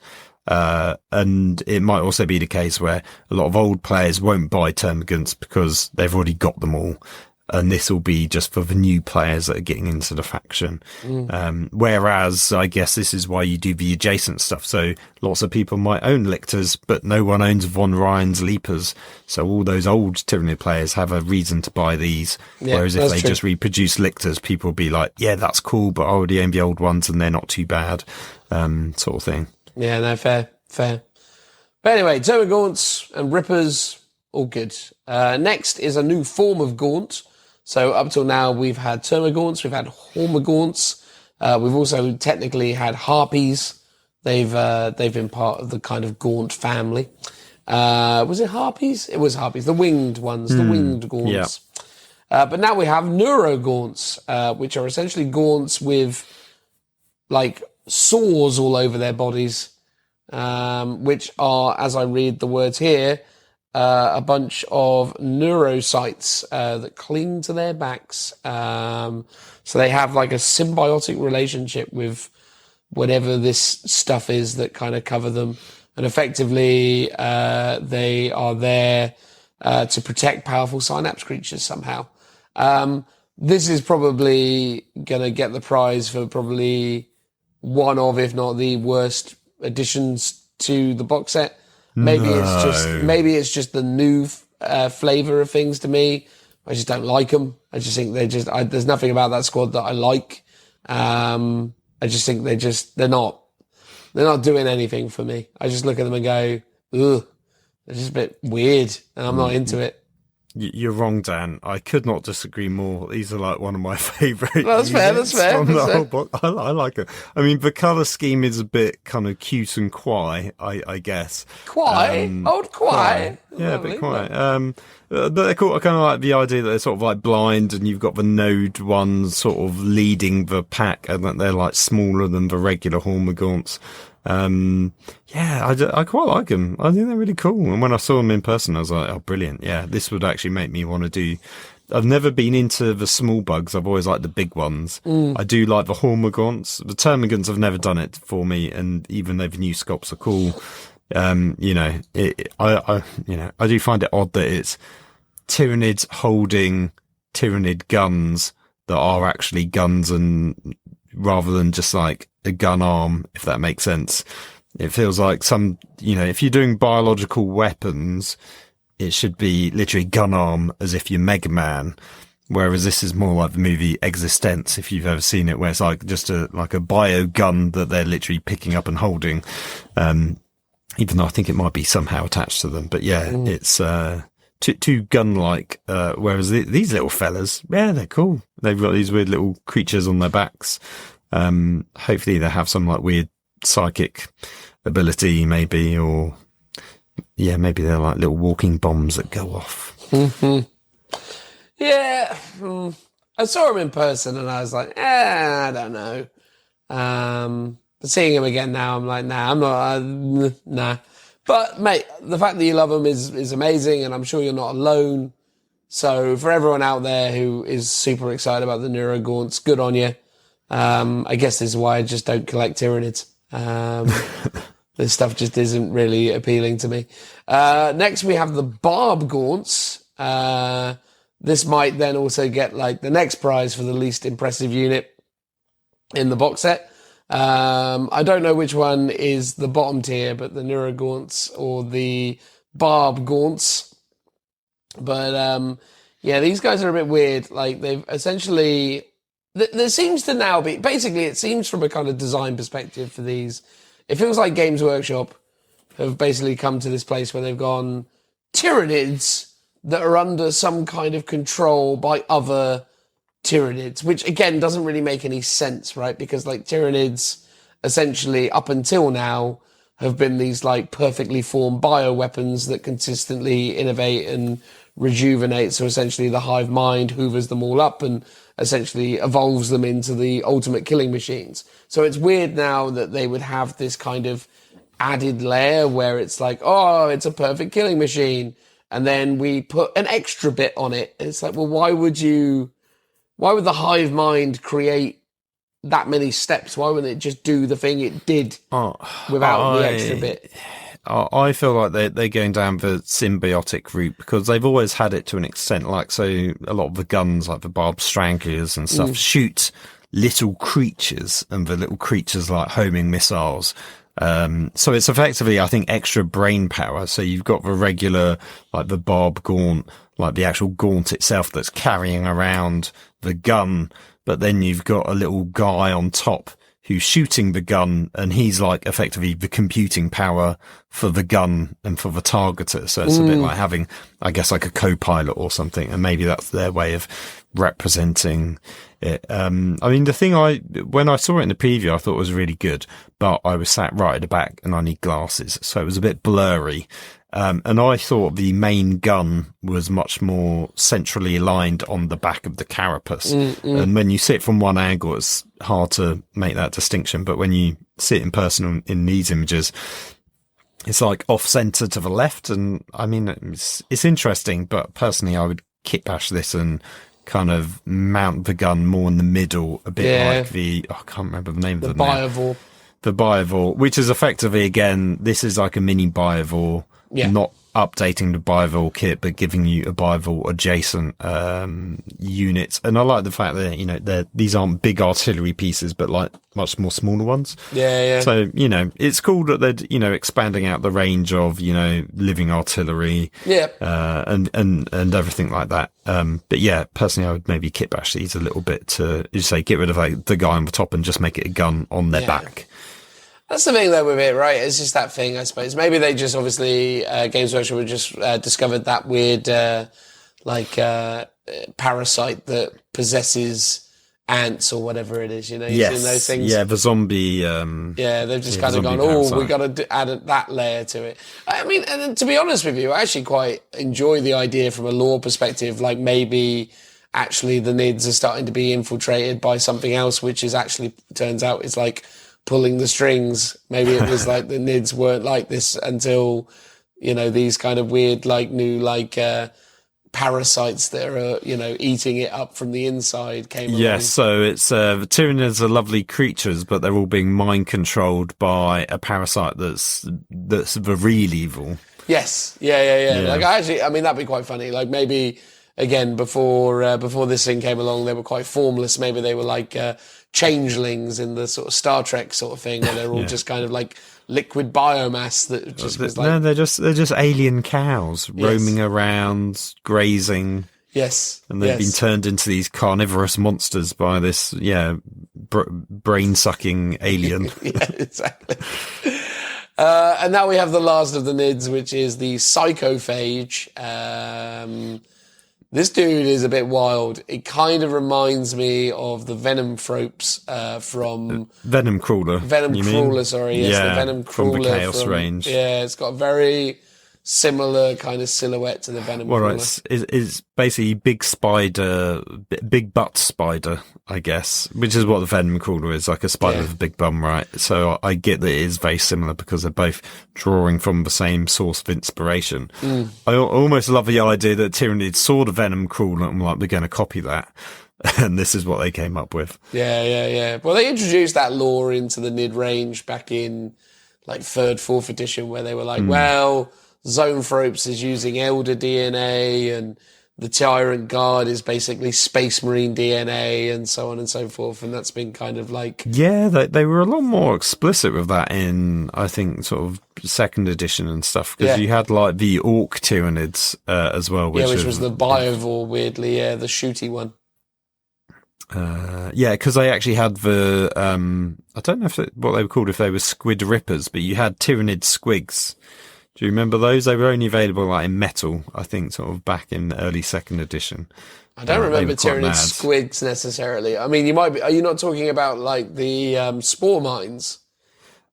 I think that's probably where they end up evolving to. But no, there's actually like Tyranid Squigs. It's like its own thing from back in the day. It was a bit of a mad. There's like a little unit of them, and they're all, each one's all different. I'm looking at like some old 2nd edition Nid weirdness. Yeah, it's hard to really lock it down, but there's not really great imagery of it available on the internet just yet. But all right, no, fair. Yeah, what's interesting with this is it's the first time that we've seen the sort of smokestack chimneys actually pumping out some kind of smoke. So it's like that is actually what they do, I guess. So that's really interesting that's been visualized. I know a lot of people sometimes hate like smoke and flame effects on their models or dripping blood because they want to add that themselves or don't want to have to paint it up because trying to paint smoke's quite tricky, I think. But hopefully that can be easily, I think with this one it could be easily clipped off or something. Yeah, you'd hope so. Yeah, I mean, it's a mad mini, right? I mean, again, I think some of the armor kind of placing is sort of interesting because it's like it's got like quite a lot going on its head. And obviously it's just got this insanely massive maw. It's a real mishmash. I like it, but I don't love it. It's one of those ones that it's like, it looks cool, but it doesn't look quintessential, as it were. It's like one of those weird ones where it's hard to love this thing. But then maybe that's by design, right? I mean, it is it's gross, grotesque thing. It's the mouth looks insanely complicated to build. It looks like the I want to say Malanceptor, but I can't remember if that's the right name.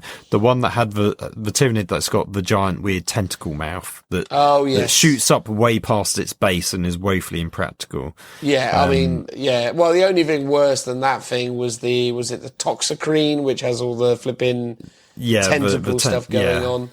Yeah. But it's like the big one of that, but done with the modern technology. So it's still trying to do the same thing, but go, look, this is how it should look now, because it's sort of way more intricate and detailed, and it's got like a flow to it as opposed to it just like shooting out. Yeah. Well, the horse specs wasn't that bad, if I remember correctly. I mean, it just had a lot of like random like gubbins coming out of it. But it had its one big tongue, didn't it? It was like a big old grabby tongue mixed in with just a lot of like bleh, which is pretty wild. But I like this. I think its biggest downside is it's going to be its rules, because it's specifically like something that eats psychers. So if you're bringing it to a game and your opponent doesn't have psychers, and therefore it becomes kind of a bit useless, that'll be really disappointing. Like, I want it to be really good on the tabletop at just eating everything, but have like a specific bonus if it's eating psychers. Yeah. So I sort of like the that'd be idea cool. of it being almost like, rather than like a predatory thing, more of a bottom feeder thing. Like it's just a part of the NID like ecosystem that they create. So the idea is it's chewing up all of the battlefield debris. I assume into, it's the cleanup crew, basically. Yeah. Well, it's like the idea that say into the biomass. Yeah, it's like starfish or like prawns or whatever, like other bottom feeding like mollusks that literally are like mashing up all of the raw material at the bottom of the ocean to make all the nutrients that other things feed on and all the rest of it. Yeah, and it's like that kind of vibe. Is it the Malamthrope, which is the Forge World sort of version of a Venomthrope, and that one specifically like meant to be very rarely seen on the battlefield because it only appears effectively when the planet's been wiped out and they're just consuming the biomass that's left over and the fighting's done with. And I assume that this is going to be a similar one where it's mopping up all the psychers and consuming its psychic ability somehow. Yeah. No, maybe. I mean, again, I guess there's probably narrative reasons why they felt like they needed to write lore for it to be pursuing psychers specifically. I'm sure they have their reasons, but it sort of seems at odds with what it could have more broadly been. But yeah, it's fine. I mean, it's an interesting miniature, and it's cool that you obviously get a selection of big bugs in there with your little bugs. None of the big bugs, obviously. I mean, most of this stuff is kind of like mid-sized. So between I think the Screamer Killer looks pretty big. I mean, it's no Tyrannocyte big, but it's probably as tall. Yeah. We're sort of in the same sort of size range as a Hive Tyrant, I suppose. So, which is pretty big, I suppose, a Hive Tyrant on foot. So yeah, it's pretty cool. I mean, the NID range overall, I'd say, I mean, this is the thing, I just have no interest in these NIDs. It's weird as well, actually, because I'm sort of on the fence as we talk through this about whether I'm even going to buy this box. I probably am because I've got no self-control, and it's going to basically be one of those things where I'm like, well, I want the marine stuff, but I have zero interest in these NIDs. I'm happy to throw them at whoever wants them. Whoever comes here first can have a load of NIDs, because I don't want them to end up like my endless my endless collection of Necron sprues that'll never find a home. Yeah, this is the thing. So I was looking at this release, and we've still got the book and the cards and whatever to talk about. But I mean, it's a book, mate. What do you want to talk about with the book and cards for? Well, it's a book of rules and a bunch of cards. Who cares? Okay, fair enough, right. But overall, it's like, so as I said with the Indomitus, that's the only time I've ever bought a starter box ever in my life. Like, I've never felt the need or desire to do it before. With this one, I'm sort of torn. It's like, there's one or two of the Space Marine units I would like, but I pretty much got all of Indomitus as a backlog to still build, or I've built, but I still need to paint it. So, Blade Guard's like next on my list that I want to get done. I've still got, a bunch of other stuff to do. It's like the Dreadnought I would like to have one day. The Gravis Apothecary I really want, because I want to do like a Gravis Force. The Terminator Captain is so gorgeous, even though I don't necessarily want the Terminators. It's like, I want him at least. And yeah, I wouldn't say no to the Terminators at a push, but it's like, they're just gorgeous models. But I would rather sort of focus more on classic Primaris, let's say now, and say do Gravis and Blade Guard and stuff like that. It's like the Flamer Squad is awesome, but it's like I've still got my Hellblasters from the Dark Imperium to still, is it Dark Imperium? Yeah. Imperium, yeah. To still get painted. So it's like my backlog goes 2 editions back. Yeah. Do I want to add to it more? And there's just so many models as well. And then conversely, with the Tyranids, it's like I've got a large Tyranid collection already, mostly still on sprues, load of Carnifexes. These models mostly look all pretty cool. The big psychic guy, the Screamer Killer, the thing that eats psychers, all really like. Yeah. The little node bugs that you don't like, really like. The Termagants I'm not fussed about. The Von Ryan's Leaper's not fussed about. And the mini Biovores I would want to convert up, but I kind of like the idea of them, and the wings, wing Tyranid Prime. It's kind of cool, and I like the idea of doing a very Tyranid heavy force. So I think he would probably fit in there. Yeah, but it's just a bit like, there's so many models. It's almost like overload that I want to actually resist the book. And as I mentioned, I'd almost like the standard core rule book and the standalone Crusade book, because what they said they were going to do with the Crusade, and they're going to be more like, I guess, campaign books that are sort of standalone and not tied to specific factions. It's like, I want to collect them, and therefore I want that first one also to match that collection rather than being in the core rule book. So I might try and save myself, and save my wallet more than anything, and just resist buying this and then just get the rule book on its own. Even though it's always that thing of, you go, this box set is going to be a bargain for the amount of models that you get in it. But not if you don't build them. Well, exactly. If it's just going to sit on your shelf and never get any. And I am, as I've been saying for a while, I'm like a max capacity with models at the moment. It's like I'm almost at a 1 in 1 out policy. Like, I've got to either get rid of it or get it built and painted before I buy any more stuff. Yeah, the complicated thing about this stuff is you're right though, Phil. We're at that point now where it's like, I look back at Dark Imperium. What did I use from Dark Imperium over the course of time? Some intercessors. That was about it. And then I had some Death Guard stuff, to be fair. The Death Guard range of Dark Imperium was pretty good. But yeah, Indomitus, I'm like, well, I suppose I've still got some Outriders and I've still got some bits, but like, for the most part, like, it never really gets used egregiously. Like, I've hardly used any of that stuff in my gaming. So I am just sort of like, you know what?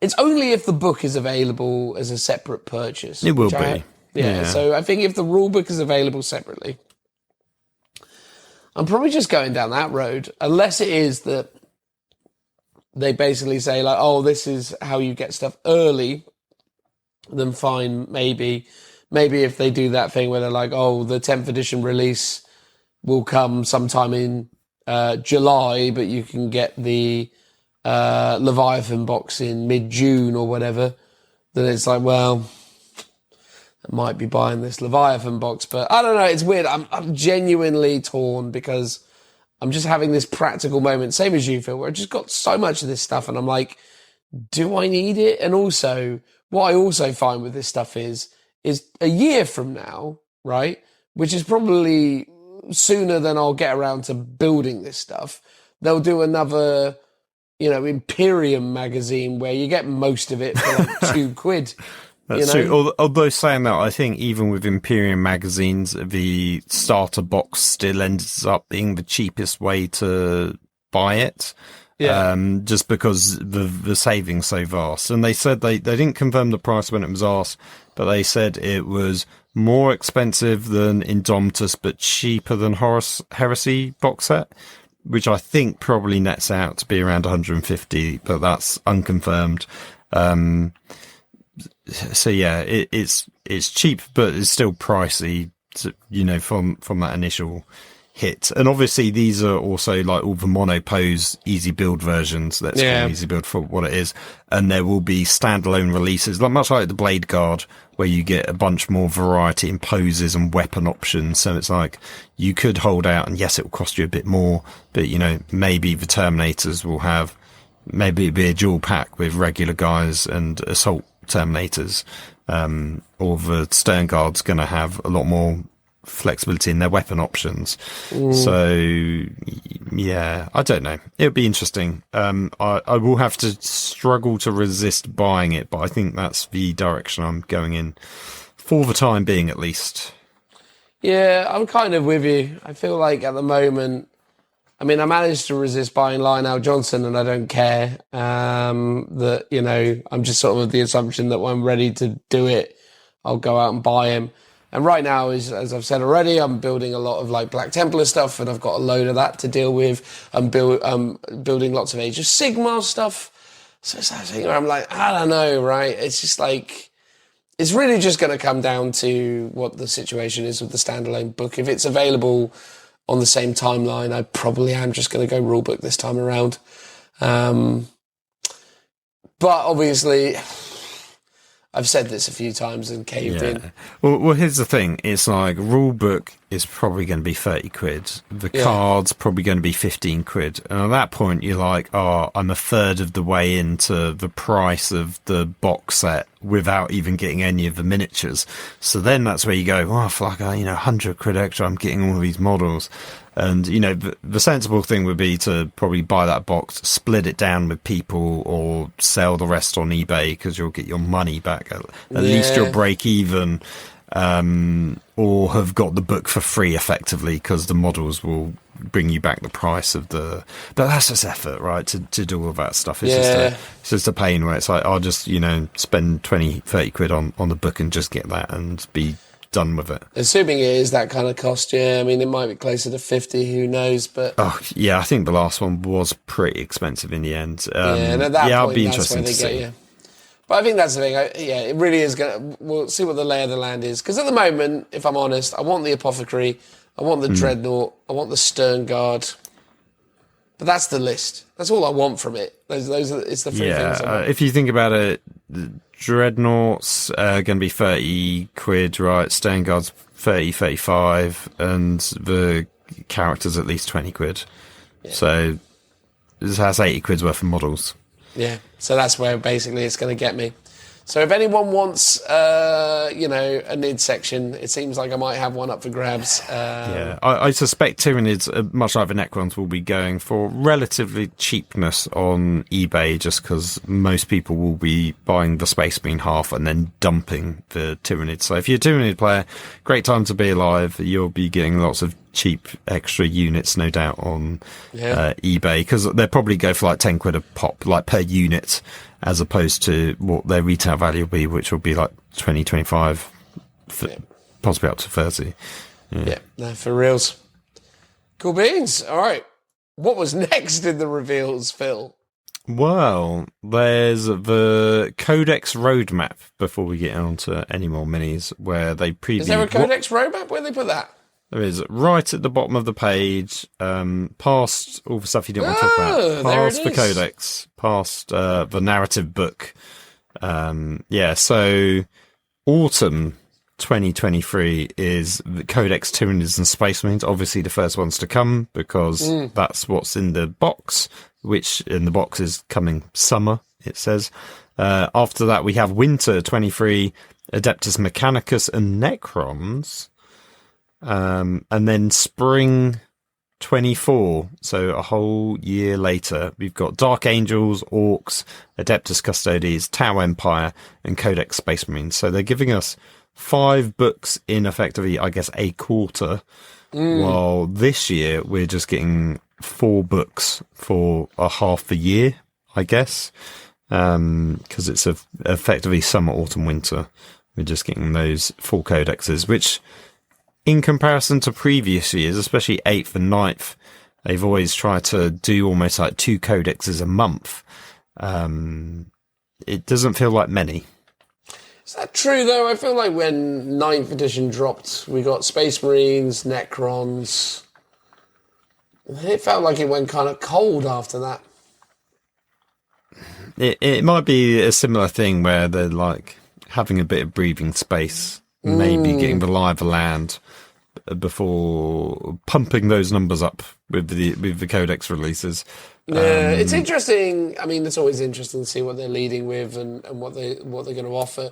I mean, the thing is, obviously, is if they're doing what they're saying they're going to do, which is supporting the game with a pretty comprehensive set of free rules that will not be drastically underpowered versus the upcoming Codex releases.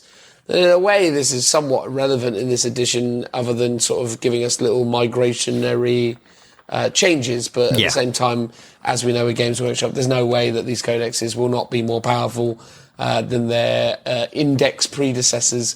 So it's interesting to see the upcoming releases. I mean, in theory, and this should be a theory, but who knows how it would actually be, the data sheets from the indexes for the most part, should be replicated in the codex. Yeah.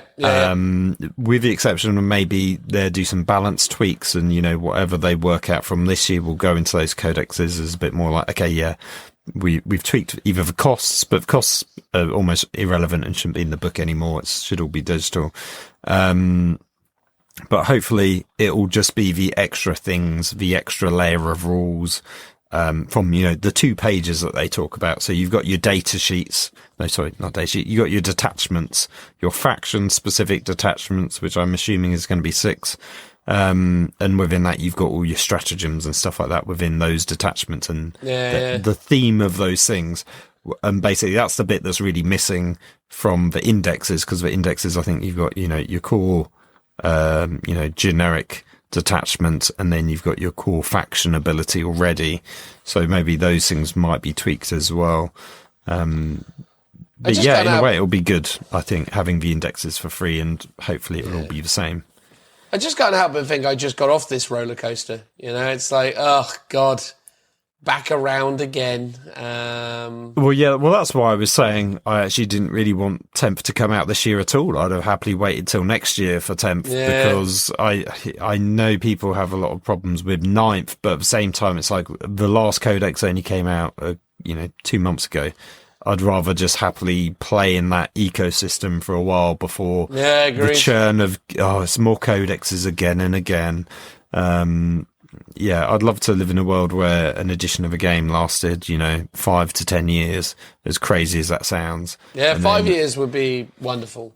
Like, I'd like to end up, what I'd like to see for 10th edition, much like I'd like to see for any game, is that, and if this is what they're leaning into, then good on them, right? Because hopefully what we see is just basically over the span of the next year and a half, every codex gets released, right? Yeah. Smash them out.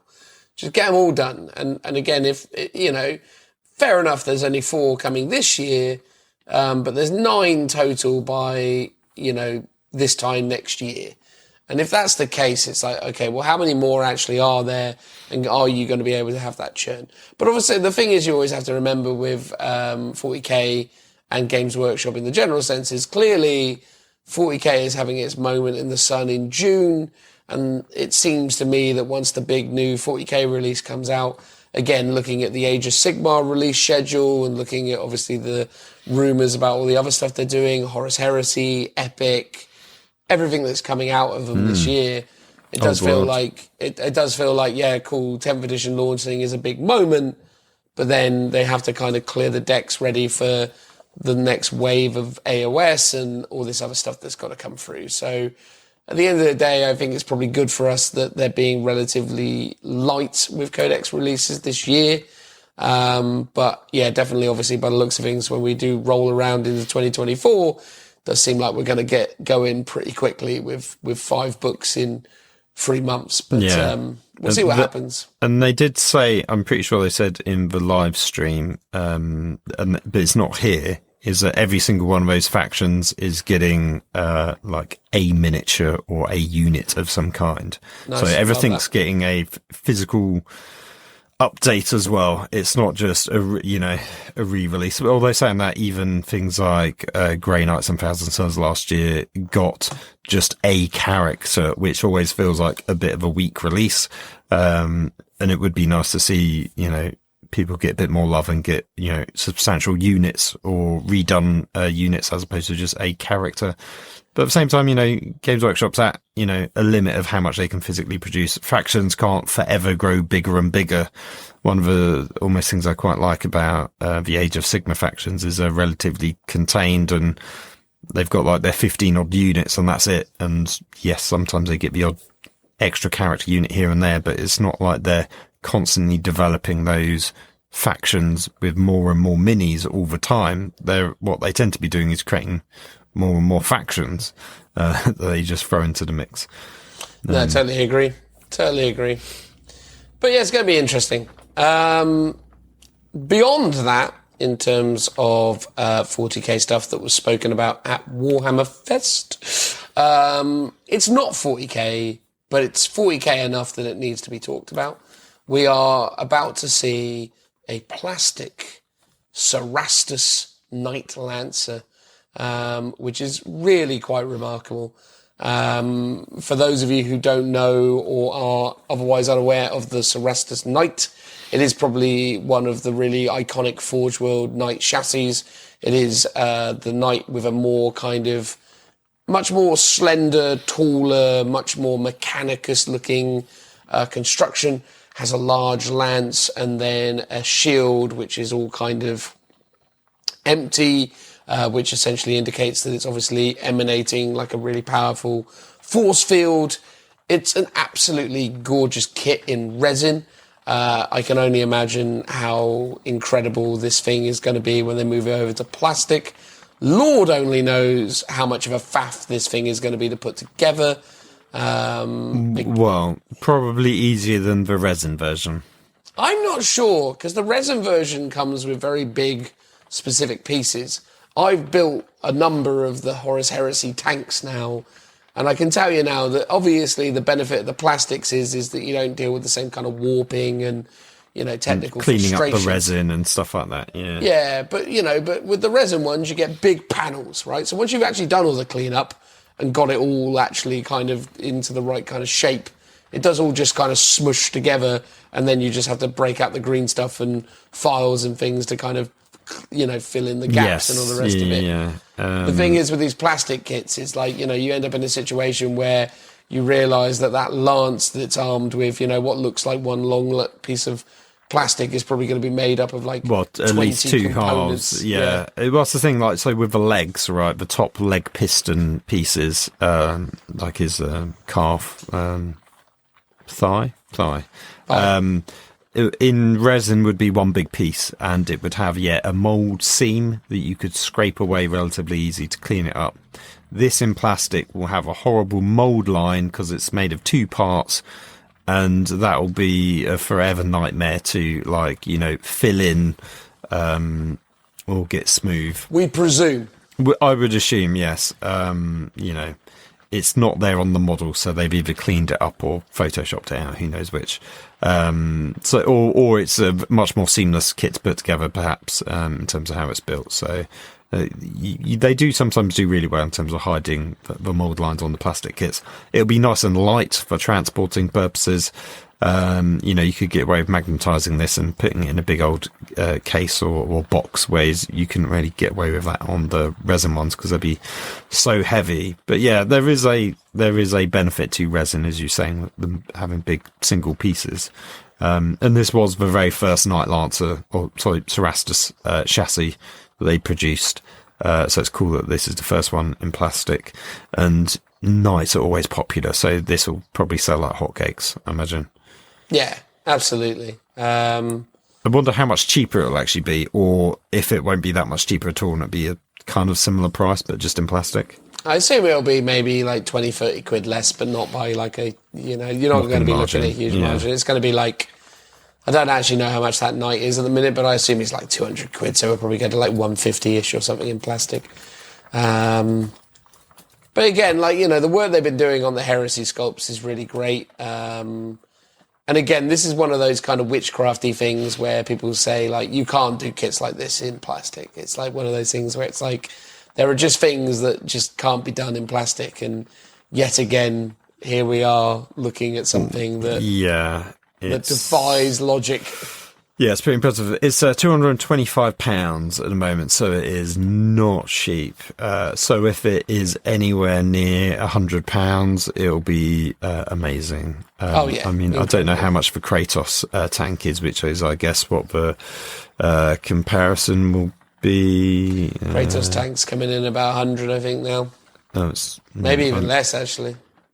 That's the one tank I actually haven't bought for Horus Heresy yet. Is it not actually on the Forge World website? No, it's on the Games Workshop website because it's a plastic kit. I know, but how confusing if you're a Horus Heresy player. It's like, I would like to buy this thing from the Specialist Games department. And Specialist Games is Forge World, okay. And where is it? It's not there. Yeah, Kratos is 80 quid. Yeah. So, I mean, if it comes in at 80 quid, that'll be amazing. Although imagine, well, put it for context, the Mega Gargant, which is a very similar size, is 130. And Kragnos, because I've put in KRA into the search, has also come up, which is a similarly big beast as 105. So, yeah, I can imagine it being around the same price point as that Mega Gargant for sure.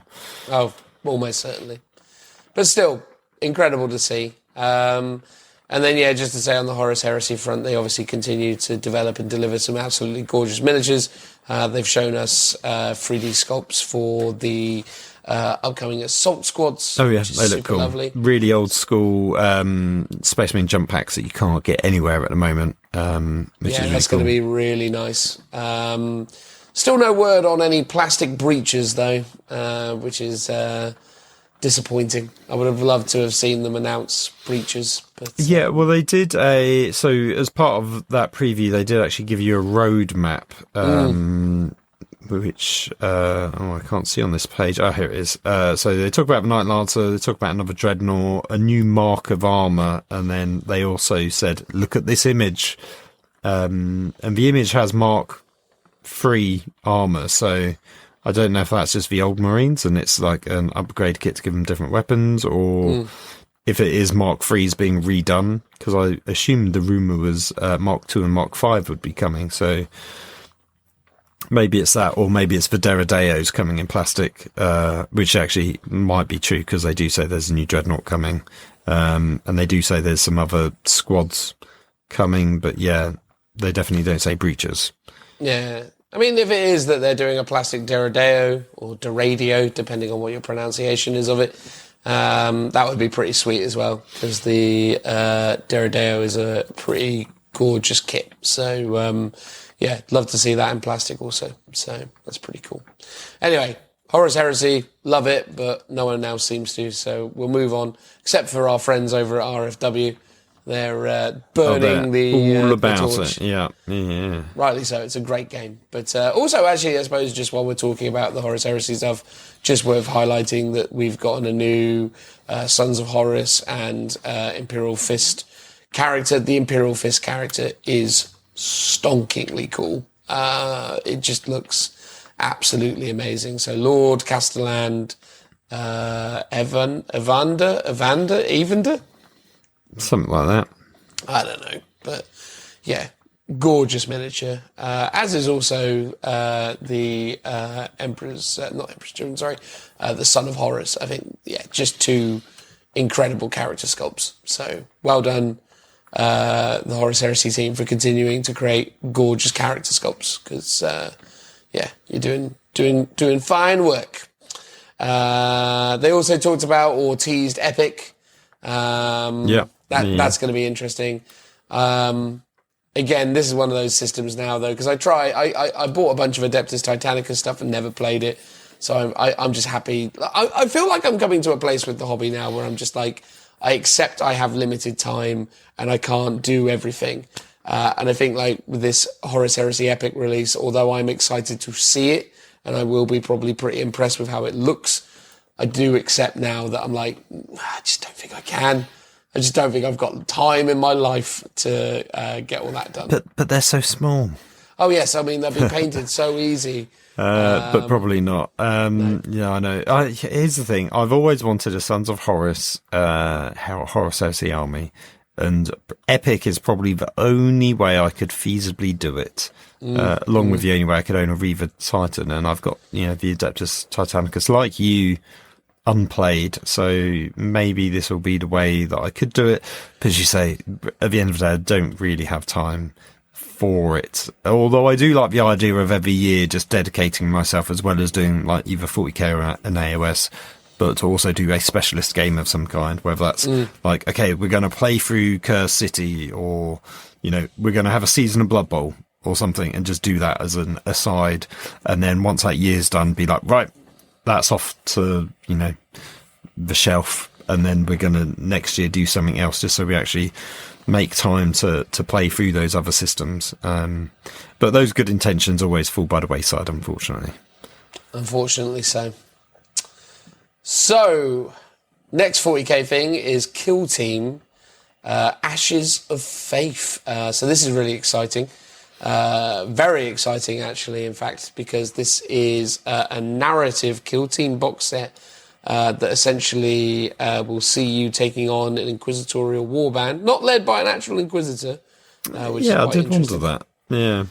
Well, it seems like these are inquisitorial agents under the jurisdiction of what are they called now? I forget what the actual name is for it, but it'll be some kind of sub-layer kind of commander within a kind of inquisitorial entity. But effectively, what we're looking at here is a really interesting kind of narratively driven kit that is intended to essentially pit a inquisitorial warband up against the forces of chaos as portrayed through cultists, which is super cool because I bloody love cultists. So this is, a kind of match made in heaven for me. It's a inquisitorial warband, which is something that me and Phil have been very adamant that we wanted to see for a while. Phil possibly more than me, but I've been listening to him say it long enough now that I've bought in. But I love the cultist range, and I just think the fact that you're going to get, cool. It's just honestly, this is a home run for me. I think this is probably an incredibly compelling box set that I'm very excited to get my hands on. I think this is going to be phenomenal, is the way I'm looking at it. In terms of the Inquisitorial Warband members, you've got a whole heap of different kind of variables. So you've got those kind of pious-y, religious-y, kind of almost kind of ceremonial individuals aligned with various gangers and scummy type creatures from the underhives. One of them, the guy with the large sort of pike, is actually from the old Inquisitor game. I think it's something like Sergeant Sam. It's something weird like that. I can't remember his exact name, but he's like a Catachan fighter. Love that. In his gear, which is why he looks a bit all gritty. I mean, they've given us a new sculpt of the old Redemptionist model. Yeah. Again, it's a bit of a weird mixture, right? Because actually, technically, that haircut and that head was given to the Redemptionists back in the day with a large chainsword. Or chainsaw with a little flamer attached to it.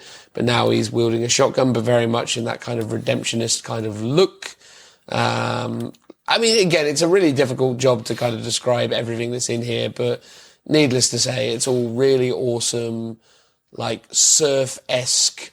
I mean, they're not really serfs, I suppose, because they're a little bit more than that. They are kind of warriors, although there are the odd, little bits, probably the standout to me is the servo skull, the scribe, and the servitor. Oh yeah, the scribe says a Forge World scribe that's a bit more hunched over. That's very similar, and it also reminds me of one of the characters from the Interrogator animation on Warhammer Plus.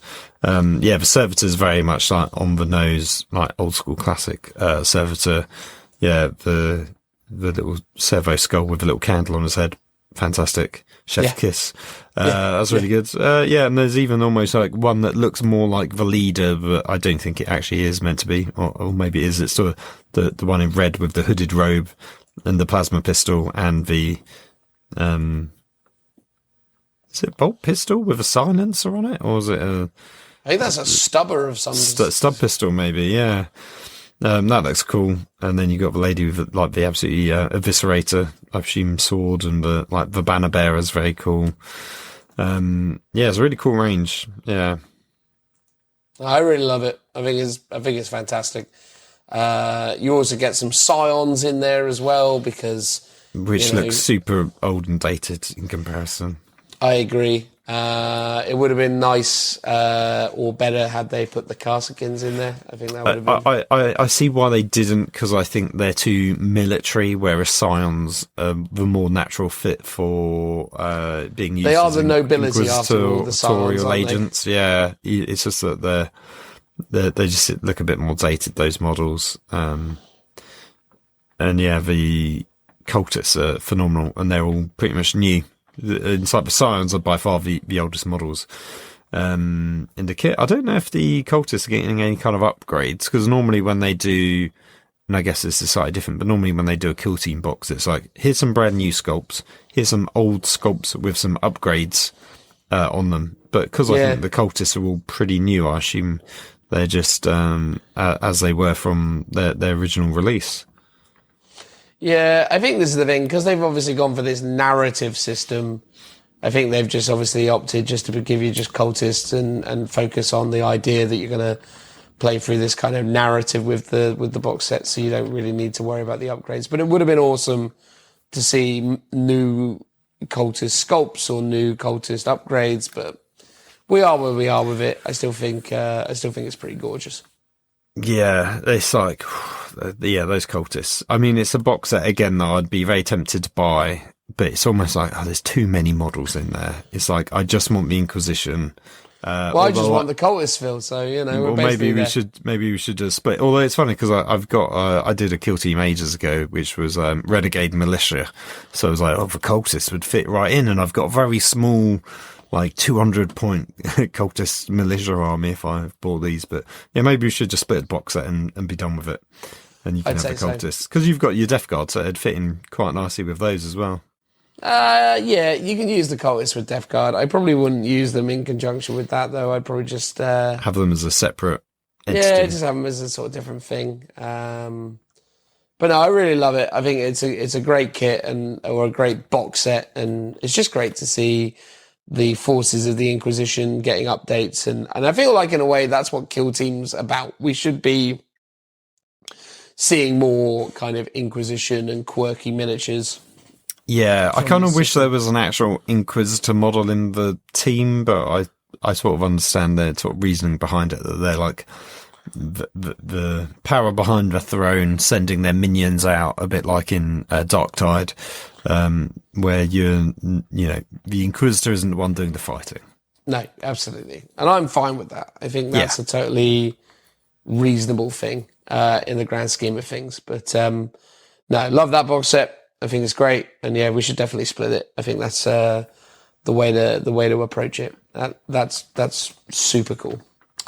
So last of the Warhammer 40,000 or Warhammer 40,000 adjacent things to be spoken of is Warhammer or Space Marine Heroes. So those of you who aren't already familiar, Space Marine Heroes is a range of Space Marine miniatures that have been predominantly created for sale in Asia. I think they specifically target these in Japan, but they do release them here in Europe and America, because obviously they are great sculpts and they want to sort of support it. So up till now we've had regular powered armored Marines, so the Mark 7 Marine kit. We've also then had the Terminator kit, and then we also had the Death Guard kit. So we've had 3 Space Marine hero ranges up till now, Mark 7s, Terminators, and Death Guard. This is the first time that we're seeing Primaris Marines brought to life in Space Marine Heroes, which is, on the surface of it, a really cool thing and something that I'm sure we're all excited to see.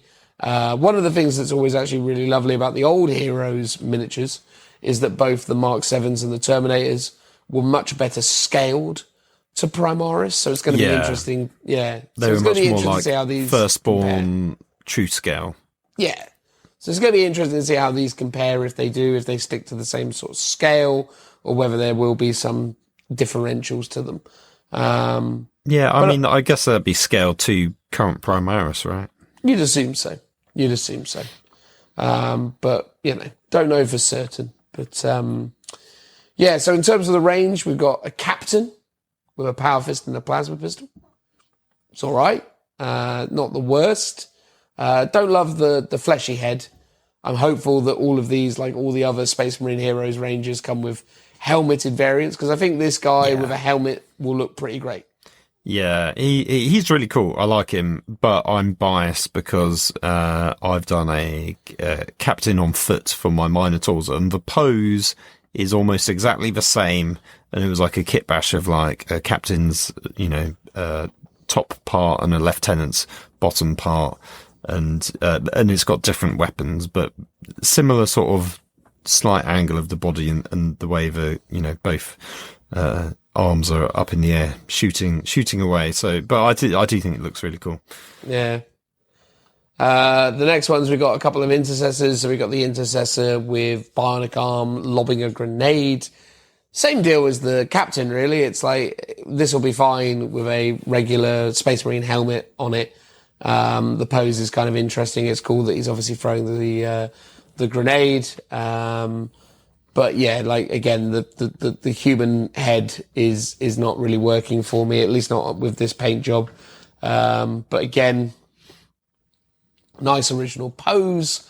I have to say it though, the other guy, the assault intercessor, has probably one of the most ridiculous head sculpts in the entire Space Marine range. I mean, this thing here, it just look, I mean, maybe it's just how they painted it, but he's got these like ridiculous crow's feet, and just like the most veiny, compacted face.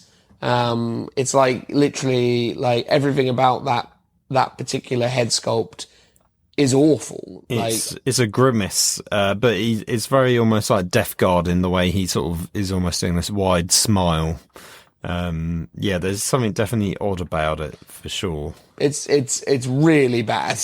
Again, if this comes with a helmet swap, which we hope it does, it will be a passable miniature. But as it is with that face, I mean, again, obviously in the hands of a really talented painter, I'm sure you can still make it work. But that is a bad head sculpt. That's worse than that Ultramarine chap. You know, the one that everyone took the mickey out of. Oh, Uriel Ventress. Yeah. Yeah, that's worse than Ventress. Oh, yeah. That's a statement. But yeah, it's yeah. I mean, you got any comments on either of these two? I mean, the throwing the grenade we've sort of seen before, but I think that was on like a Phobos one, or maybe even an he wasn't really throwing it; he was just just placing it. An assault intercessor was throwing the grenade belt, I believe. Yes, but you also, with the assault intercessors, you get the one grenade, but you can also have it carrying like a grenade belt in a kind of mad way. Yeah. I mean, I'll say it now. The thing that's odd about this is that every model is a different, effectively, squad or mark of armor. So you've got a regular intercessor, you've got a assault intercessor, you've got a Phobos sniper guy, and you've got a Gravis heavy bolter, plus the captain, which is an odd mishmash of models, which I'm assuming will get rules as a unit in 40k potentially, or I mean, I don't know if they've actually specifically said that, but they formed Strike Force Justian, and it's effectively like a kill team. So if you want to, because it says they all come with a data card covering their stats and weapons, but whether that's actually like playable in actually 40k, I don't know. So it's either great if you want individual sort of models to add in to bolster a unit and just to swap out, so you got a bit more variation, or if you're maybe like a Death Watch player and you can somehow run this as a unit, that'd be cool. If you could run this as a unit is in Space Marines in regular 10th edition, I think that'd be a bit odd.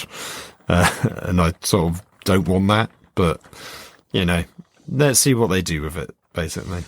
No, indeed. I mean, and on the topic of the Phobos Eliminator sniper guy, very weird posing of the weapon. It's like he's kind of like cradling it like a baby. It's not actually looking like he's using it as a weapon. It's just more a case of like, what do I do with this? It's like he's holding it up. Look at my gun, everyone. Yeah, he's kind of like, he's arrived with a bag of groceries that he's sort of holding awkwardly. Like, where do you want it? Where should I put this? Who needs this? It's sort of, I see what you mean. It sort of feels like he's just holding it in front of him rather than bracing it into his, into his shoulder and his... Yeah, it doesn't look like he's firing it. It just looks like he's kind of got a hold of it, which is, which is interesting. The Gravis guy with the heavy bolter looks great, though. Like that guy a lot. I think the captain's got potential, but otherwise, I'd say it's a pretty weak offering versus past Heroes Rangers. I think the Death Guard and Terminators and the Mark 7s really stood out as great options. They had really good poses. They were great. This doesn't quite feel like it's got the same kind of, excitement around it for me. I look at it and just go, oh yeah, whatever. But I think the thing about the old Heroes Rangers was that, because obviously they had those scale advantages and they were like new versions of like quite old miniatures, because obviously at that point, the Mark 7 Marines had been around for a real long time, and obviously the Terminators have been around for a really long time as well. So new Terminator sculpts that were a little bit better scaled was super exciting, as was the case with the Mark 7s. And the Death Guard minis were really good as well. So yeah, of all the Space Marine heroes I've seen, I feel like these are probably one of the weaker offerings, but they're still fine. And I think as long as you've still got the ability to put helmets on every one of them, or you able to do head swaps with them, I think they'll be okay. But I don't love them, but they're not bad. Oh, sorry. I was just reading the rules, and it's saying that it's the first time a captain will grace this edition of Kill Team. So I assume it's just going to be, full Kill Team as a force, and therefore not in 40k. But obviously you can use the models to swap out into existing stuff. So I guess that's how they're doing that kind of mixed bag of units. Fair. Any thoughts on these, my friend? I mean, not overly wowed by them, but then I've never been megally fussed about the old Heroes range. I think I bought one just out of interest and, built him, and he's sort of sat on my shelf next to me, and I've never painted him or anything like that. I know the Death Guard ones are really popular with Death Guard players for alternative sculpts, and the Terminator ones were super popular because they were like true scale Terminators. I don't know if people really get into this. I mean, if you're mad into Kill Team, or if you love Space Marines and want every single Space Marine sculpt ever, then obviously you'll be getting this.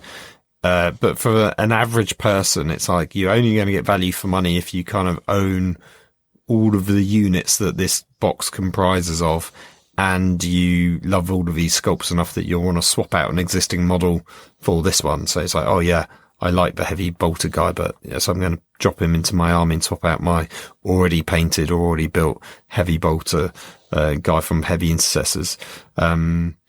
The only one, it feels like you're just buying it for the captain, right? He's a cool captain mini, I think, and he is the most obvious. He can work standalone in 40k at least. Whereas the others are sort of like these random models. I mean, you could kit bash them into other things, maybe. You've got two irregular kind of intercessors that you could give weapon swaps on them to make them either both assault intercessors or, regular guys or veterans or something. The other two, the Phobos and Gravis, might be a bit harder to work into a squad because you're sort of doing like a 1-for-1 swap out of something that already exists. Yeah, for sure, man. But yeah, it's all right. It's whatever. So that's all the Warhammer 40,000 stuff covered. There was more, though. We're not going to cover all of it, though, right, Phil? We're just going to talk. We're going to talk about the things that we're most excited about, because they did actually take the time to announce some new stuff for the armies we play in Age of Sigmar. So we're just going to have to talk about these things, right? Yes, I think so. So why don't you get us started, Phil? What have they added to the ranks of the Night Haunts? The spooky ghosts. Ooh. As the part of Underworlds, the Weird Hollow is which is latest version, is the Cursed Executioners, I believe the name is. It's basically a small unit of regular little guys, little ghosts, and they all form like a little executioner team. So you get a guy with his notepad writing down who's to be executed.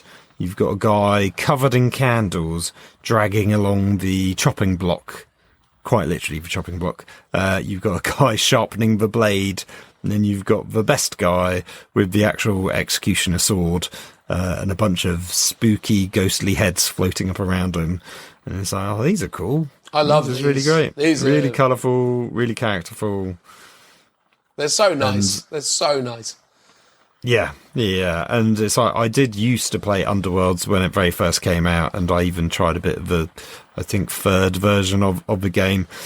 And as fun as it is, it's like I just can't be bothered with it. But I will want to add these to my little Nighthaunt army that I've got going on. I managed to pick up the Briar Queen, which was the old Nighthaunt ones. But these are better, actually, I think, because these are, the guys draped in the cloaks fit visually a bit more better than the ghostly ladies, which are like the Banshee style, because there's a few different styles of units within the Nighthaunt army, and these are the ones that fit closer in with what I've got. So yeah, I mean, they just look really fun and cool. And I remember I didn't get to go to the AOS releases, but I did get to clock this on a screen in the main hall, and I was super excited for it. They do look fantastic, mate. It's fair to say. I mean, Age of Sigmar has had some great announces from Warhammer Fest. I think, though it doesn't directly impact my collection, it's worth stating that the new Harbinger of Decay is probably one of the most awesome things to see. It's essentially... Oh, beautiful. Yeah. It's a new version of an old Golden Demon entry. So essentially taking an old school kind of like Golden Demon conversion and turning it... No, it's a kit that you can still buy. I thought this was an old Golden Demon like conversion piece.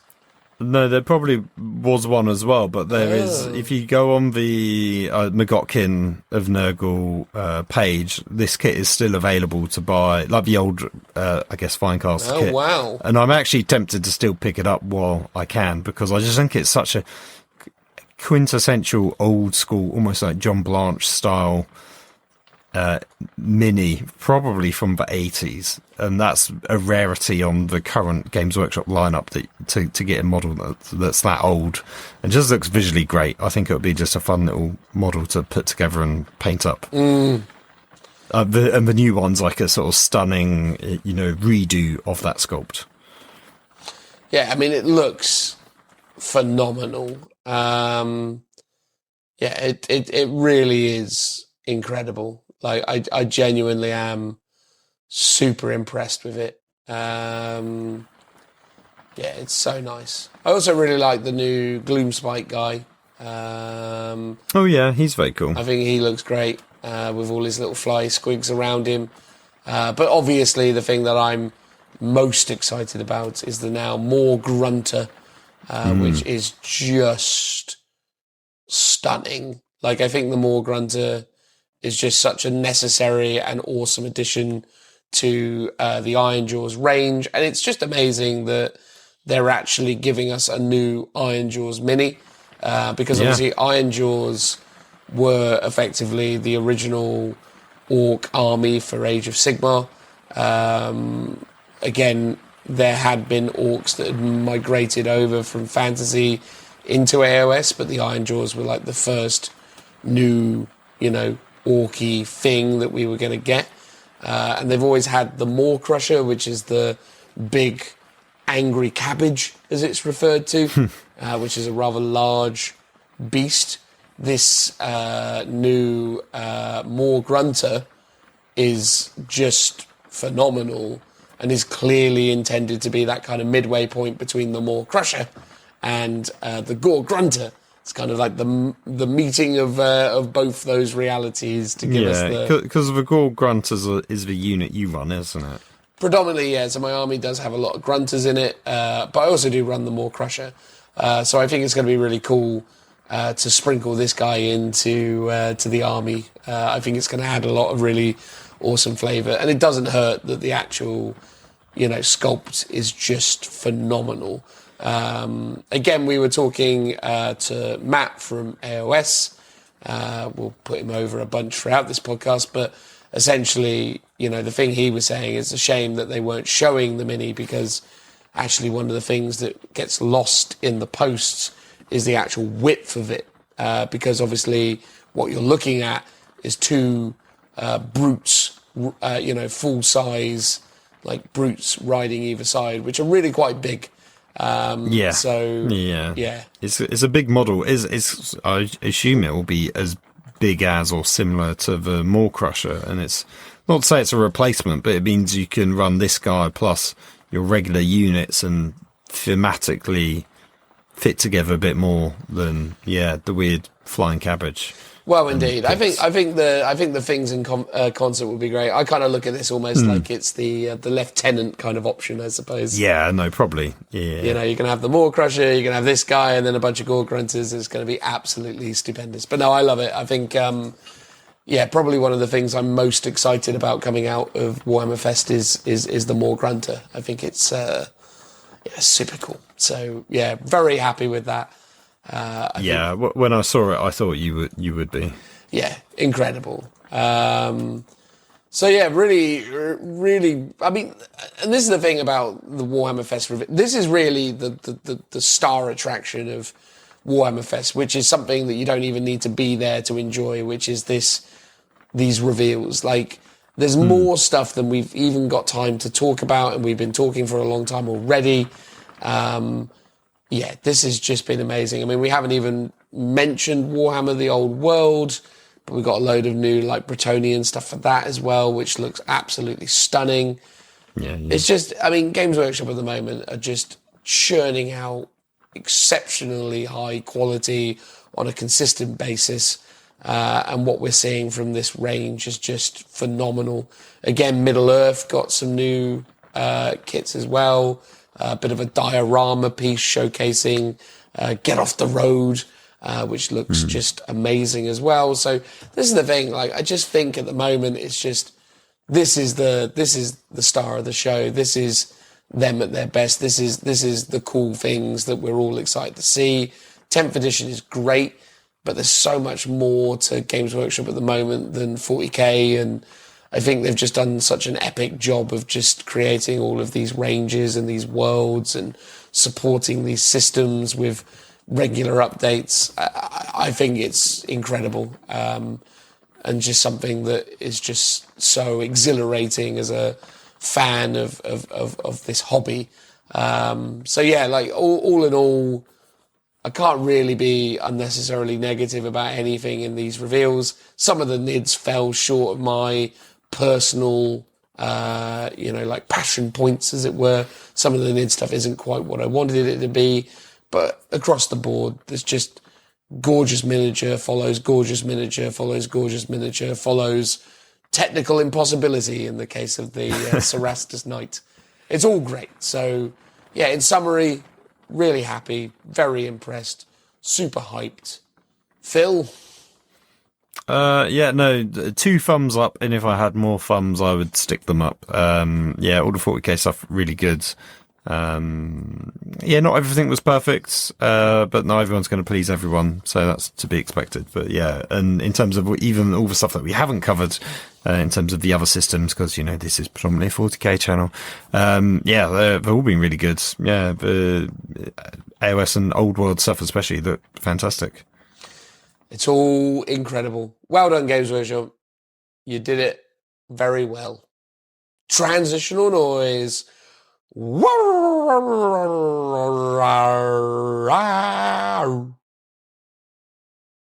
that's it, ladies and gentlemen, the end of this podcast. Although you know better than that, or at least I assume you do. Maybe you're listening to this for the first time. But it's now the time where me and Phil will outro this wonderful experience by first of all going over Ghosts of Rax Instagram. So for those of you who can't cast your mind back however many hours it's been since the intro / 5-star review segment, days, time, all things in between, essentially Jonathan, surname withheld, left us their Instagram for us to essentially critique. So we are. while seemingly promoting it, I suppose, at the same time. So, if you'd like to follow Ghosts of Rax, I will put their Instagram in the description. But we'll quickly just critique, review, talk about what we see within. And it's fair to say, Phil, there is quite the Guard/Krieg specific theme throughout, although not exclusively.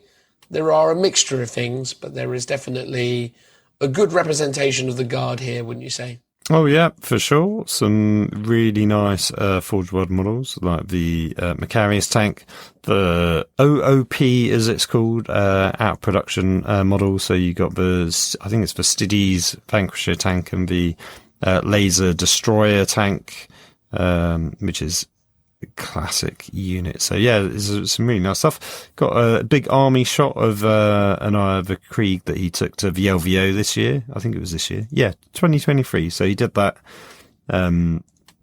He's got tons of Death Riders, lots of Sentinels, fair bit of infantry, and a smattering of Chimera. So that's quite a nice army, I would say. And he also has, if you've noticed, a Lookout Sir t-shirt in black, the sexiest of all the t-shirt colours, which was not one of the original colours we had. So I don't have it in black. I've got mine in white because that was the only one we did originally.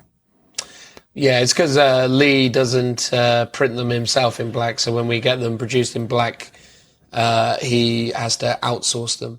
Although weirdly, it's easier for us to ship the black ones into America than it is to the UK because of the supply routes and things. Oh, really? Yeah. Yeah. Well, again, it's just how sort of Lee does it. So he does stuff that he does internally in his own, in his own premises, and then he works with a number of other suppliers to get other ones done. And black is one of those. But obviously, it's a very popular t-shirt color. Yes. Yeah. Which is always good.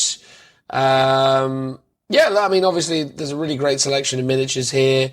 Really obviously grateful that, Jonathan's decided to support the podcast by purchasing a t-shirt. Obviously means a lot to us. And again, seeing these miniatures and the games that Jonathan's been playing is really cool. I've just seen one game where he came up against 3, Brass Scorpions? Yes. And a Lord of Skulls. Like, oh my, that is something to behold at the LVO. Yes. Utterly gorgeous, to be fair. I mean, that's the sort of game that you hope for, I feel. I think, I don't think I could ever be mad at that if I rocked up to a table and I was facing off against that kind of boof. No, it's true. It also looks like he's got some very cool Astra Militarum objective markers, which are, I believe, the nefariously £40 ones that were a Warhammer Fest exclusive. Because they look very similar, and that he obviously must have bought them at either the LVO or maybe one of the specific US Open events. He's also got the dice tray, which you can't get anymore. So I'm super jealous of his dice tray that he's got. I don't know why though, because that dice tray isn't very good. I own one myself, and dice don't really stay in it. I always rolled hot in that dice tray. When my dice bounce around on a neoprene mat, they tend to roll quite terrible. But when you do that casino style roll and they clank off the side, it sounds very satisfying, but also they just feel like they roll better. I feel like when it comes to that dice tray, what I need to do is do an additional outer rim on it. I feel like if I needs a bit more height. Yeah, and if it also had like a stepped kind of inside, so obviously like there's the actual inside as it is there, but if you built like an outer casing around it, I think that would help just to kind of like make it bounce around more satisfactorily. So I think in an attempt to improve mine, I'm probably going to seek to add like an outer shell to it, just to kind of make it a bit more viable. Because unfortunately, the weird thing is with it is it's quite bouncy, and the outer kind of lip of it isn't high enough. So every time I roll dice in that tray, they inevitably just fly out everywhere. So Yeah, although I was reliably informed that people pay a pretty penny to own those things these days, so maybe I'll just sell it. Maybe, yeah. Well, clearly it looks relatively new. Maybe it's just available in America but isn't here. Likewise, I mean, I didn't particularly look very hard at the objective markers, but those Astra Militarum ones do actually look really nice. Like, they're quite sort of minimalistic. So, would I have paid £40 for them? Though probably still not, but I would have really wanted them. Yeah. And if they were £20, they would have been like a no-brainer purchase. So, yeah. But I don't remember seeing them. It was mostly Space Marines and pretty much every other faction, but Astra Militarum. There's also a picture of the man himself sporting an outfit not too dissimilar to our man. I don't think that's actually him, because he says it's part of a scavenger hunt, the LVO. So I believe that is a person playing a character, but yes, a very sort of Praetorian Guard type person who, yes, does look like our mascot, but with a head. With a head attached, yeah. Absolutely. He did look out, sir. That's the thing. Or someone did. Did. Got great. I was just going to point out the Lord Solar Saint Sabbat conversion using part of the AOS kit. So it's like the lady with wings, but on a horse. So that's really cool. That's quite cool, to be fair. I think, look, overall, it's a nice account, and ultimately, thank you, Jonathan, again for supporting the pod and leaving us that review. We hope that you're still listening and that you're still engaged and enjoying the hobby. We assume you probably are. So hopefully that has been enjoyable for you. Now then, other things. What have you been doing lately, Phil? Can I tell you what I've been doing lately? What I've been on a kick of? Oh, go on. So, in light of the fact that I felt a little bit aggrieved at Warhammer Fest that I didn't get access to Jezza or any of the other Games Workshop studio talent, I went on a weird kind of trip down memory lane listening to old Voxcast podcasts and other kind of studio interviews. And what's really interesting about them, actually, so I was listening to Jez interviews from now 3 years ago. So these are like Jez interviews from 2019, 2020. As well as really hilariously entertaining about them is actually now knowing what the kind of fullness of time has kind of produced in the current sense, and obviously being able to frame the fact that when Jez is there talking about Shadow Spear or talking about the AdMech second wave, we know now what has kind of come since. And it's interesting when you kind of listen to those things and how many little like nods and winks there are to what's coming down the pipe. Prior to them being launched. Yes, yeah. So you go back and you listen to these interviews, and don't get me wrong, he's very good at not outright saying, oh, we're doing Terminators or we're doing, more things like a Gravis Apothecary as we've got now and all this kind of stuff. But it's just really interesting going back, because obviously Jez in that moment is talking about the principles of the Primaris range, the design philosophy, the ideas that fuel the range. And obviously at that time is when, he and his colleagues are obviously making decisions about what will be, included in the range today. So it's really quite interesting to go back then and listen to the kind of ideologies that are shaping what we are now seeing today and how those things kind of come together. But it's also just really nice to go back and watch and consume Warhammer content when they were being open as they were back in the day. I discovered something really interesting as well, though, Phil. Do you know that they have now deleted all the old Twitch videos from any older than like a year and a half ago? Oh, wow, really? Oh, wait, so my old match is no longer on there? Correct, yeah. So all our old Grand Tournament matches have since been removed. It's a bit odd. But also the other kind of sad things is that they've obviously gotten rid of quite a lot of fun moments. So one of the things that was really great because the reason I went back and looked at it is I wanted to look at the 9th edition launch, because if you remember, they did that live stream series where they had interviews with Jez in his front room. Yes, yeah. And there was that thing where I was like, I just really want to watch like those old interviews with the developers as they're talking about what's going into 9th edition and talking about the range. And, you know, I wanted to watch that funny video where Jez couldn't remember the name of the Judicia. Yeah, the Judicia, that's the one. And like, you know, just go back there and just sort of immerse myself in those moments, because it just seemed like a fun time. And, you know, that was something I was kind of keen to do. But yeah, they've removed them all. I don't know whether that's a shame. I don't know whether that's a reaction to, you know, certain individuals, like a leaving. Change of presenters or something. Yeah, because obviously they've still got all the old Louise and Peachy stuff in there, so all that stuff's still there. But there did feel like a sort of specific load of things where things have just kind of been removed. So maybe there was like Duncan stuff, or maybe there was other things that they just used or as a maybe line they in the just sand. think, oh, they're not very high quality, or I mean, I don't know, as a Twitch content creator, if you have to, do you have to pay anything for the number of videos you've got up on there or anything? I don't know if you have sort of a large number of content and views, and it's sort of cheaper to kind of have your account more streamlined maybe, or just accessible in terms of just having less stuff on there, so new people just see the more relevant new stuff. Now, because here's the thing, also it could be because rather than ever talking about 9th edition, 10th edition, Games Workshop just always says new 40k, hashtag new 40k.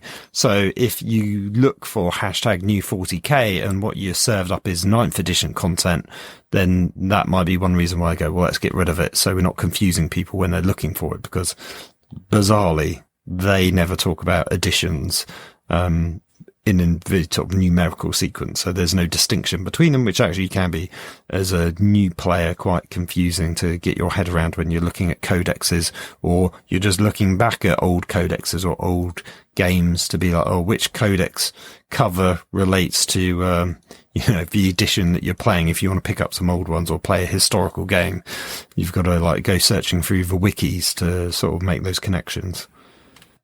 Yeah, agreed. Yeah, that is one of the sort of interesting elements of it, I suppose. But I don't know. It was just interesting going back and looking and seeing that certain things had sort of now gone, and it was just a shame, because actually I was just on that kind of kick where I wanted to get a vibe for what they were doing around nice. 9th edition. But, I had a look today at quite a few videos from predominantly 2018, but I think some 2019 Warhammer Fest, because they did like sort of not quite live coverage, but they did like video interviews. Yeah, it was Wade, right? It was like Wade going around, like chatting to people.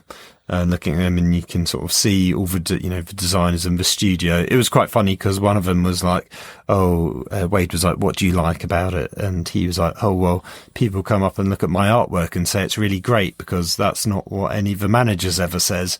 Like, tee-hee, bit of a joke. Yeah. But it's like, but that's the thing. I think, staff really enjoy interacting with the customers as much as we've been saying we really enjoy interacting with the staff. And it feels like it's sort of, there's some corporate evil overlord saying, no, you can't do that. You guys can't have fun.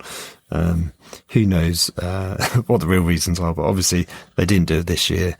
And I really, really hope they bring those back, because it was just so much more fun. And it was also interesting to note in those videos that it was a nice amount of people. There were some queuing involved, but nowhere near the sort of numbers and size that we saw last weekend. Yeah, that's the crazy thing, isn't it? When you go back and watch those videos of the old Warhammer Fests, and you're just like looking at the footprint, and the fact that obviously Wade's in like the middle of like the exhibition space in the middle of the day, and it's like sparse, plenty of room to move around, like it's not really manic. And that was the thing I was saying when we were talking about Warhammer Fest, is like, actually it's surprising how much more massive Warhammer's gotten over COVID. Like, I think COVID has and the lockdowns and everything has just massively inflated like the relevancy of this IP, because I think before COVID, as was evident in things like Warhammer Fest in 2019, you know, we'd had a good footfall for those events, but we never saw anything like what we saw last weekend at Warhammer Fest 2023 with that kind of attendance. And we didn't really talk about this in our Warhammer Fest kind of wrap up, but it's worth saying that like Warhammer Fest was at its worst on Saturday because of the sheer volume of people that came into it. Like, it was a pretty mediocre event for a relatively small footfall on Monday. For the masses of people that came there on Saturday, it was just the worst. I mean, that was like, you know, that was the worst of the worst, right? Like, it was just bananas. Yeah, I mean, I don't know how long it took you to get in, but I checked the timestamps of the... Oh, yes, you did, because you rocked up late and just walked straight in. Well, it wasn't because I rocked up late. I just did that thing where I just walked through and just pretended like I belonged, and they didn't stop me. Well, also, I think there was two queues, right? So there was the standard ticket holders, predominantly 3-day ticket holders, which is one I went to for all except the last day, because there was a special queue dedicated for the tournament people, because I think they had more bag checks, and I think their queue went a lot quicker as well. But I did time it because I took... That is true the other days, for sure. I did do that. And I took loads of videos so I could check how long it actually took us. So from rocking up to the Warhammer Fest to walking to the back of the queue and going through the queue and actually getting into Warhammer Fest, that took 40 minutes, basically. Oh my God. Which, to be honest, I didn't mind that too much. But at the same time, I wouldn't want to queue for more than an hour doing stuff at Warhammer Fest. I expect a queue, because we got there sort of, I think we got there like 20 to 8, something like that. Doors opened at 8. So we were hoping to get there like super early. I was amazed at how many more people got there in there before us, sort of thing, in terms of, you know, getting into the queue. So that was like dedication, because we thought we were being quite early birds, to do it. And that was like, me, Sean and Tim basically on the Saturday.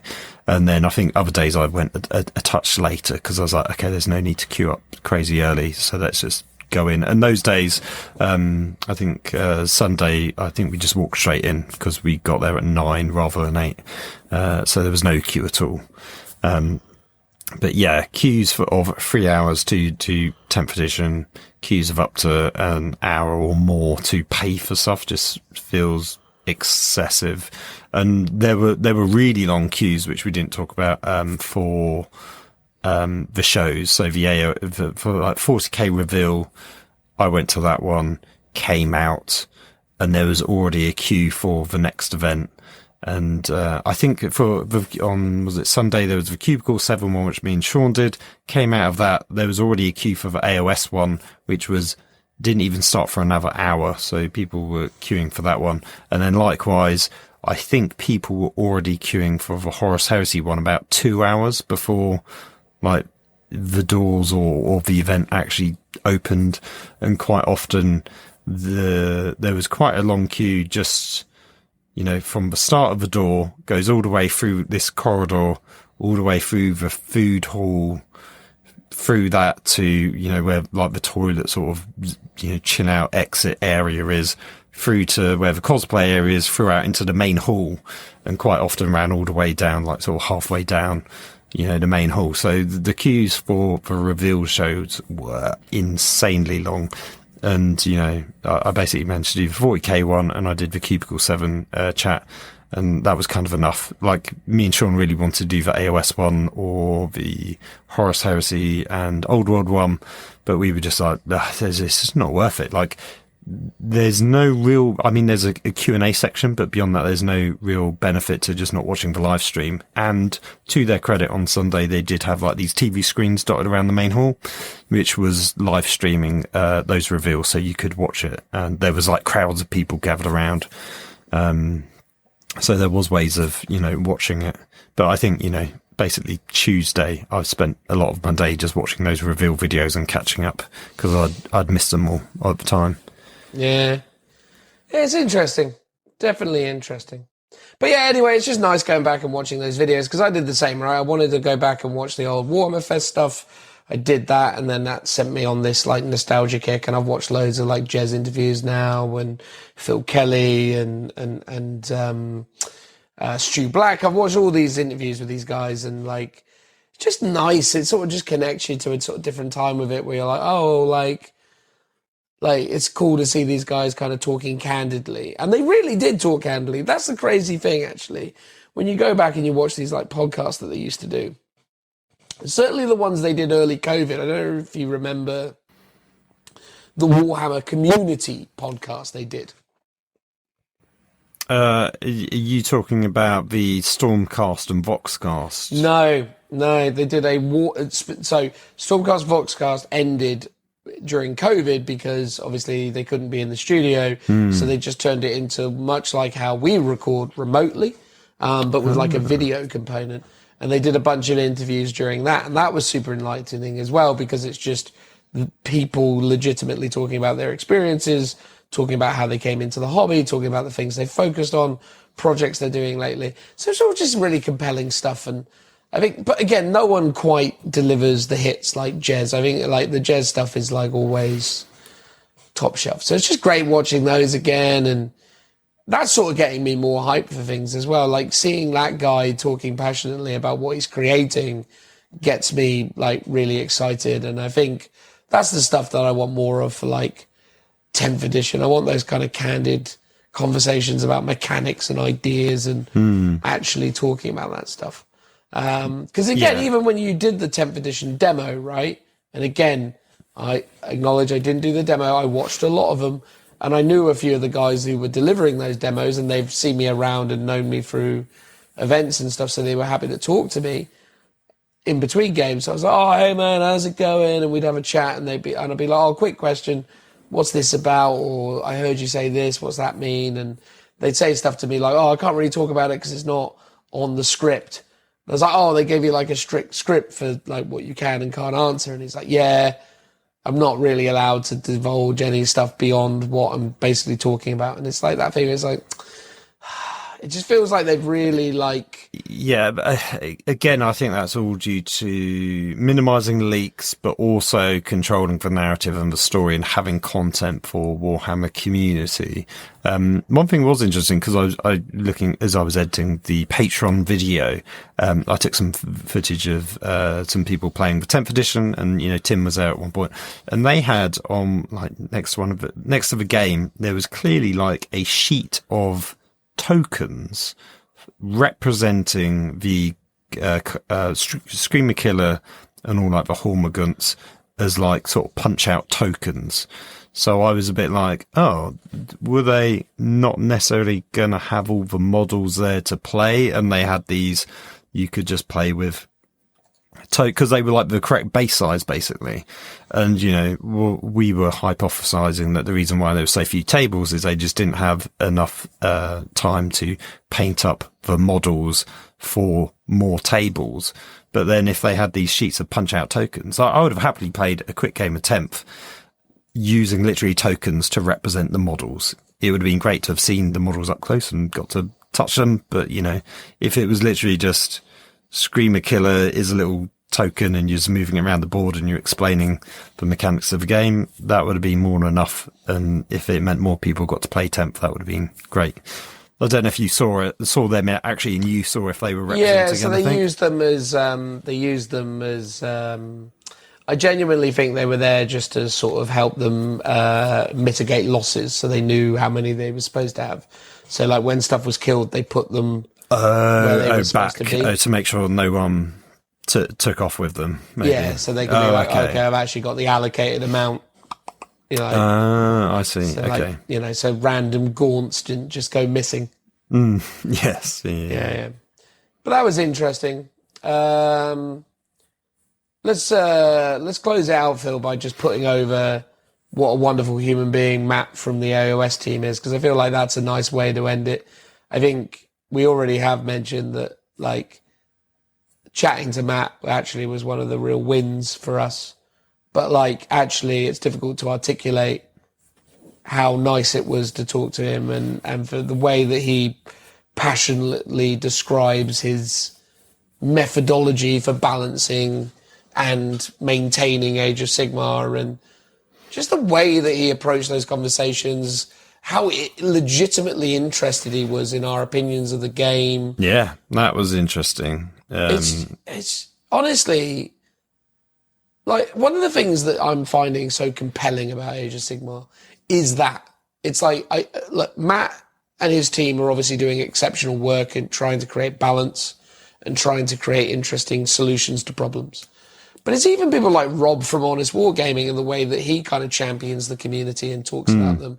You know, we in 40k don't really have that. You know, we've got a lot of individuals who want to put themselves over and want to make themselves the center of attention and want to kind of speak to why they're the best. But we never really have, you know, we're really, it's really unlucky that 40k doesn't have someone like Rob from Honest Wargamer. I know obviously we got like Stat Center and other things, but like the way that Rob celebrates like the players is really amazing. But then also when you got someone like Matt, who actually is very player centric as well, I think the community just has this energy around it and this excitement to it that I don't feel all that much in 40k. It feels like 40k is a very kind of arms racy kind of, you know, segregated thing, whereas it feels like Age of Sigmar is more of a collaborative, you know, passionate thing where people are just excited to share ideas and stuff. I saw this, the hilarious meme, I'm trying to think of the name of the movie, The Unbearable Weight of Massive Talent, where it's Nick Cage and Pedro Pascal in the car. It's a meme that's quite well used, I don't know if you know it, where Nick Cage is like grinning through, grinding his teeth, looking very frustrated. And it was taglined, you know, you constantly complaining about 40k, even though it's your, in air quotes, favourite game. And then it turns to Pedro Pascal sort of laughing and having the time of his life. And it was like every Age of Sigmar player, basically like with no real complaints about the game in comparison. And I sort of can understand it. It's like, it feels, you know, hard relatable. And I don't know if that's just because AOS is, you know, whether it's a very different game or if it's because we're just in that kind of, you know, honeymoon period of it where it's all new and exciting. But you're right. It does feel like quite often things like the quality of their products are better, like the, you know, the production quality in the General's Handbook is much higher than the GT pack and stuff like that for 40k. Even down to the kind of narrative events that have been put up on Warhammer World, they always seem better at AOS than the 40k ones. Matt is a lovely human being. I came away with my interaction from him, and that was like, that made my Sunday, I think it was, when I spoke to him. And I was like, I just want to be friends with you, Matt. Come and hang out with us because we love you dearly. And, you know, he stuck around till quite late on Monday to watch the award show. And I think it was Steve, the event organizer, said, "Oh, as your coach here, like, do you have to go?" And he was kind of like, "Oh yeah, I do now." So he sort of stayed to the very bitter end until he was about to miss his coach when he actually had to leave before the awards actually took place because it got delayed by like well over half an hour. So yeah, I sort of appreciate all of his efforts. I spoke to him a few times, just like asking him general rules questions during the Monday when I was playing. And he was more than helpful to, like, you know, ask them. And then the day before when I was chatting to him, as you say, he was asking sort of our perspective of AOS having come over from 40k, which he thought was, you know, it was really interesting. Yeah. Again, yeah, just lovely. And again, just good optics for Age of Sigmar as well, which is great. And also, I know I've already talked about it in the reveal section, but that new pig is a wondrous thing to behold. I'm stoked for that. So oh yeah, that looked great. I really like the Nighthaunts for Underworlds. They look really cool. Yeah. Weirdly, so I came away from the Cubicle 7 one because that's the roleplay books, and basically there's a ton of lore and interesting art for like the mortal realms, and there's going to be a death specific one coming out soon, which was a bit like, oh, maybe I should get that, because back in my childhood days, Warhammer Fantasy roleplay and like even Star Wars roleplay gave you so much more interesting background and depth to those universes than just, you know, the movies for Star Wars or, you know, the tabletop game for Warhammer. And I think actually Cubicle 7's doing a great job at expanding out those realms, both in terms of AOS, but also for 40k. And it's all, like, I guess, official and canon as well. So if you want to dive in a bit more to what's in your normal codex or battle tome, I think picking up one of those roleplay books might be just really interesting from like a sort of narrative story point of view, or learning more about particular like realm for AOS and something like that. Yeah. I'm excited, man. I think, like, again, I'm excited for 10th edition because I think there is great potential for that game to breathe new life into, the hobby. But yeah, I'm also excited that we've sort of discovered this kind of passion for another system as well, which is something that, because again, the journey with me in Age of Sigmar was always, I played the first version of it and didn't like it. It was super boring and really grindy, but now it's just really cool. So I'm excited for that, but I'm excited for 10th. I've been building Black Templars, Phil. I've just finished building my second Crusade squad. So I've now got 2 Crusade squads, one with shotguns and one with close combat weapons, that being the neophytes, and then obviously the Marines are just Marini. Got High Marshal Helbrecht built, did Grimaldus. All since Warhammer Fest? Or just in general? Well, so this week already I built High Marshal Helbrecht, Grimaldus, and finished building the Crusade squad. So I got all that done. So now I've got 2 10-man Crusade squads, 1 5-man Sword Brethren squad, the Emperor's Champion, Grimaldus, High Marshal Helbrecht, and a generic Primaris Captain, the one that came in the box set. So now as well, I'm like, well, with the way the rules are, I've got a Crusader. I'm going to build that. So I'm definitely using that. I'm looking at probably getting a few more, Crusade Squad minis, so as I can get like a 15-man Crusade Squad, because obviously historically the Crusader is a 15-unit capacity vehicle. So I'm looking at just getting that up to capacity. So having, like, assuming you can still do the 15-man Crusade Squads in 10th, that's something I'm really keen on. So yeah, I'm excited for Black Templars at the minute. I feel like, it's fun to put them all together. Looking at that command section, though, I mean, the thing I will say about the Templars is the servitors within that kind of command structure just make it. Like, all of the servitors with Grimaldus look absolutely awesome, but when used in conjunction with High Marshal Helbrecht and his servitors on the base, it's just a beautiful, like, command squad section, The idea that these two guys can... I mean, in my eyes, the way I want it to be is I want the two of them walking around together always, because they've got those kind of components where it's like this just really nice, like, command section. And obviously I'm really grateful that with the new Inquisition warband stuff, we're going to get even more kind of serfs that I can kind of sprinkle around the army, because that's one of the real vibes with it at the minute, is I want to add in those kind of components, so as I've got more serfs and more more servitors just kind of sprinkled around the place. So but yeah, building the Black Templars is super fun. So I'm excited to start playing games with those come 10th edition as well. I don't know what dreadnoughts I'm going to build for it, but I've got a Redemptor that I'm probably going to do, and then I'll see what happens. But I kind of like the idea of having a nice little 2,000 point Black Templar force, because they're super cool. So it'd be good to see if I can get that done over, at least built and undercoated in the next few weeks, and then I can see if that's something that's fun in 10th edition or not. We'll see.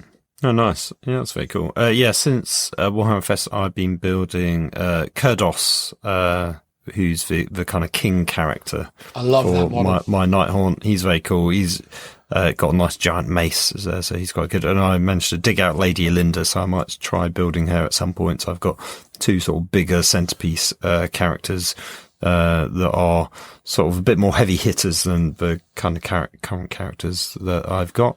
But in doing so, because actually I was using my travel case to go to Warhammer Fest, which normally has all my Minotaurs in. So I was just looking over all the Minotaurs that I've still built but not painted. So yeah, I do think Blade Guard's next on the list for my Minotaurs to paint up when I get a bit of time to do some 40k stuff. So yeah, I'll definitely be doing that next, for them. And I've also still got the boarding actions, terrain to build, which I've half done. So when I get a bit more time, I'd like to work on that going forward. So I'm not giving up on 40k or anything like that. I've still got plans afoot, to do things for that. So that'll be cool. Absolutely, mate. But until then, I reckon that'll probably do for this episode. So hopefully you enjoy that, guys. We tried our best to sort of give a balanced but ultimately truthful account of our experiences at Warhammer Fest. I'd say overall, in terms of the weekend, I still feel like we net out on the positive side of things. Again, I feel like, just to say it one last time, the staff, wonderful. Manchester, incredible city to spend a weekend in, especially with such great friends. I had a wonderful time hanging out with my buddies, going out to restaurants, playing games of Warhammer 40,000. It was a really amazing weekend. The only thing that let it down was Warhammer Fest. And by that, I mean specifically the exhibition bit. Tournaments were amazing. Everything was great, but I think Warhammer Fest itself as an exhibition really fell short of my expectations. But overall, I had an amazing time, and I'm totally going back to do another tournament if they do it again next year. But again, I'm going to obviously approach it with a bit more tempered expectations in terms of what I'm hoping to see from the actual fest aspect for it. And I think genuinely, Games Workshop would do well going forwards to promote it predominantly as a large-scale tournament with a exhibition component as opposed to a large exhibition, air quotation marks, with a tournament bolted on, because the last thing that thing was a large exhibition.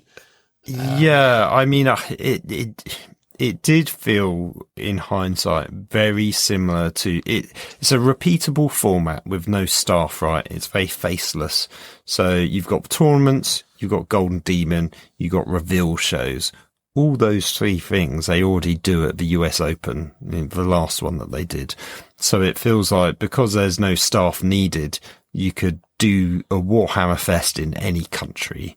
It might be a bit more different in terms of the third party stuff, because they're located in different countries. They might have to travel out and stuff, but you don't need the Games Workshop staff to do it. So there didn't really feel much that was special for Warhammer Fest that is, in the UK, the home of Warhammer, in comparison to what is possible, over at the, the US Opens that they've currently been putting on. So I think that was the sort of, slightly disappointing takeaway. And I think online loads of people have been giving feedback about it. I don't know if Games Workshop are going to do a kind of, an email questionnaire form like they have done with their tournaments. They normally ask for feedback. I don't know, after Warhammer Fest they also ask for feedback from people that bought tickets, or alternatively you could email your feedback directly to them, which I know Sean was saying that he was going to do, and that might be worth doing. Just it's all well and good us shouting out into the void. Games Workshop might not hear it, so yeah, I definitely suggest, if you had strong feelings about Warhammer Fest, letting them know by dropping them an email. Yep, 100%, my friend. But there you go. That's all of that. Goodbye, everybody. Bye-bye. Bye-bye. Bye-bye. Bye.